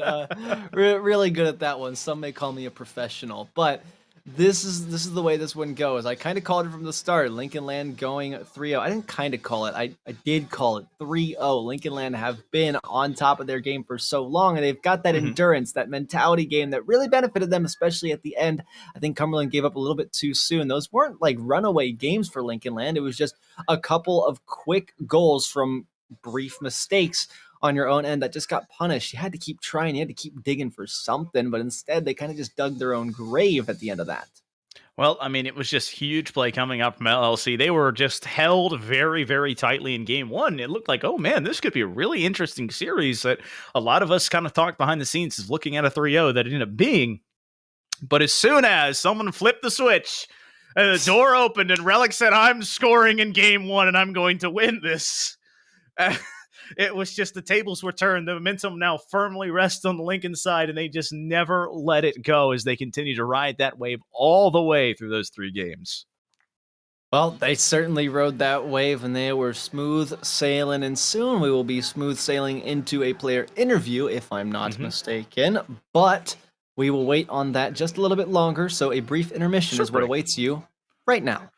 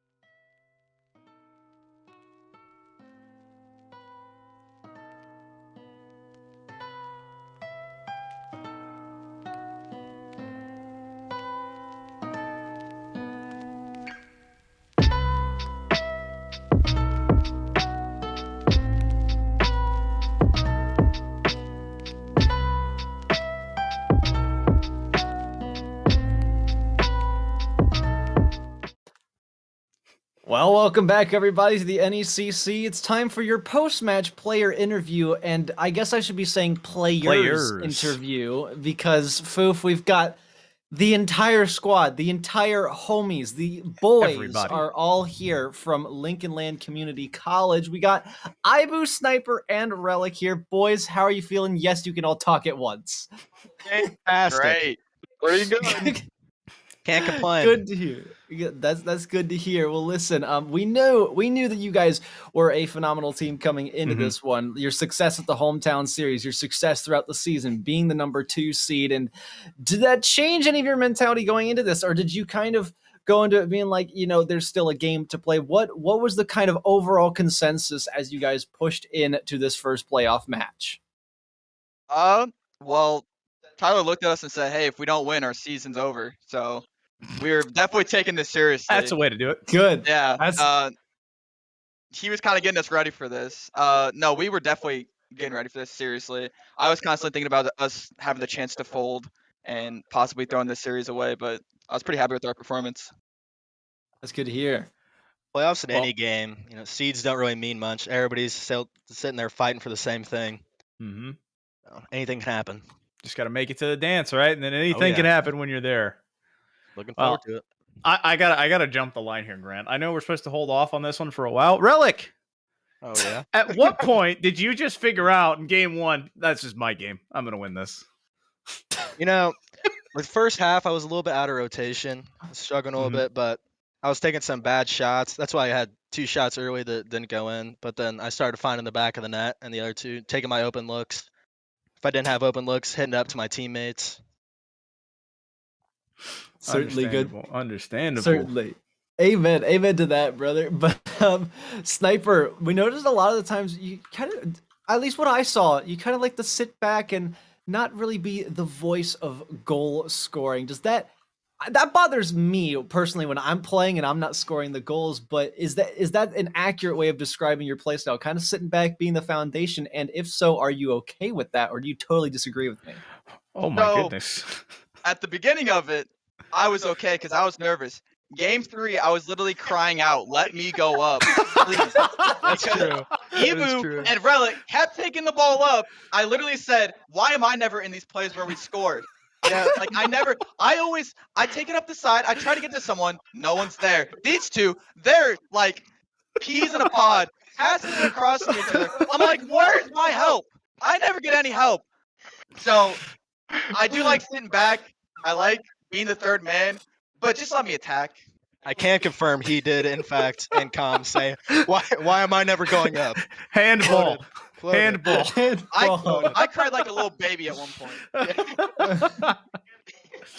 See, I mean, Foop, you sounded like my question was ridiculous, but I think it was very well. I don't want to stir dissent. And there was dissent apparently already a brewing. I'm sorry. He set up the soapbox and I stood right on top of it. Yep. I was waiting for it. Just placed it down. He stepped up. He's like 1, 2. And he's like, "All right, listen. Here's what's going down." This is what's actually happening behind closed doors of a 3-0 series in a fashion. All right, well, is it Ibu or is it Evu? Have I butchered it this entire time? No, you got it right. It's okay. Ibu. I didn't want to mess it up. I heard Evu and I got worried. Relic's questioning his whole life existence right now. He's like, wait, it's not? Corrected me on both of them, so I'm kind of confused about it. Well, Ibu, I got a question for you, my man. It's a 3-0 series, and so very, very convincing one at that. At what point in that series did you guys feel as if you were Abu possibly pulling away or it was going to be a sweep? I mean, for me, it's really never over, like, until, like, the last few seconds where, like, you have that 2, 3, even 4 goal lead. 4 goals, yep. Knowing that, like, it's physically impossible for them to score that many goals. So, like, that, for me, is what kind of called it. Because being able to keep that mentality high, not get reverse swept, even, like, dropping one game can crush a team's mentality, and we were trying to stay high that entire game.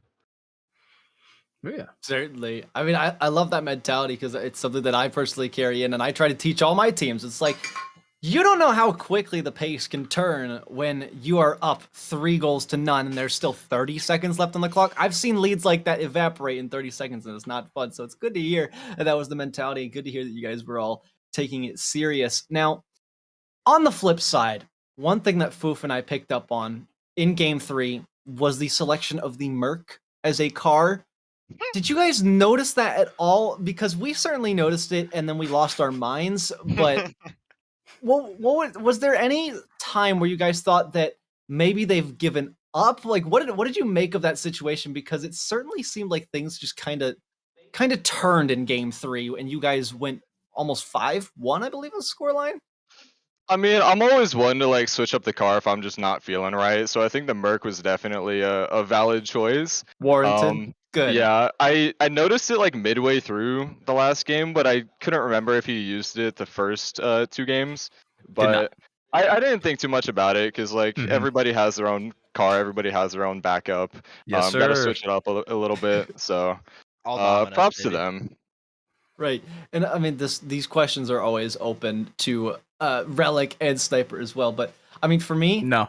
the Merc is my control. It is my troll car. Like I saw that and I was like, if I was in those shoes, I'm trolling hard. Then I know there's no shot for me to win this game, so I'm going to troll. So, my opinion, hot take, maybe Merc can be goated, especially in Snow Day, but we'll get there another time. Snow Day goated, by the way. Justin used it. Dominance, He's baby, a all pro. day. Justin used it in RLCS, and No, he we're was not Justin. Well, I know.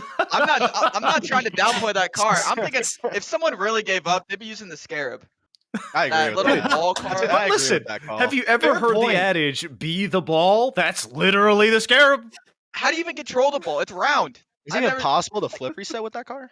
I don't know. It has a I just flat work here. base. Should we try it now in order to Alright. kill time? Should we go into Nah, a private okay. match? We do it. Yeah, I got Casters you. versus casters. I got you. Casters and producers I- versus Lincoln Yeah. Land? Yes. We should. Yeah. That'd be so. I fun. do have a very poignant question though. I want to get to you, Sniper. So obviously you got up on your soapbox, you got your venting done. Do you feel a little bit better now that we're you got it Therapy. behind you? You feel good yet? Oh, I could not be happier that we won. My stress is at an all-time high. I'm just glad that we won. I enjoy playing third man, but I do feel a lot better. I'm glad that Grant asked me that question. You gotta Did- let it out, you know? Don't We're, bottle we're, it. not only was it a box of soap, but it was a box that I am in as well. I hate being third man, but it's where I find myself all the time, and I just want to go in. So, but I've got tell. no. Go ahead. That was probably the most attitude I've ever heard out of Sniper's mouth. Like he had a lot of energy there. I've never have I ever, and I've known him for a long time. Never heard that before. Never. You know, sometimes the Brings the NECC best out of becomes us. home to therapy sessions. I guess, Foof. But Foof, if you got nothing else, we'll let I these got boys one get to more. celebrating. Okay, go for Yeah. it, please. My big thing here is, gentlemen, obviously number 2 seed, and this is open for any of the three, all of the three, none of the three, I guess, if you feel I like got that. this. But number 2 seed, you have a little bit of expectations, not only put upon you by seeding, but by possibly other teams as well. And you come up and live to that as a 3-0. How do you guys prepare for this next game that's coming up? What are the things that you guys are going to be doing this week? We're gonna be doing a lot of competitive. Maybe get some scrims going. Mm-hmm. Yeah. Maybe watch some old game film. I think we might watch the Fanshawe game film again. Mm-hmm. Yeah, they probably gave us our most trouble in the NECC. Still came out with the dub, but they gave us the Hey. most trouble. Well, a win's a win, and that's what they got here tonight, Grant. That's about it for me, my friend. I mean, it's all I got. Boys, is there anything you would like to say to the stream before we send it out? I love you, Mom. I love it. Anybody else? The floor's still open. Speak now or I forever. got none. shall I hold- will hit a flip reset next match. That's what I'm talking about. I will hit it next All match. right. Put it down. Get it on Twitter. Hold them accountable, everybody. But we are going to. I don't have a segue out of this one. We're going to send this one on to an intermission. I've been Grant CFO. That's been Foof. These have been the Lincoln Land loggers, poggers, if you will. And we are all out for now. We'll see you later.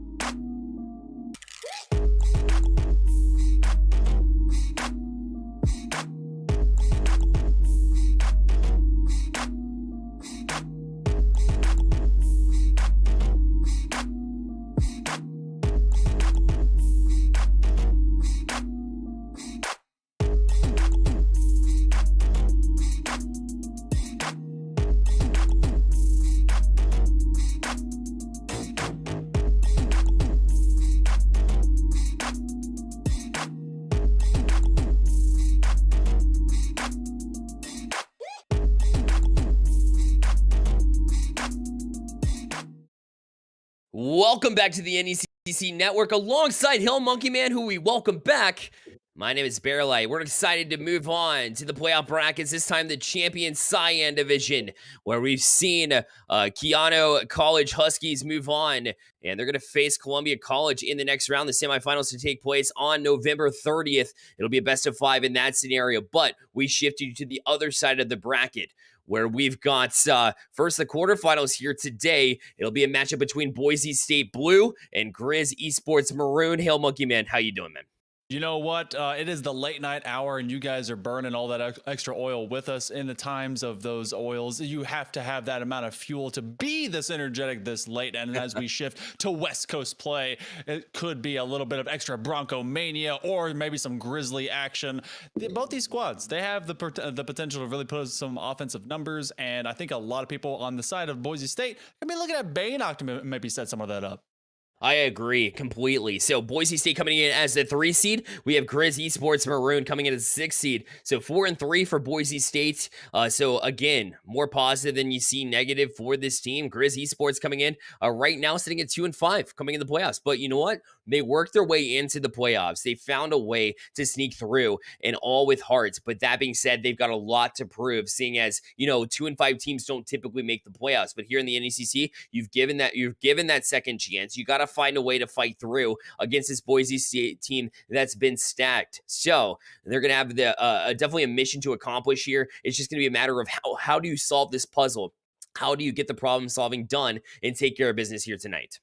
I mean, you shut down the midfield passing. These guys can do it ever so well, and you deny them the backboard. On their backboard, they're going to find a lot of negative angle dunking plays. You do not want to let these Broncos have any free space, because once a herd starts to run, it's really hard to stop them. Let's see if we can see that happen in game number 1. You guys get to enjoy this brand new map as we are Starside. Let's get out there to the Octagon. And Boise State Blue, appropriately in blue. Grizz Esports Maroon, appropriately in orange. I guess shot on right off the bat from Boise State, but taken care of there by High Crew. As AZ going to leave it here for High Crew yet again. Gets a touch and will move it past Baynock. Although that touch gets past, it'll also be heads. Moving down the field, gets a touch for it, but also caught off by Cosmic Buster. We'll try to work it past AZ, but he's on the back wall now, Baynock.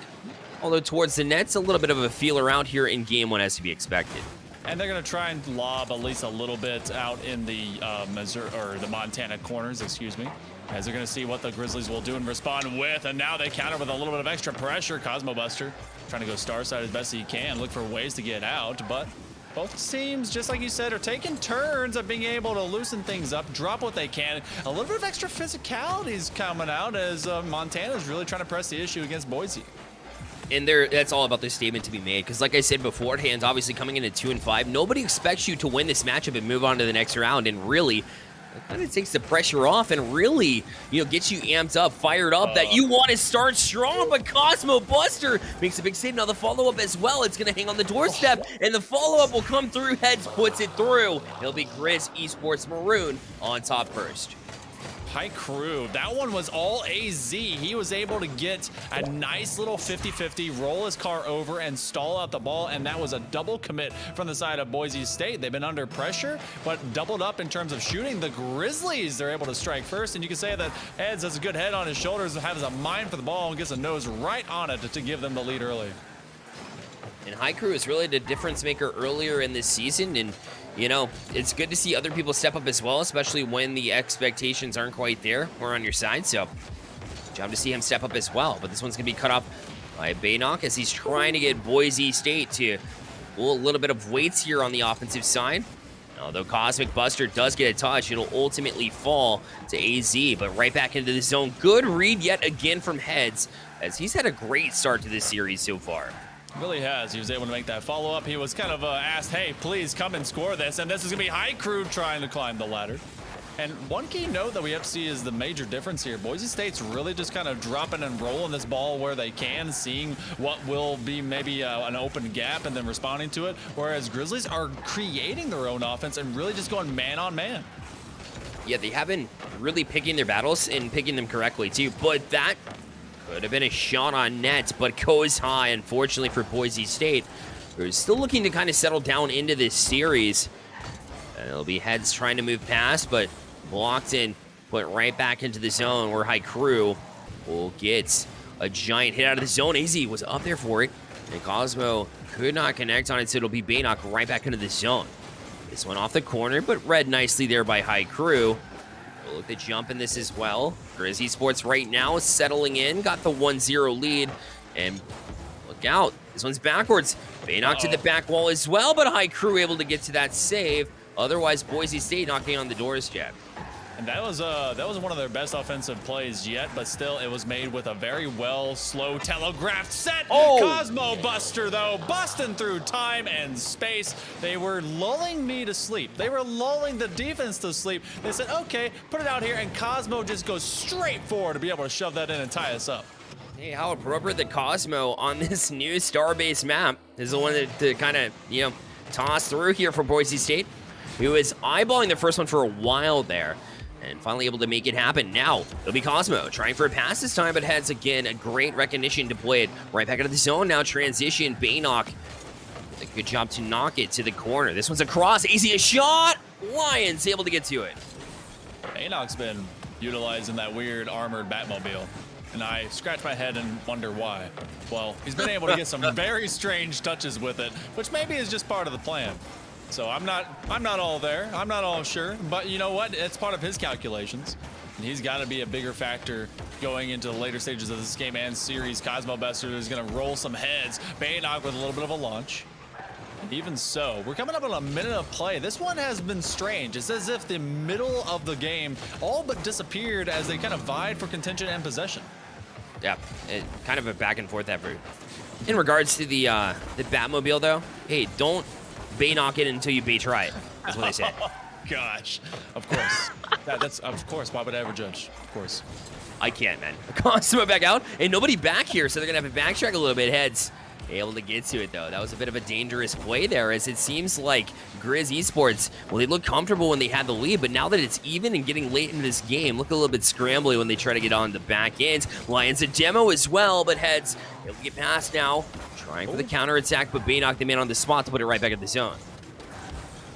Baynock, they're crisscrossing, trying to get this field a little bit wider than it is long, really stretch out the defense, looking for a few extra baits. Line's going to go for the turnaround. Heads actually ends up with a casual fake out, and Baynock looking for the redirect. It's going to have a lot of pressure, and this is late term into this first game. They can be able to turn this into an offensive play in their favor, but this regulation time may head to overtime. Cosmo, the 0 second, they're just off target. That doesn't mean that they're out of play, but that one does. And so, star side we go. 1-1, it is OT.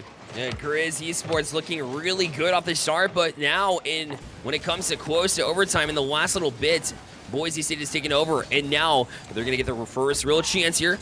Lions going to try to go across, but a great play from AZ off the back wall. Now Baynock looking for Cosmo, but beat to it by High Crew, although the 50 will favor Boise State. And it finally works its way out the center. Lions a pass over to Baynock. Off the back wall, High Crew able to get a touch. It'll fool Cosmo, and it'll have to be Lions to get a touch. But he's going to have to buy some time while his teammates get back as they're low on boost, and will finally jump up on this play 38 seconds into overtime. That extended play by Boise to really keep Montana. Why do I keep thinking Missouri? But Montana. It's just an M, you know? Really forced them to not be able to get a counterplay. They were kind of low on boost, and all they could do was really punt that one away. And then we go right back to Boise being on offense, where they've stayed for a good while. Early on in this game, Montana and the Grizzlies were able to really have a longer stay, and that one gave them all these extra opportunities. AZ lurking around, they double commit, but Baynock just too strong. He heads to jump on it next, though. And Cosmo able to hang in there on the back wall himself. Cosmo with a touch will find Baynock. He'll use this chance to try to regroup and push forward. The next to touch is Cosmo, as he's shielded there by High Crew and put right back into the zone with the teammates. And following up on that bouncer, it'll be Lions. And he'll find Cosmo there, but the 50's across. Heads up for this one, misreads. And we'll have to touch it sideways. That was a great opportunity going to go by the wayside for Grizz Esports. I like that idea, but yeah, that was just a little bit too inside. This is AZ. at least forcing the defense to kind of recoil. That means they're not able to take that next step forward to counterattack. Heads put this to the corner. They're going to start rotating on this a little bit tighter, but that means Lions is going to play for the 50. He keeps his flip, but he gives up his... Actually, no, he's able to roll AZ out of play. I thought he gave up his life for it. Baynock, nice little bait. 2 minutes into this, Bear. This one has been a lot of trade of pressure. Really trying to find how much they can kind of, close in the box on either side.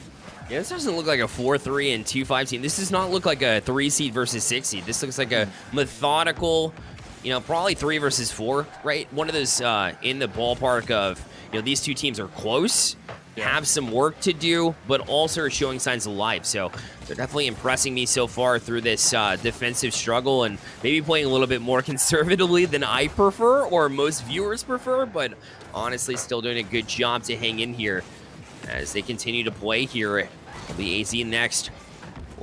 Attempt to bump him off. It was Cosmo, but didn't really affect him so much. And in fact, Heads will get the next touch as well. Trying to bait him. Baynock gets across. A chance they slow it down, but Lions able to get it through. Maybe slowing it down a little bit too much.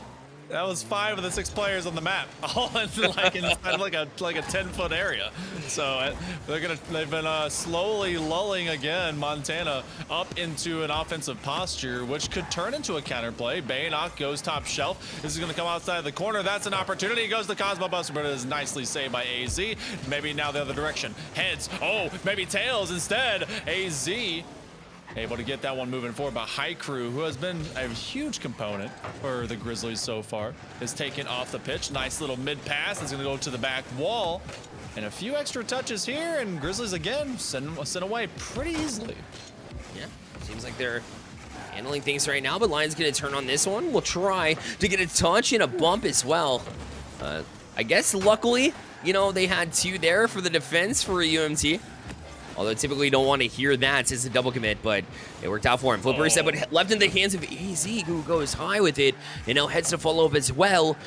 Nobody really there, so he'll pop into the zone, but Cosmo reads that one all the way. Right back in the zone, and UMT really showing some heart early in this one. It's a cross, Heads has a chance, but Cosmo with a great recovery effort. I like what he's done in the midfield. Oh yeah, he's been able to really kind of establish the pecking order, and Heads, he has not a whole lot of boosts. Watch out for Cosmo, because his possession game and really getting that physicality has been a big factor. That's over top, and that's a big save. AZ able to keep this one kosher and clean at 1-1. Cosmo Buster actually takes away a huge clear opportunity. I think that was Baynock who was coming up to it, and now he's playing for the slow game. Maybe a one-on-one. Can't get it past High Crew. I feel like we're trying to solve a weird murder mystery with the way this game is going. But you know what? The mystery's solved immediately. High Crew, he says, I'm the culprit.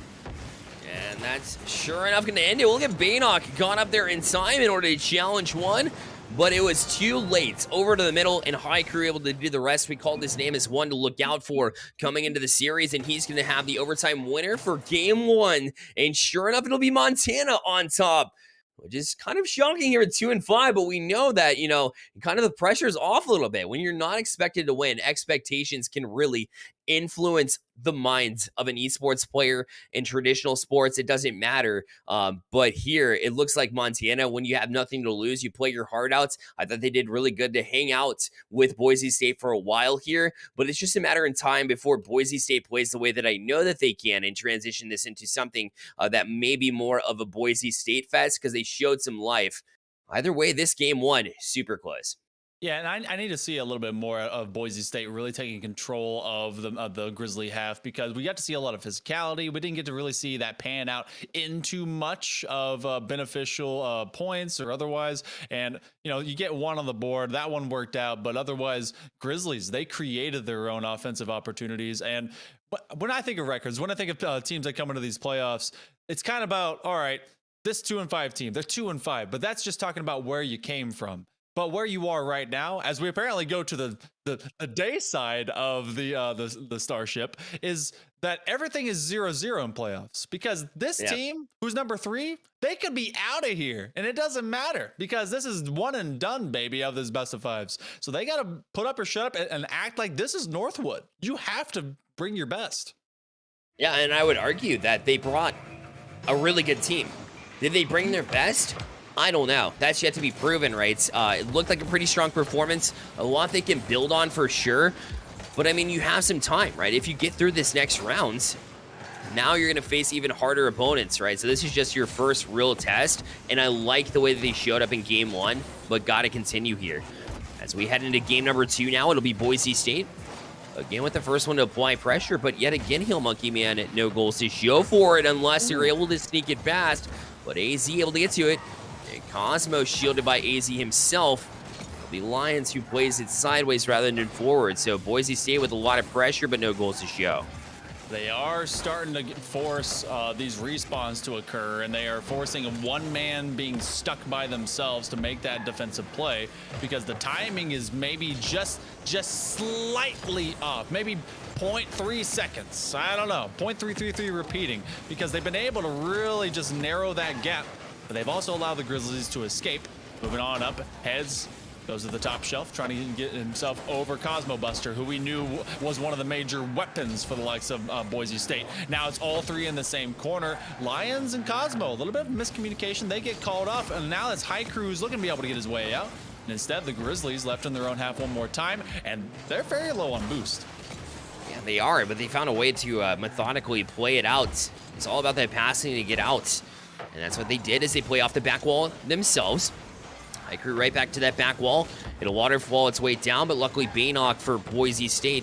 If you are a Boise State fan, found it. And able to get to it now, AC.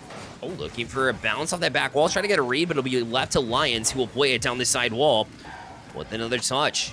Now we'll leave it there. Nobody in support, and so maybe a breakdown in comms there, as nobody was there to step up on it. Baynock will turn, try to play it back in. High Crew has been very patient, very eager to jump into, you know, this positive mindset, into this high energy octane style that they've been playing so far.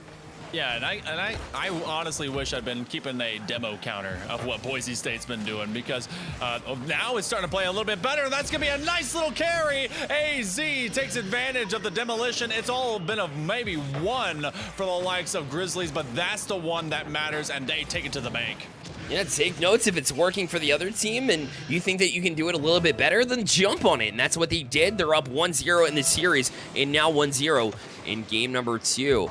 As Boise State, again, struggling to find that goal scoring. I feel like their offense has been decent, but you have to finish now more than ever, as we're down to already halftime in game 2. So look at Bill Cosmo. Take a shot. They have plenty of shots, you know, to count for Heel Monkey Man, just no goals to show for it. Yeah, and it's been very strange. We were talking about miscommunication, or maybe even just a lack thereof. That's calculated. Heads goes to the ceiling, lets it drop, and the party don't stop for him, as this one was a great challenge to just force Cosmo Buster into a give-up situation. And honestly, there's just nothing you can do about that. No, it was a bounce that definitely favored the Grizzlies here, but you take those nonetheless. 2-0 lead as they move on to the next one, and looking really strong doing it. It wasn't the most impressive goal you'll ever see, but it doesn't matter. It's what gets the job done, especially in the playoffs. Listen, this is a best of 5, and you're looking good. High Crew, another goal, and that'll make it 3-0 in this demolition derby that we've seen so far. Yeah, this one is an absolute massacre in both points and also in demolitions. And yeah. Bear, I'm starting to get confused. This is the number 6 seed. Just like I said before, the seeding and all that, it's great, but you gotta come out and perform. And the Broncos, they look like they're stuck in the stable. Yeah, a little bit. They look a little bit stagnant now. And now is the time where you have to wake up and at least get one goal back, right? Because you haven't scored all series long. And you're going to tell me that, you know, you head into game 3 looking for a reverse sweep and suddenly it's going to, you know, you're going to find the answers? I don't think so. So you need to find a goal here now before this game ends in order to try to kind of reverse that momentum here. Is he going to try to not allow it as he gets this shield on the wall himself? Baynock over to Cosmo. This is your chance here. He'll go back wall. A good job from Heads to clean up on that back wall. And this Grizz Esports Maroon team has really impressed me on the defensive side of the ball. Yeah, they haven't panicked, and even when they've been demoed, there's going to be the next man up mentality. They filled those gaps. They have been able to hit every possession that comes to them, and you know, there's been a lot to be desired and a lot left on the table from the side of the Broncos, and the Grizzlies are recognizing that. They are not going to just let something freely float. They're going to go and attack it. They send the next man. High Crew goes for that 50. He slaps Cosmo right out of the sky. He has no boost, and he's being knocked around by his own teammates. They are just taking the breaks to him right now. Yeah, it's funny because, you know, Boise State's the one that's getting the demos. Usually that'll get in the heads of your opponents, but it looks like Boise State's the one a little bit flustered after they're doing the demoing and the bumps, so it's crazy. And when you look to change things up, usually bumps and demos are what you look for. But when you've been doing that all series long, it kind of worries me on what can they change in order to fix it. I don't have any solutions for them right now. A goal will definitely help, but right now it's just Grizz Esports Maroon that has controlled the pace of play here. Down to 17 seconds left. It will be a Grizz Esports Maroon win. They will go up 2-0 in match point. And I'm frankly shocked here, Hill Monkey Man, but they've done a great job to control the pace of play. They've done absolutely everything necessary with the best method to knock it all out, and they have put the Broncos in a 2-0 hole. You were asking about how to solve this. Well, okay. Teams that get a little bit more one-dimensional, a little bit more physical, and really try to just narrow down the margins of, all right, we knocked one guy away, so we know this rotation is going to happen, so we're going to just get rid of your numbers. Well, okay, now you've really simplified it. You're going to come at me physically. I just need to make a couple extra jumps. We play for the counter, and then we can make our passing plays happen. What passing plays have we seen out of Boise? Like none. Like absolutely none. We've seen maybe perimeter and touches and all that. Where's that? That's the offensive monster we know out of the Broncos. I think, you know, Montana's done a great job to kind of handle those. If any attempts have happened at all, they're not actually able to develop them at all. It seems like, you know, Montana's all over it in the midfield, especially High Crew. Super quick to get up on those plays before they even develop, before they're even able to make them happen. So Boise State either has to one, react a little bit faster and get those passes off quicker, get to the ball quicker in that sense, or you have to throw fakes, right, for the aggressive Montana play, trying to get into the passing lanes, fake them first, then get numbers, 3-on-2 situation, and then that'll free up your passing lanes. Then you can look for that passing. But right now, you can't continue to try to do the same things and try to find a place where you can get to those passings. You have to create them yourself. And for Boise State, as a coach, that's what I'm telling them going into this game number 3. Oh, yeah. And they cannot let any free possessions happen or a loss thereof. They have let a lot drop. And this is a game you cannot drop. If you're going to be able to take down the number 6 seed, if you want to give yourself a chance to continue this playoff, well, then you got to start fast, start strong, and you got to start playing like you belong. Lions. Woo, I thought that was going to be a big dunk. That's one of those plays we've been missing out on. High Crew goes for the tackle, but the follow-up is there. Oh, just off target.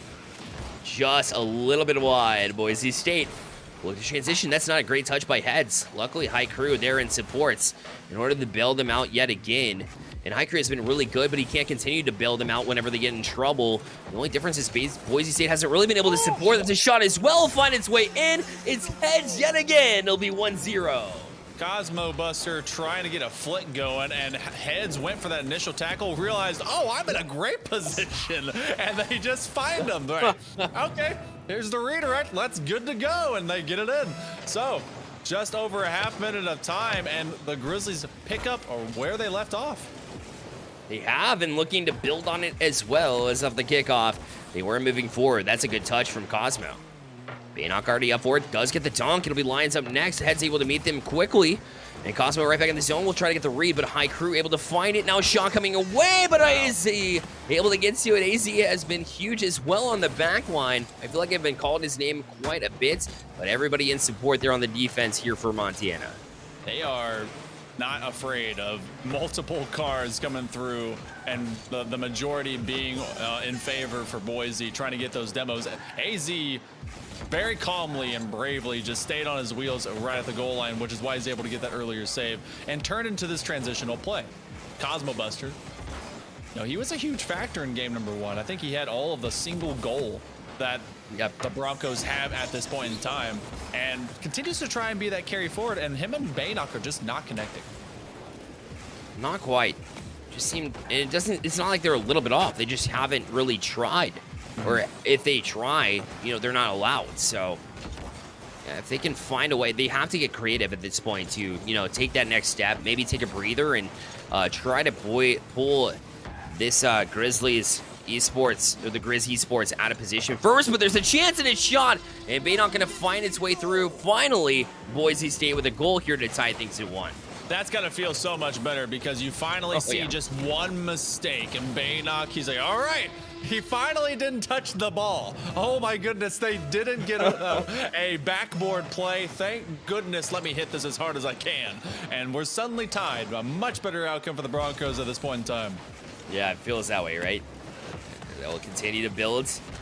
And let's try to press up. Now Cosmo, a chance. Lions over to Baynock. They find the passing, but AZ finds the save. Yet again, the defense here from Grizz Esports continues, but Head's not able to read this one. A chance and a lot of room to work with. A shot from Cosmo, but High Crew able to jump up and support and bail out this Grizz Esports Maroon side, who's now being bombarded with chances here from Boise State. Instead of getting demoed, they are getting bumped, which I will attest is far more annoying, because when you're demoed, you at least get more boost, and then you kind of know you're going to end up on one point A or point B. Now you're just being thrown away. You may not have enough to be able to get back to the play, and you have to get back into that proper rotation. So getting a little bit more physical and really trying to assert themselves in a big way are the Broncos, but High Crew, lots of boost, lots of time. Gonna try and roll this one into the corner. Baynock, can he tackle his way through too? He does. Realizes he's sideways, so momentum will shift, but that's Heads. He's on that initial tech. I thought that was gonna go to AZ. So at this point in time, now we're gonna start looking at the Grizzlies, see if they can get back to you know, proper attack, because they're up too. And ooh, what a save. I've been talking about how Boise State needs to play, you know, a little bit more patient. And I would argue that Grizz Esports kind of hurt me there, but now it's a pop-up. They get back to it again. Oh my, Grizz Esports on a mission, but back at it is Boise State yet again, as Grizz Esports taking the patience play that I've been urging Boise State to take. They're taking it into their own, which is really an adjustment that Boise State needs to keep up with now. I argue that they're doing a pretty good job, as now Baynock out for the demo slash bump, but couldn't get anybody, and Head's able to make another big save. what's great too is that we're seeing a few of these crisscross double commits going right across that goal line, and it's not hurting them too terribly wrong. But you see, I believe it was either High Crew or anyone. Let's see, who was this in the corner? It was High Crew. He got sideswiped, and having no boost could not recover in time. Well, there you go. There's your sneak peek for Rocket League Sideswipe. I want that game. It looks so nice. It's going to be awesome. I can't wait. Shout out to RL Esports for making a great go. Oh, another chance. They're going to tie it in two here. Boise State had, the advantage for maybe, 7 seconds, and off the kickoff, Heads able to jump back in. They're looking to close it out now, Il Monkey Man. You could say that Head swiped left to be able to get back to the other end of the field. Oh, here we go. Heck yeah. All right, so whether that was a tender moment or not, I'm going to keep that one going. High Crew is going to go to the top shelf. And the Grizzlies, they have a premium opportunity in this game number 3, where they have match point for at least 3 games to put away the number 3 seed in this division and be able to surprise literally everyone by getting rid of the Broncos. But they have to score, and they have to deny Boise State from getting these connections at the midfield, which are slowly starting to find.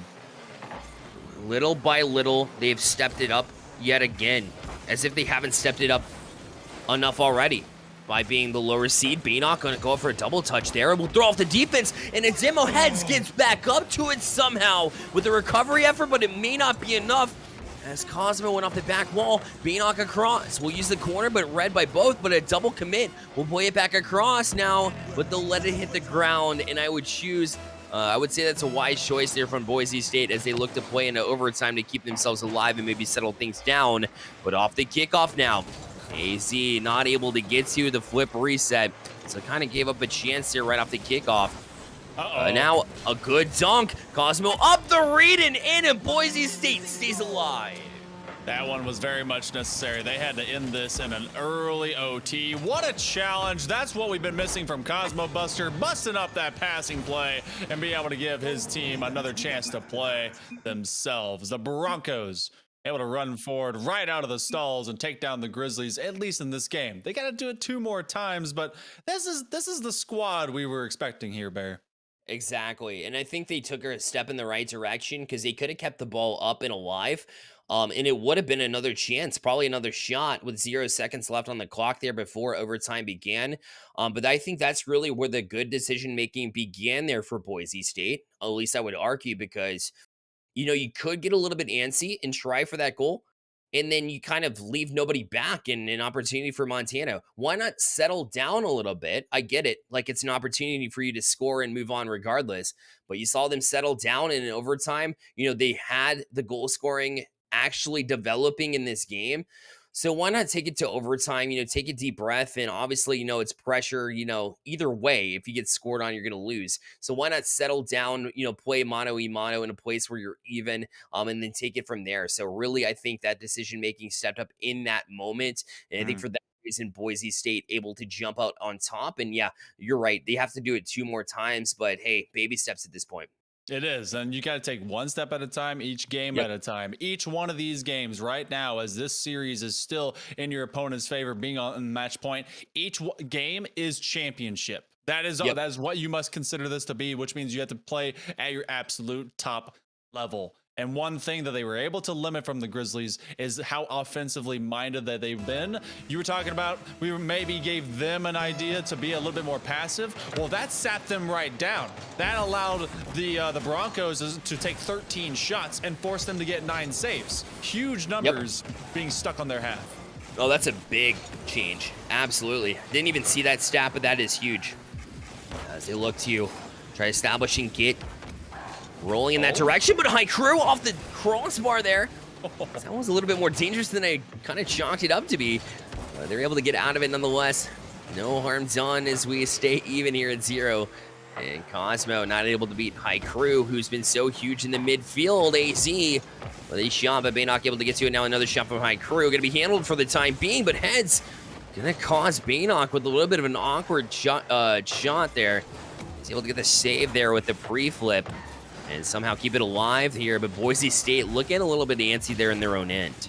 I mean, this is starting to feel a little bit similar to what the Grizzlies did before. Go downfield, force the Broncos back into their stalls, and try and force something to be able to come through, and got to get a few of these redirecting angles. Cosmo, though, has been the most patient weapon and the most patient person and player on the side of the Broncos. If there needs to be a time that they get out, he plays for the 50, he collects the possessions, and he never really surrenders much.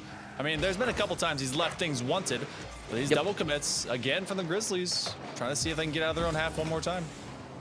High crew has been a big part of that as far as trying to settle down and really be a leader on this team. He's been really big in that regards. We'll have to continue to do so in order to close out on a team that already was chalked up to beat you. Although you got a 2-game lead and felt really good about it too. Now that Boise State's got that win and, you know, kind of rolling the other way too and making their mark known, it's a little bit more difficult whenever they get things going. So you got to stop them in their tracks and end it now, as heads will head to the back wall. But Baynock able to get a touch out. AZ with the touch, maybe not the right one, is instead of going to a teammate, it goes to an opponent in the offensive end. Although Boise State trying to find a teammate, they just weren't able to do so, and right back down the field here. We remain deadlocked at 0 here with 2:50 remaining. As the time continues to tick and possessions starting to get a little bit dicier, we talk about a lot of what Boise State needs to do as that number 3 seed. Well, the Grizzlies need to finish. And obviously, when you come in as the number 6 seed, 2 and 5, you were left just over the line of eligibility to get into this. Well, you need to show that you can continue to finish, and you need to play up. They've done so. They gotta end it out. Heads climbs up. He's able to meet Lions in the sky. That's high crew. That's dangerous, but Cosmo Buster is able to break it down. Cosmo with a great recognition. His teammate was demoed off that play. And so you have to make a recovery save. Ooh, a good touch from high crew, but denied. But both teams really reading the field well. Like one of those top-level games, high crew going to try to test the back wall, but it is contested by the back line. Cosmo right back out to the wall. We'll Trying to play it to himself now. No boost. Tries to bait in the defense. Well, they weren't fooled by that one as Lions will try to play back out, but right into the hands of High Crew. He'll try to transition things and amp up the speed a little bit. It's a 50 as well, but it'll go all the way through the box and out. And we continue this back and forth chess match between the two teams, but now a demo to free things up. And I feel like, Montana has really been using the physicality more than Boise State, so I'm interested to see if that has a positive effect moving forward in trying to close out this effort.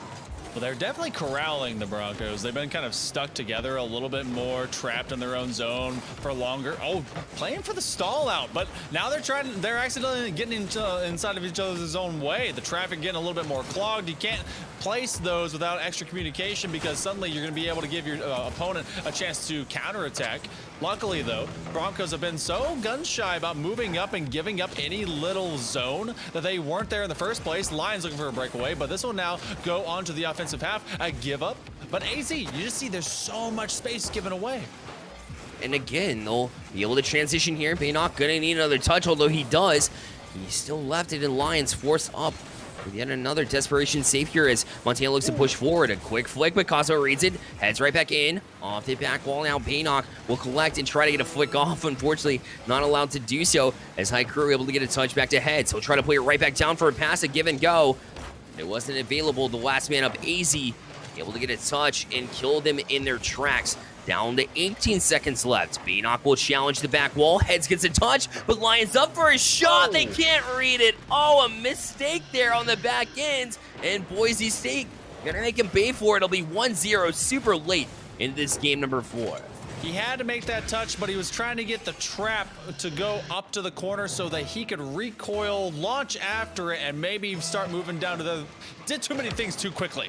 And now, all of a sudden, one goal is the difference maker. It may be the only one that matters, the only one that makes it onto the scoreboard. We could be going to a game 5 very quietly so. Even though... Oh! What? Oh! We're not! Grizz Esports! Look at him go! Heads off the back wall. The touch from High Crew! Oh, that was quite the setup there. High Crew got up early. I have praised his midfield presence, and that was the presence of mind to jump up on the offensive side of the field before the defense could react. What a play. What a gamer! Gamer's got a game, man! Took on 2, took on the world. That was beautiful. All right, suddenly the scoring happens in the last 12 seconds. Neat. Okay, Baynock at the midfield. He's going to be challenged by AZ. High Crew has the flip reset. He's going to burn it, realizing he needs to get back down to the ground as Baynock is trying for the counterplay, but immediately the other way. We're playing ping pong, and one of these teams is going to try and be able to boot this one as far as they can, give themselves some extra space to work with. Grizzlies, they may be the next ones up. Baynock will try to settle. Go to corner, trying to bait AZ in, and he just jumps on that too. That's confidence. Love to see that out of the Grizz Esports Maroon as they look to build on this, but Baynock to the ceiling. He has an extra touch, although his use of it will force it wide. The Lions trying to press in, a miss. And he went for the bump on Heads, not able to connect. Now Baynock back down the field, but again, it seems like Boise State kind of backtrack on plays that could be, stick in the play, stick in the offensive zone, and work from there. But now up for it will be Cosmo. The 50 will kill it on the wall and clear directly back out. And now it feels like that first 4 minutes and 50 seconds of play that we saw in regular time. But that shot going to be saved and back out from Baynock.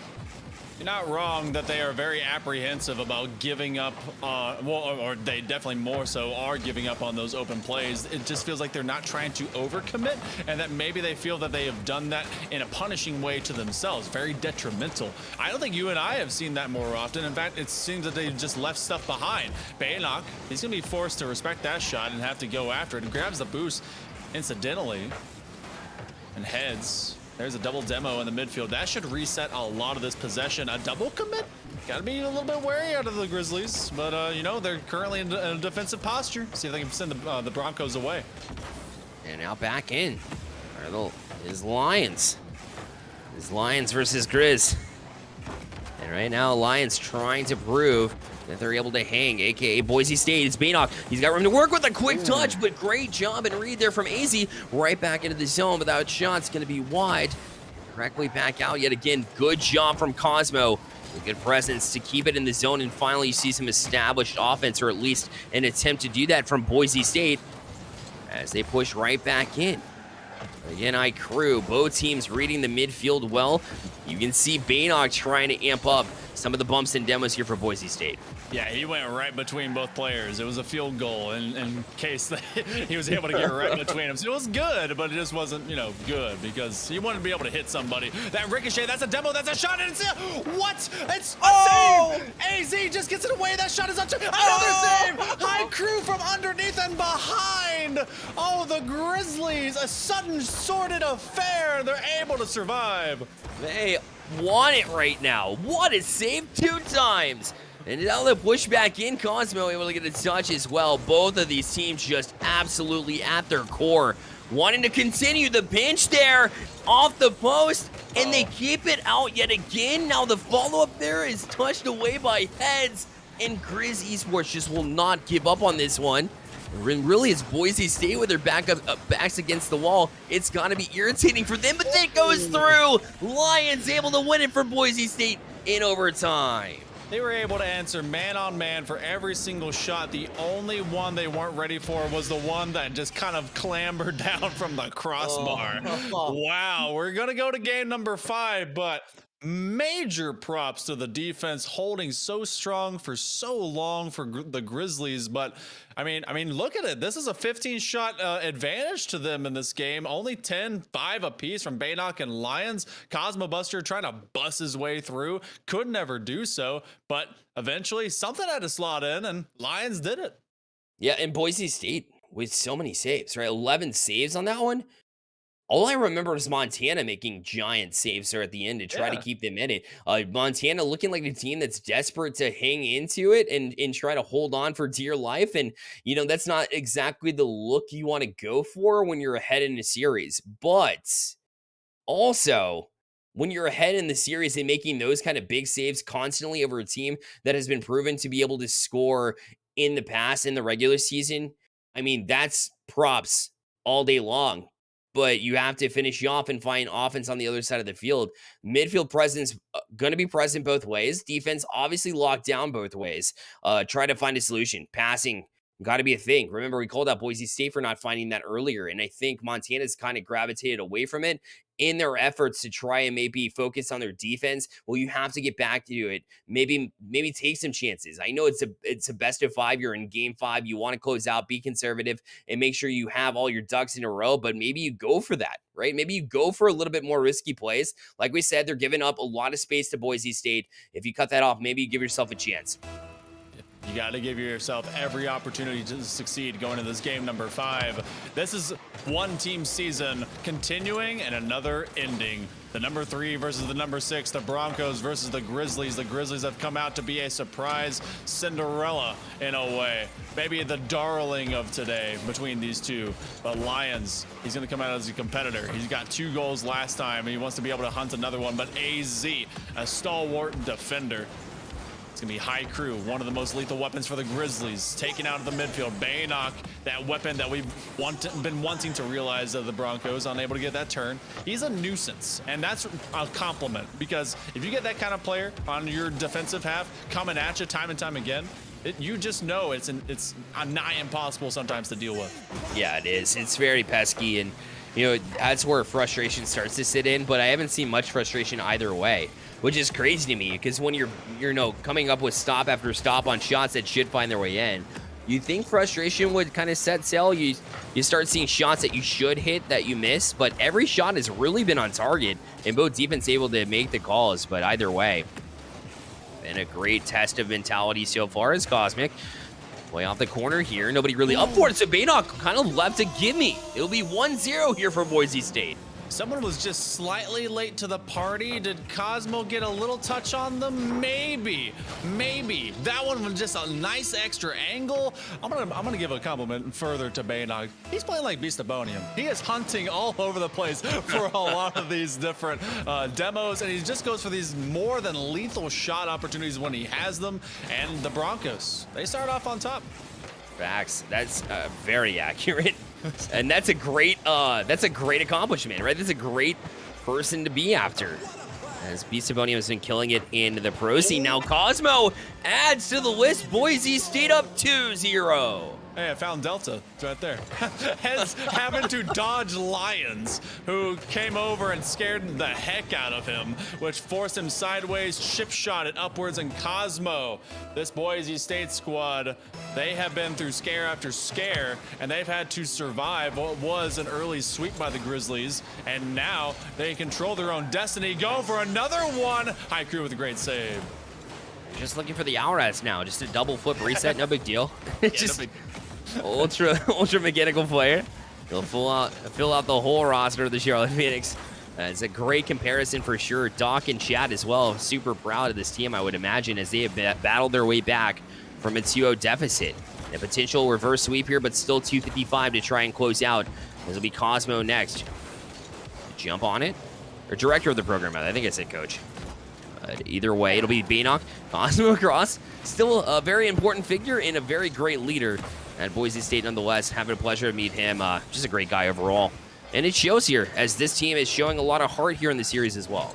Yeah, especially when you go down 2 in a series of any kind. Doesn't matter if it's an esport, regular sport. It doesn't matter if I'm losing a pie eating contest. It can be very disheartening to go down in a deficit like that. And otherwise, these guys have shown amazing heart, mentals, and a want to win, because champions got to do exactly that.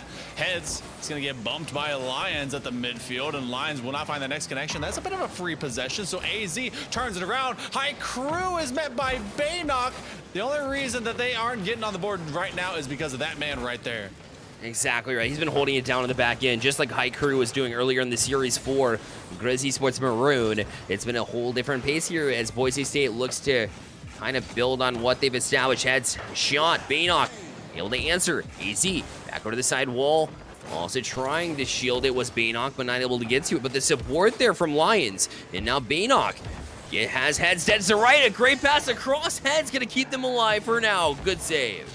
That was fantastic. He had to made the read for the next man up, because otherwise, if he had reacted to the initial pass, it was game over. That was very, very well done, very smart. But now you have Grizzlies just trying to force their way in. Nothing methodical, nothing with a more than the sense of purpose of we have to do this now or else it's over, which is not wrong, but they have to be able to set each other up. And so far, it's just a lot of force north and south. AZ with the catch. 60 seconds coming up here, Bear. This is the makings of the reverse sweep. Very much the opposite of what we saw going into the first 2 games. Exactly right. It has been a switch, a chance here. Baynock able to get to it as well. Lions gonna kill even more time here as AZ. Great transition though. High Crew could not quite connect on it. So it'll be Cosmo. Try and sneak past Heads. Not able to do so. Leave for High Crew, a bit of a miscommunication, and unfortunately that's how it's gone for the past 3 games, as it has been a full team effort here from Boise State. We tick down to 30 seconds left and still this 2-goal lead. Nice center, but again, the reads have been very much telegraphed and a next level for the likes of Boise State. The bouncer, that one could be it. Lions, he was huge in game 4 to secure the win and get them all the way to go the distance. AZ just can't connect, and Lions puts it away. Oh my goodness, Boise State gonna walk away with this one. 18 seconds left, looking like they have secured it, and rightfully so too. All 3 teammates recognize. You called out their lack of ability to pass, and honestly, Hill Monkey Man, I didn't see a whole lot of it either late in this series, but what they did find was their way to sneak past and kind of, frustrate those demos, like you said, from Baynock added up. Those bumps, those demos, really from the entire team of Boise State frustrates the other opposing side, Grizz Esports Maroon. It'll be Boise State that walks away, and they're moving on to the semifinals. What a way to do it. I mean, you were the higher seed. People thought this would be a roll, and you had to prove that there was some depth to your mentality, to your ability to play, and ultimately to make it this far. They secure the reverse sweep, and again, tons of praise goes over to the Grizzly Esports. They have a lot of great players over there. I want to see more of High Crew in the future. The man was popping off, and honestly, one of the biggest reasons why they forced them into this just no holds bar situation and forced Boise to play to that ultimate level. Exactly right, and force you to step up and prove that you're a 3 seed team. And for me, Boise State, it took them a while to prove to me at least that they are that 3 seed team.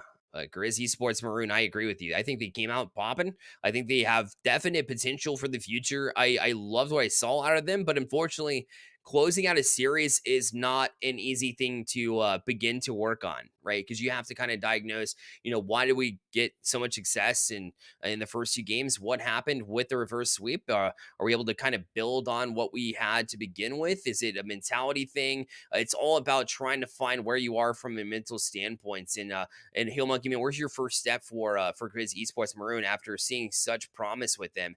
Do you think this is a mentality thing, more of a mechanical thing, development play, player development? Where do you think they stand right now?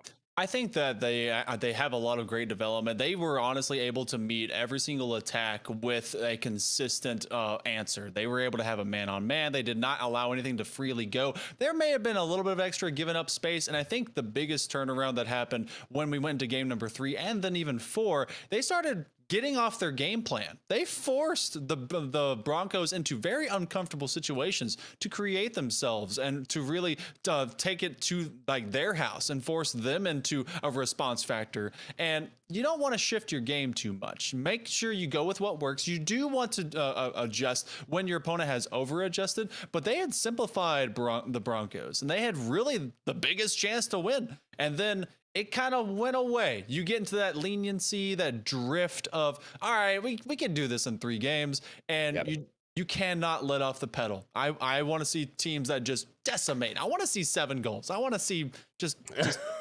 take a team down, really take them down a notch. But that again, finishing series. I mean, you and I know that's some of the most difficult stuff to do in Rocket League. Period. I couldn't agree more with you. I think that it's closing out a series can be very difficult. I don't think there's any doubt about it. And I believe we have an interview coming in as well, so we'll be able to talk to a little bit to the Boise State team and see what made them ultimately successful. We're excited to bring them in right now. And in fact, I think we have Baynock on deck here. When we bring him in, we'll be able to talk to him because you had compared him to the likes of Beastabonium, which is quite the praise, if I may say the least. Yeah, he's one of those guys that I think can be a huge difference maker. And honestly, I mean, both Beastabonian and himself, well, they share a B, but they also share being a beast on the pitch. We're gonna take a short break just before we get everything all adjusted and get you guys ready for it. So when we're back, you get to see the Baynock himself. So just stick around for all of another few minutes.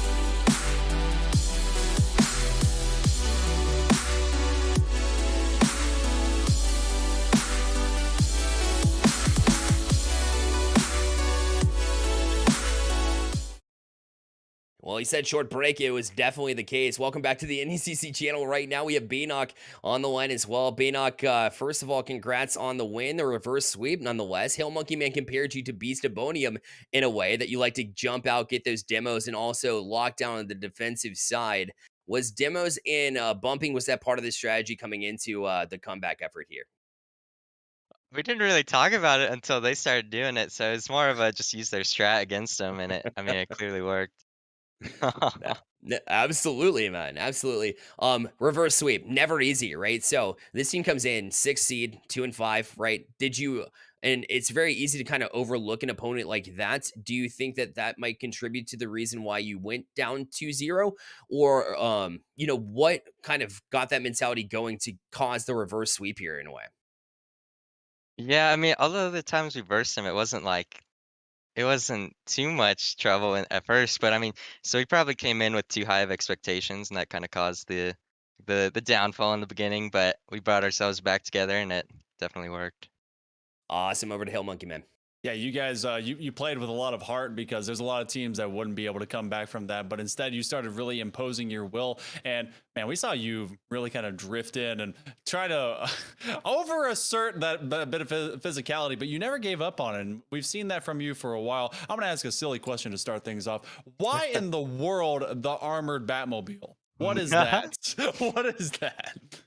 Just not an Octane fan. All these posers, dude. They just copy the pros, copy their cam settings. Okay. Like, what All is right. that? You gotta That's- show off with the Batmobile. That's beautiful. That's, you know, I'm now a big Baynock fan. You know what? I've said it. You know, go Broncos. You guys are great.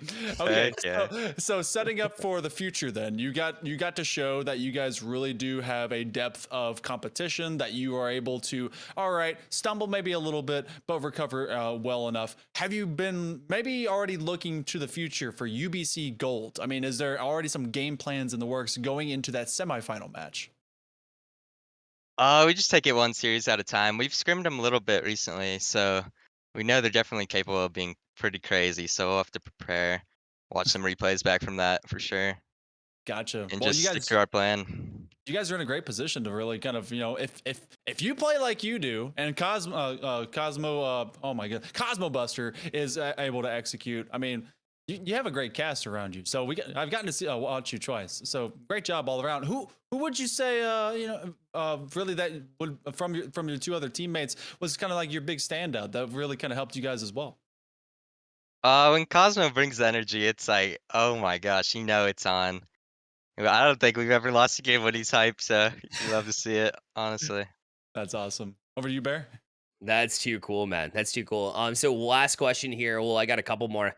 One is going to be obviously with Boise State. They've been pushing their esports program. It's been really impressive to me. I've gotten to actually know the program pretty well through my connection through Stay Plugged In. So love to kind of hear your take on Doc and how effective he's been building this esports program. It seems like it's been growing by leaps and bounds. Oh yeah, he puts in 24 hours a day, it seems. It's so nice having him around. Just being able to talk to him about being on the competitive side, it's so nice because he works with all the Overwatch guys too. So, you know, he just has like, he's so, like, when he says the inspirational quotes, you just know it's time to pop off. So you can't help but love the guy. Yes, he's that other influence as well. And last question is actually an easy one to give me. It's any shout outs you have or any comments you want to leave off with. Big shout out to the parents for watching. Always appreciate it. Much love. Awesome stuff. Well, I appreciate you, Baynock, for coming through the for the booth. Thank you so much, man. Thanks for having me. Absolutely. Well, we'll be right back with the NECC Network. Don't go anywhere. We've got a matchup coming up after the break.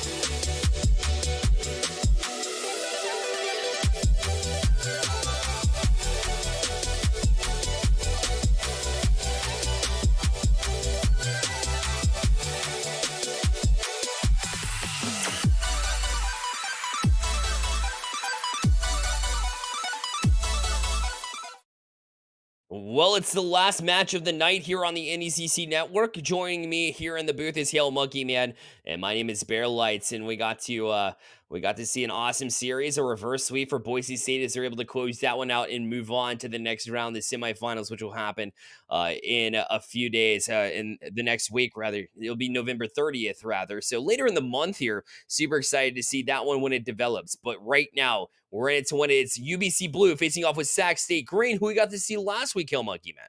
Yes, we did. And, we got to see Sham West really pop off and be able to provide a lot of good profit for this team. But we look at this bracket overall. This is a number 1 versus a number 8. We started our evening, afternoon, whatever you want to call it, off with, I believe, an upset, if I am not mistaken, of the number 8 taking down the number 1. So, we could end our night very much in that same tradition, but UBC...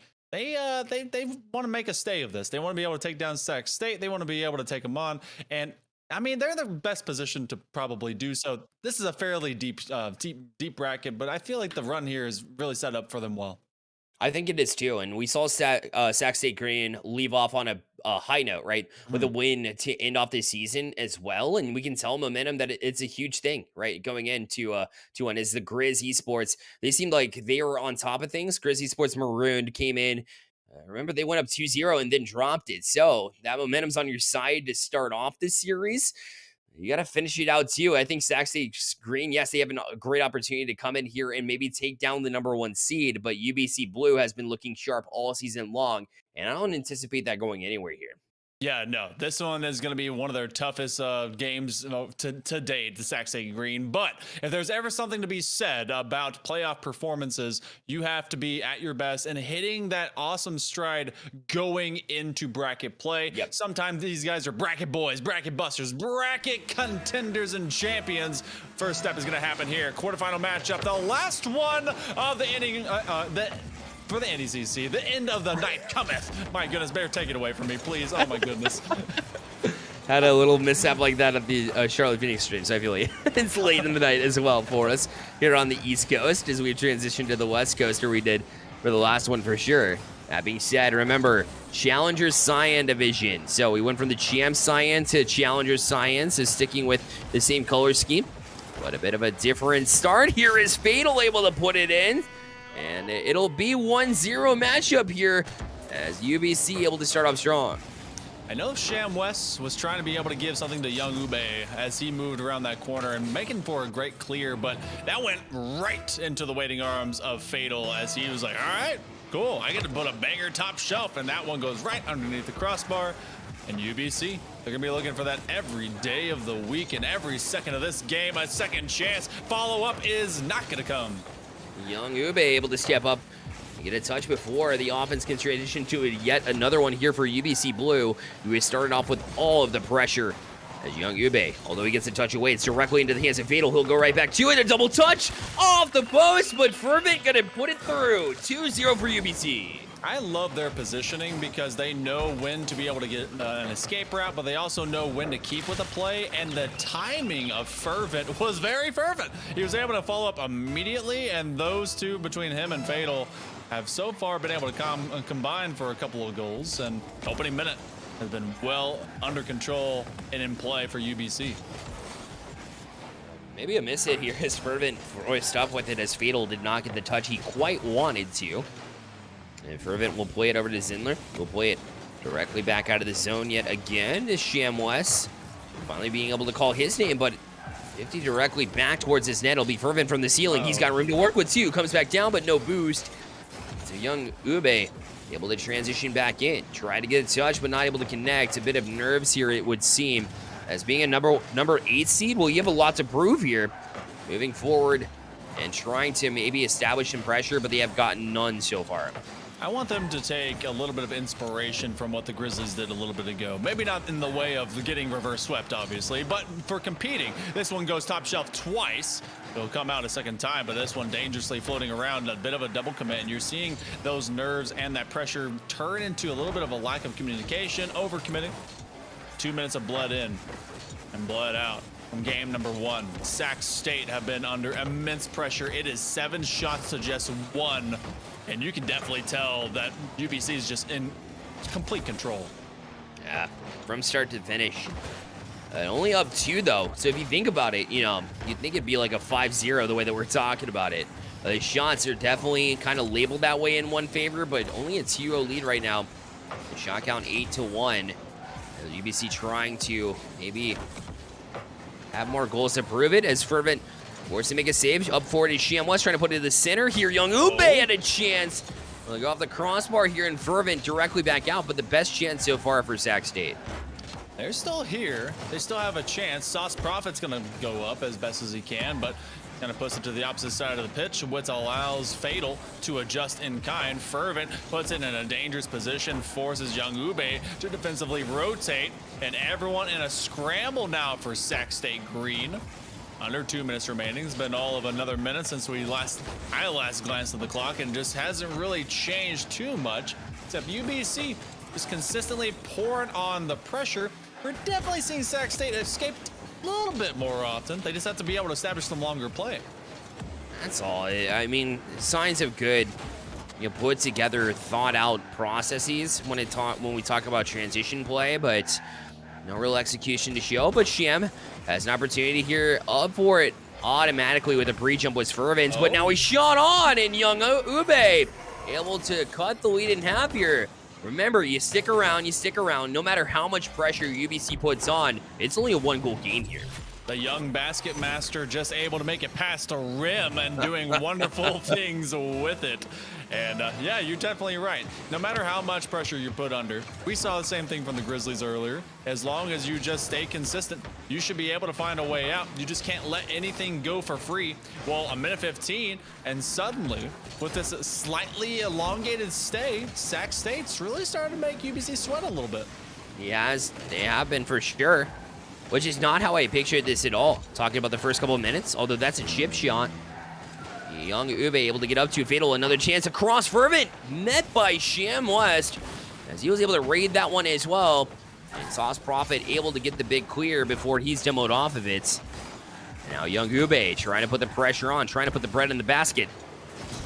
Not quite able to do so. Zindler back down the field. Sham West beat to it. Zindler a chance. He's going to be 50'd as well, and now back down the field in transition, but nobody really to chase it down for Sac State, but a miss here from Fatal. Now Young Ube, he's on it. From the opponent's back wall, tries to come down, get a demo or a bump or something, but it's not to be. Now across, Fatal trying to get to it, 20 seconds left, and the demo should free up some space here for Fervent as we're right back out of the zone. I was kind of hoping, oh, wow, that one may eventually go. He can't quite dig it out, and it is a save. What? I thought that one was going to be secured, but I guess not. Sauce Prophet, he's the last man back. He's going to have to get this touch. It's actually going to be Young Ube. No, the Sauce man, oh, it will drop to the ground. Great defensive display to be able to make that last second stop, but it doesn't turn into a counterplay, and instead, UBC, they will secure this game. Again, you wouldn't have thought this one to be just a 1-point game with what we saw before. No, not at all. 11-6 on the shot counts, but overall, UBC, I thought they were going to run away with this one. Yeah, you feel good because you have the 1-0 lead in the series. I don't feel good overall as far as trying to dominate an 8 seed as a 1 seed right now with the 2-1 victory. The scoreline way too close for comforts. Although Sac State kind of looked vulnerable on their back line there, it was a chance for UBC to close out, and they came close. They weren't able to do so, so I'm not feeling exactly 100% confident here from UBC. We'll see what happens here moving forward, of course, into this next one. I mean, I usually give a little bit of a benefit of the doubt. Like, okay, you put on a pour of shots, just an absolute plethora of them. And eventually they're going to break their way through because they're going to get beyond a defender. They're going to get beyond the rim. But we have seen some teams put on a quantity over quality, and accuracy does stand to have a little bit of issue. Let's see if some of that does connect here for UBC. They put forth their best foot. Man, start the game. Their best front foot forward. There it is. Yeah. Nailed it. Oh my gosh. Although you did not, they did. And we move forward into the next one here. As game 2 underway. 1-0 lead here for UBC. If you're just joining us, we are exhausted here on the NECC Network. It has been great series after great series after great series. And I expect nothing less from this one as we continue forward This will be Sham West. Here we got Zindler able to kind of match that though. Fervent, a chance off the corner, but the shot just goes wide to start things off. Best thing about this for the likes of Sac State is they haven't surrendered 2 goals in this early minute. That has definitely been a massive improvement, but they've been able to really meet the likes of UBC. Remember when they had all those free possessions and a lot of that vertical territory under their control? They had that aerial superiority. Well, it's gone now. Fatal. He was the first one to put on that crossbar shot. So far, UBC, they've kept everything tilted away from them, but they have not seen a Sac State surrendering. Not yet, as they have gone into this full force, but have yet to really, get things going. There's only 1 goal that they scored, which made it close. Yes, their defense has been outstanding, yes, but still, you have to amp up some offense. Maybe you don't. Zindler, though, a shot that's going to go on, so yeah, you will have to amp it up. UBC off to another big start here, 1-0. They were suddenly hunting for the transition play. It's just Sham West a little bit too soon. He thought that one would have been won. Didn't realize how soon Zindler had been able to jump for that ball. So you get caught with your pants down, and sometimes people are going to take pictures. They're going to try to come at you. Sham West, he goes up to that top shelf again. 1.5 minutes and more now through this second game. But Sham West with a chance over the top, and it comes out. Just high from Sham West now as Sac State looking to bounce back yet again like they did in game number 1. Just a little bit high, and those need to go into the back of the net, in the basket, some would say. Now it'll be Fatal. Just kind of leaving it there. Sham West allowed a big hit into the zone. Will waterfall down, but Fatal makes a large read. It'll be Fervent from the sidewall now back out. Late flip will beat one over to Fatal, but Sham West jumped on it. And now we play Pong. And Zindler trying to play out the corner play right into the hands of Fervent, who does get a fake. Will open up the entire side of the field. That's until Sauce Prophet reads it. A couple of big reads both ways have really freed up some space, but UBC still holding on to this 1-0 lead. And Sac State, honestly, they had just encroached a little bit too close. We got to see all 3 cars come in and all 3 cars escape on one of those prior plays. This is a free net, but Fervent, he's going to be there first. Oh, the pre-flip to try and get some speed on it. Connects with the ground, but it's going to be Fatal that drops it over into this upside corner. See if he takes on that 50, gives it away to Sauce Prophet, and a little bit cumbersome and clambering is this defense. Sham West, that was creative there. This is strange. Very acute rotations right around each other, yet they're finding just enough space to be able to get the clear.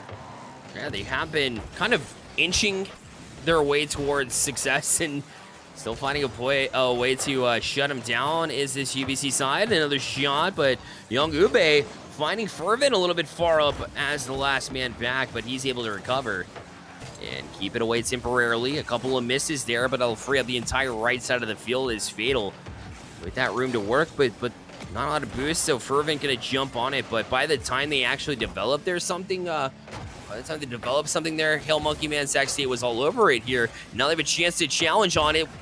Sham West with a chance to try and shoot it back, but wide on the shot, and Fervent allowed the chance to try to step back out. Sham West up for it as well. Although Sac State all over it, not able to get a clean chance. Oh, and this one, that was a nice passing play, but it's going to also result in a demolition. Young Ube trying to get on top of Fervent.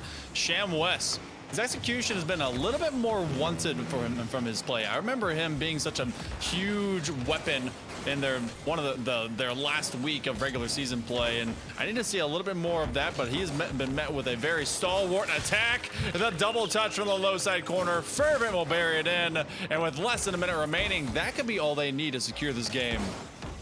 It might be. Zindler shocks Young Ube with the few touches he got off of just flipping left in order to continue the hits along the backside of the wall. It's a good recognition there and setup from the back line of UBC.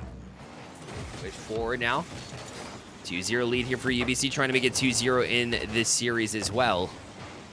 Young Ube gonna stick with this one and play back in. Fervent with a demo as well on the back line. So Zindler pushing back out, 100 boost, sidewall. Let's hit across now, a chance. They'll leave it. Young Ube forced up for this one. We'll play it over to Sham West. They're gonna need a goal here in the next 15 seconds.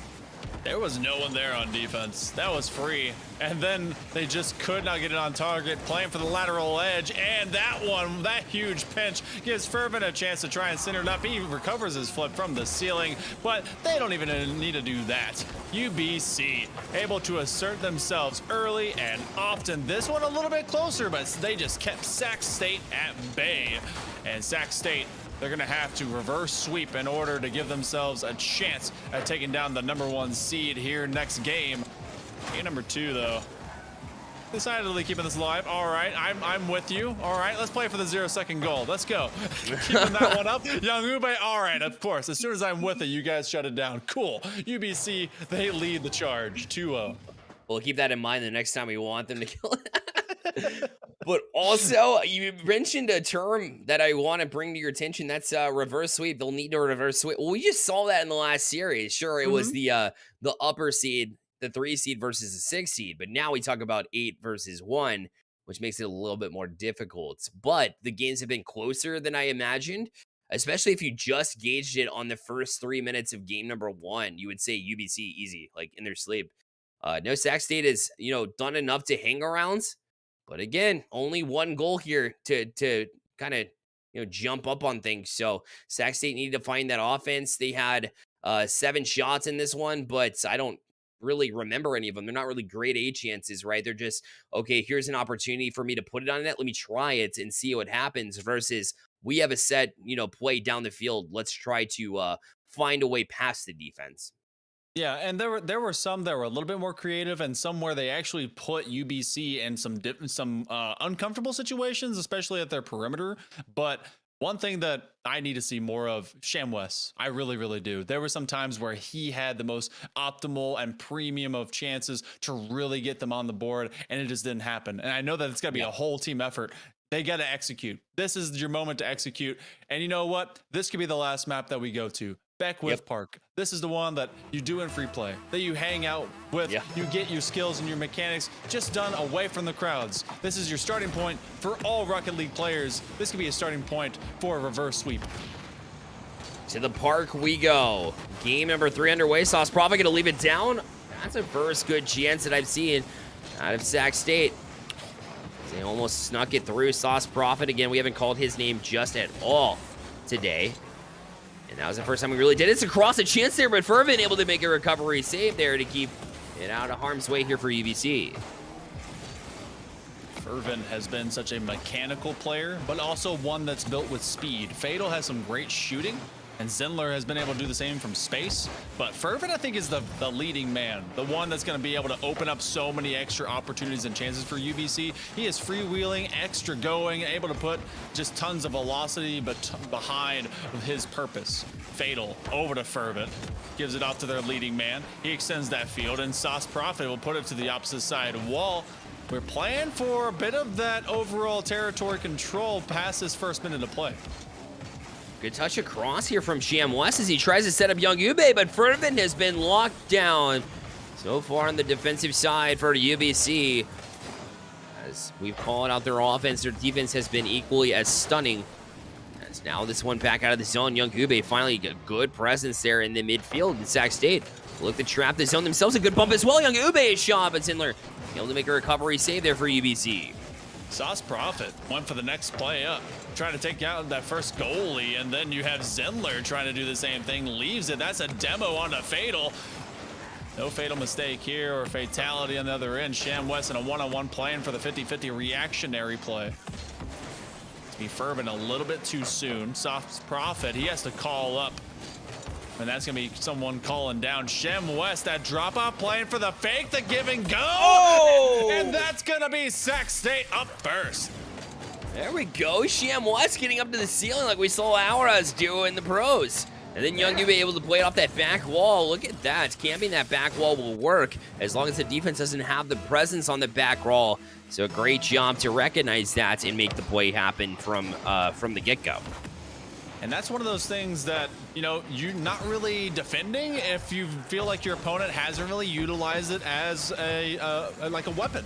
So why would you go for or need to defend anything that hasn't happened at all in this series? So for the first time in a while, they lull them into a false sense of security. They will be punished for it. Bit of extended play. You have to collect this one. Fervent can't quite get the connection. That's going to be Zindler from the sidewall. UBC very slowly but surely finding themselves unable to break through. Yeah, they're looking to find ways around it, but pretty locked down defense. And I think Sac State, you know, we talk about their offense struggling. Their defense, not so much. They've been doing a really good job to facilitate things. A bump off the back line as well, but nobody able to step up. They were too busy getting the bumps in the first place. So maybe a shot would have been a better option than trying to find a pass when you know your teammates are there trying to make the bumps happen. So bit of a miss out there from Sac State, but it won't matter too much as they have the lead here, trying for another goal. Be shut down again. Fervent missing, though. Another bouncer here into the zone where Fatal has to jump up, make that save, and does. But now Sham West to throw back in. Some established pressure and some offensive presence. Trying to look to convert here on the offensive side for Sac State. Sac State chasing everything down that they can grab, and just like you were talking about, their defense has limited only 2 goals from UBC each game before. They've been able to really just keep this this offense that's been led by a very fervent to be able to just, you know, not find much more than a couple.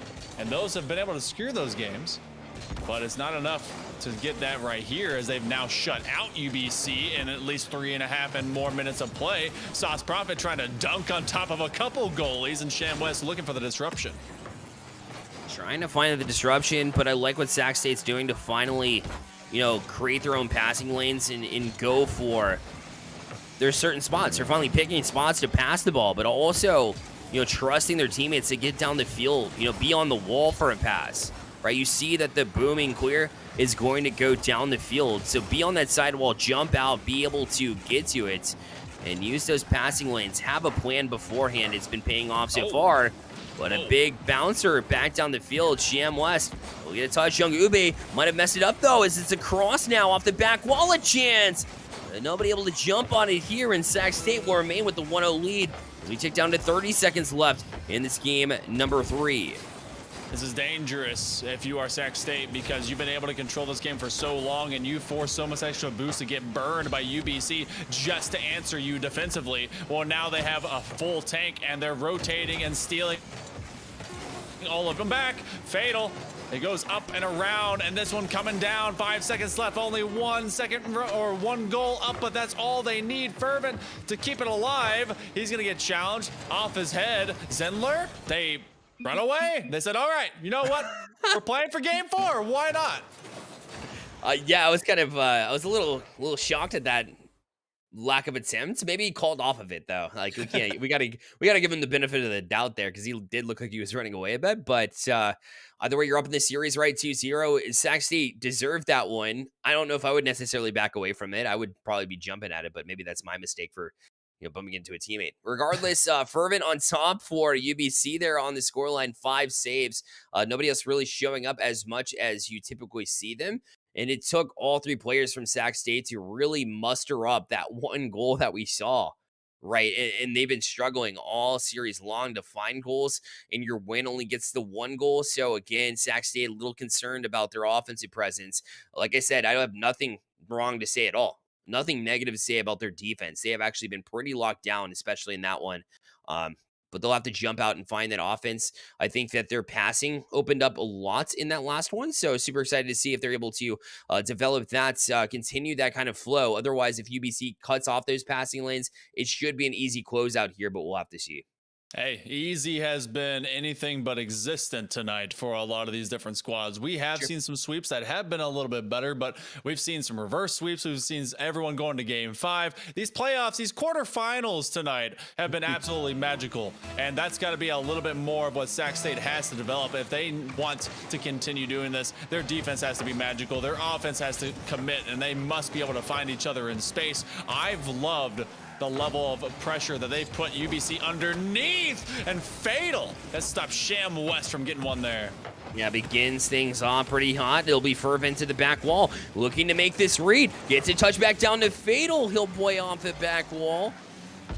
Fervent kind of struggling to get up on it. And Zindler going to say, hey, I got this. I'll bump you out of the way instead to try to get on that ball. It worked out for him nonetheless. That looks like me trying to rotate, but I know Fervent's way better than that. Going for the musty pass. Fervent just can't quite center that one up. It's still a lob, but everyone's on the escape route, and now Fervent left by himself. Very calm about it, though. He's got a full tank of boost now as he's able to go to the corner. He had 5 of the 7 saves and 3 of the 5 shots for UBC in the previous game. He's going to be the biggest reason they're successful, but they have to be able to get some support around him from both Fatal and Zinler in this game. Agreed. You see the mechanics coming out of UBC, and that's a danger zone here for Sac State. Is that shot on one? A save there. Young will be able to get that recovery save. Fatal to jump back on and go sideways. But now it's heating up for UBC. You see the mechanics, their confidence rising a little bit. You got to shut it down, get the first goal here if you're Sac State. And this might be it. A good passing play, but they miss on that side. And now the counterattack. Fervent, a shot. Oh, and it's off the backside car, but Fervent, either way, was able to snipe it top shelf and put him in that awkward spot. Young Ube had the presence of mind to, instead of, because of his late angle earlier, back pass it to Sham West, who just couldn't connect, and then they just weren't able to stop that crossbar shot from going on and in after maybe a little bit of an assist there. But you know what? Shake it off. You got to be able to move through. 1:40 has moved through. Looking for the redirect. Young Ube up already. Sauce Prophet will make the catch. That one will be a little bit of a line drive. Goes right back into the waiting arms of Zinler. Sauce Prophet chasing after it. And I like that Young Ube is not leaving Fervent alone. He's really trying to get in his face. Yeah, it's trying to be pesky, right? You get into their minds, and this has really been kind of a brutal night here for all teams, where bumps, demos, get in their face, make sure they don't have room. It's been a very pesky kind of play from all teams here. As they beat into on the back end was UBC, but they're not able to capitalize on it. So a touch away from Fervent.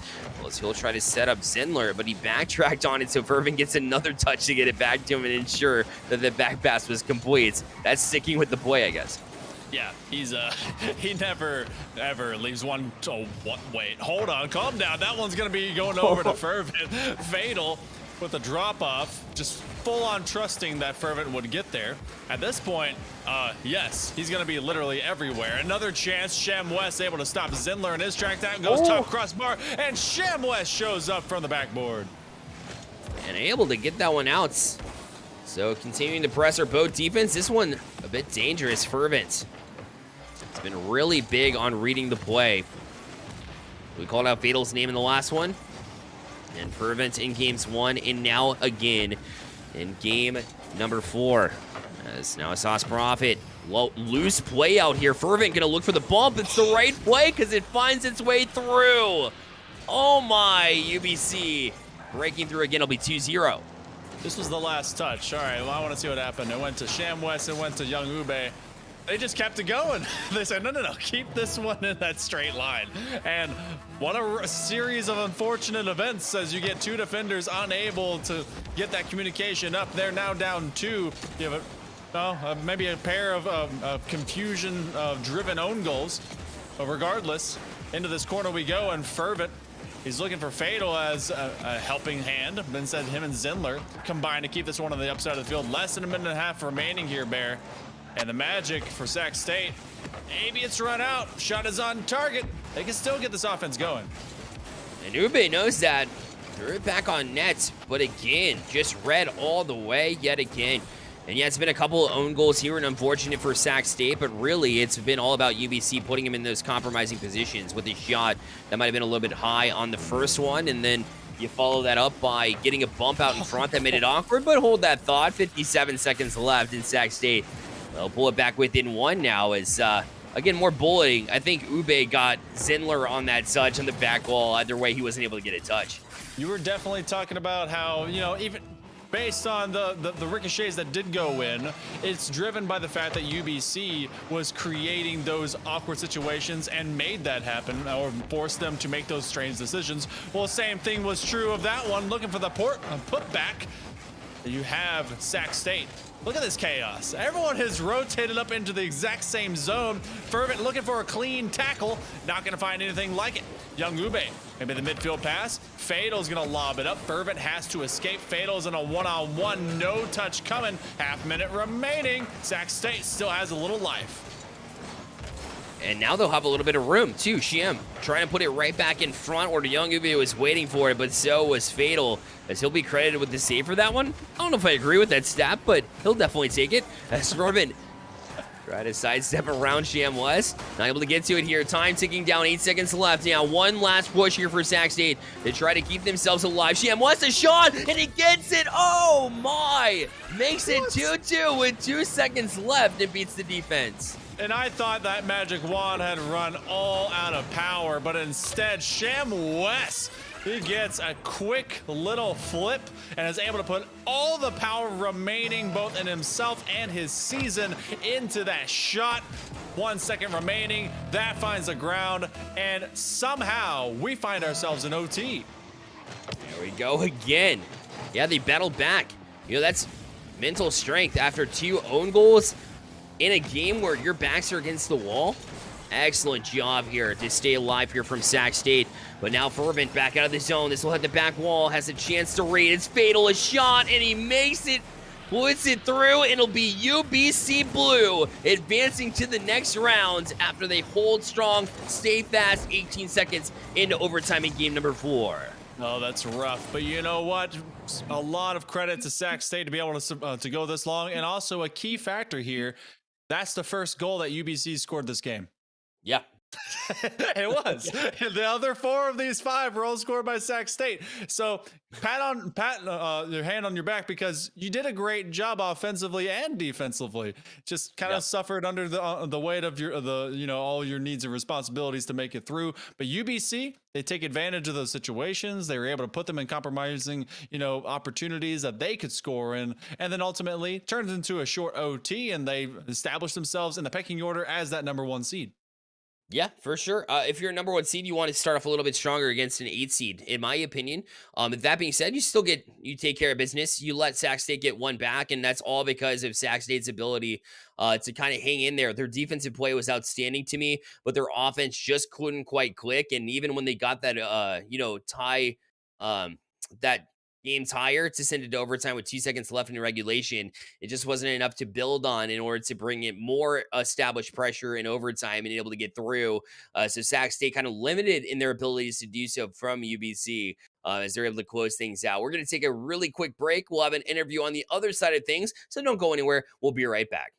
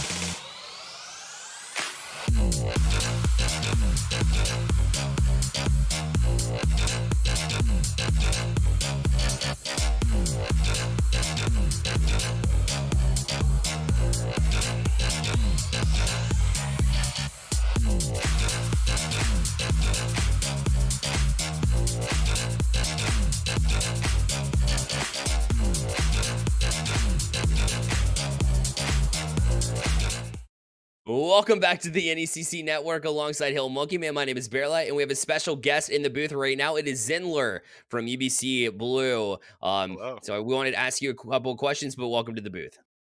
Yeah, thank you. Glad to be here.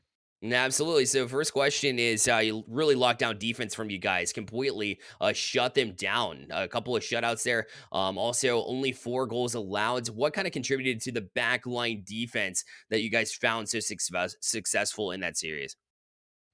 Yeah, we started off just kind of playing our game, and then eventually we started focusing more on like first replacing third, and I think that really helped our defense overall. The other team also started playing a lot quicker after the first couple of games, which made it a lot harder to play them. But yeah. Definitely. And sometimes it's easy to overlook a number 8 seed.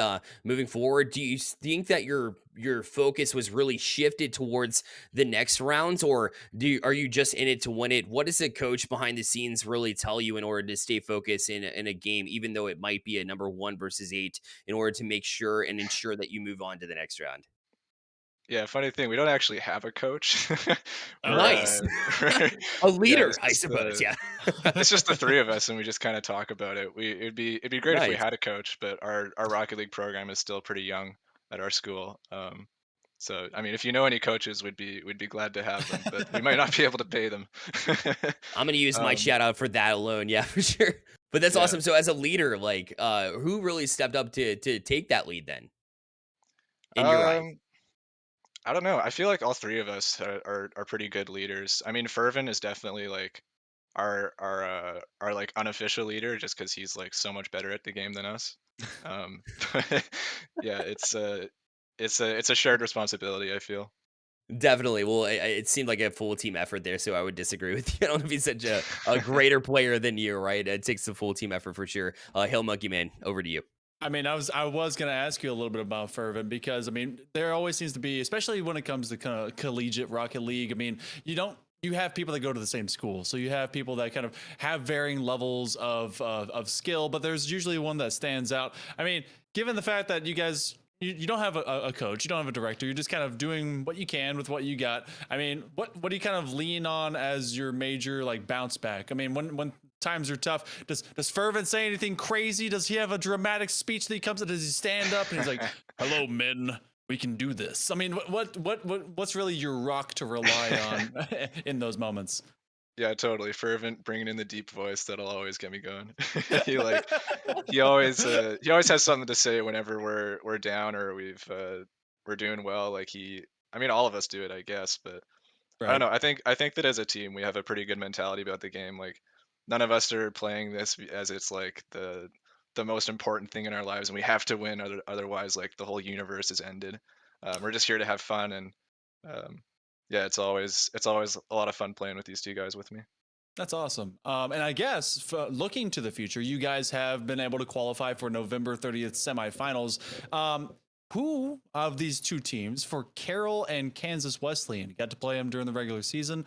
Who would you either want to play, or who do you think you're going to get to play? It's number 4 versus number 5. I mean, is there inclination towards one team or the other? Yeah, that's tough.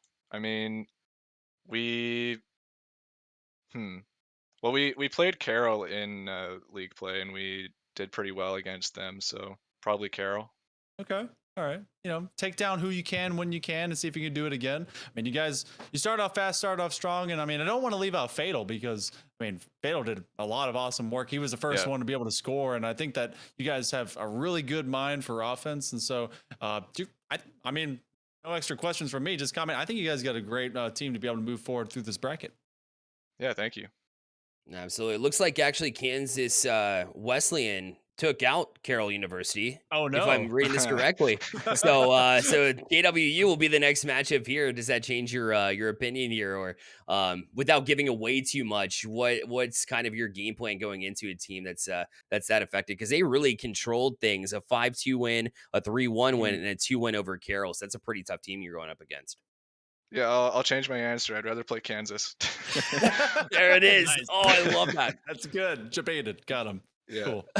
No, I don't really remember how they play. Maybe if we get some time before the 30th, we'll be able to look over some replays. And I feel like we try and focus more on just improving as a team.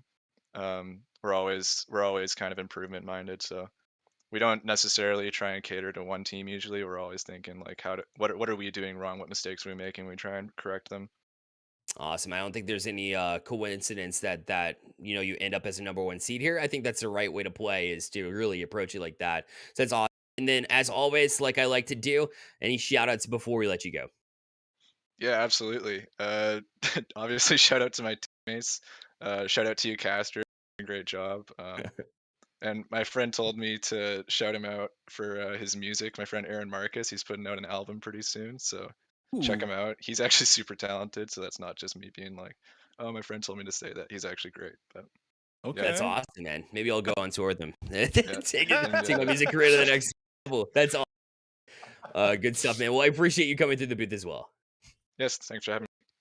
Absolutely. So tomorrow is Rainbow Six Siege here on the NECC network, so you don't want to miss that, but it is actually going to start at 6 p.m. Eastern, not 5 p.m. So if you're confused to why it's not beginning, that's because it's a bit of a later start time. So join us then on this channel. Again, it's the NECC network. Again, you can find me on Twitter as well at BearLike Gaming. Again, Hail Monkey Man at Hail_Monkey Man on Twitter as well, so you can keep up to date with all the latest news. Thank you for joining us at home, and we'll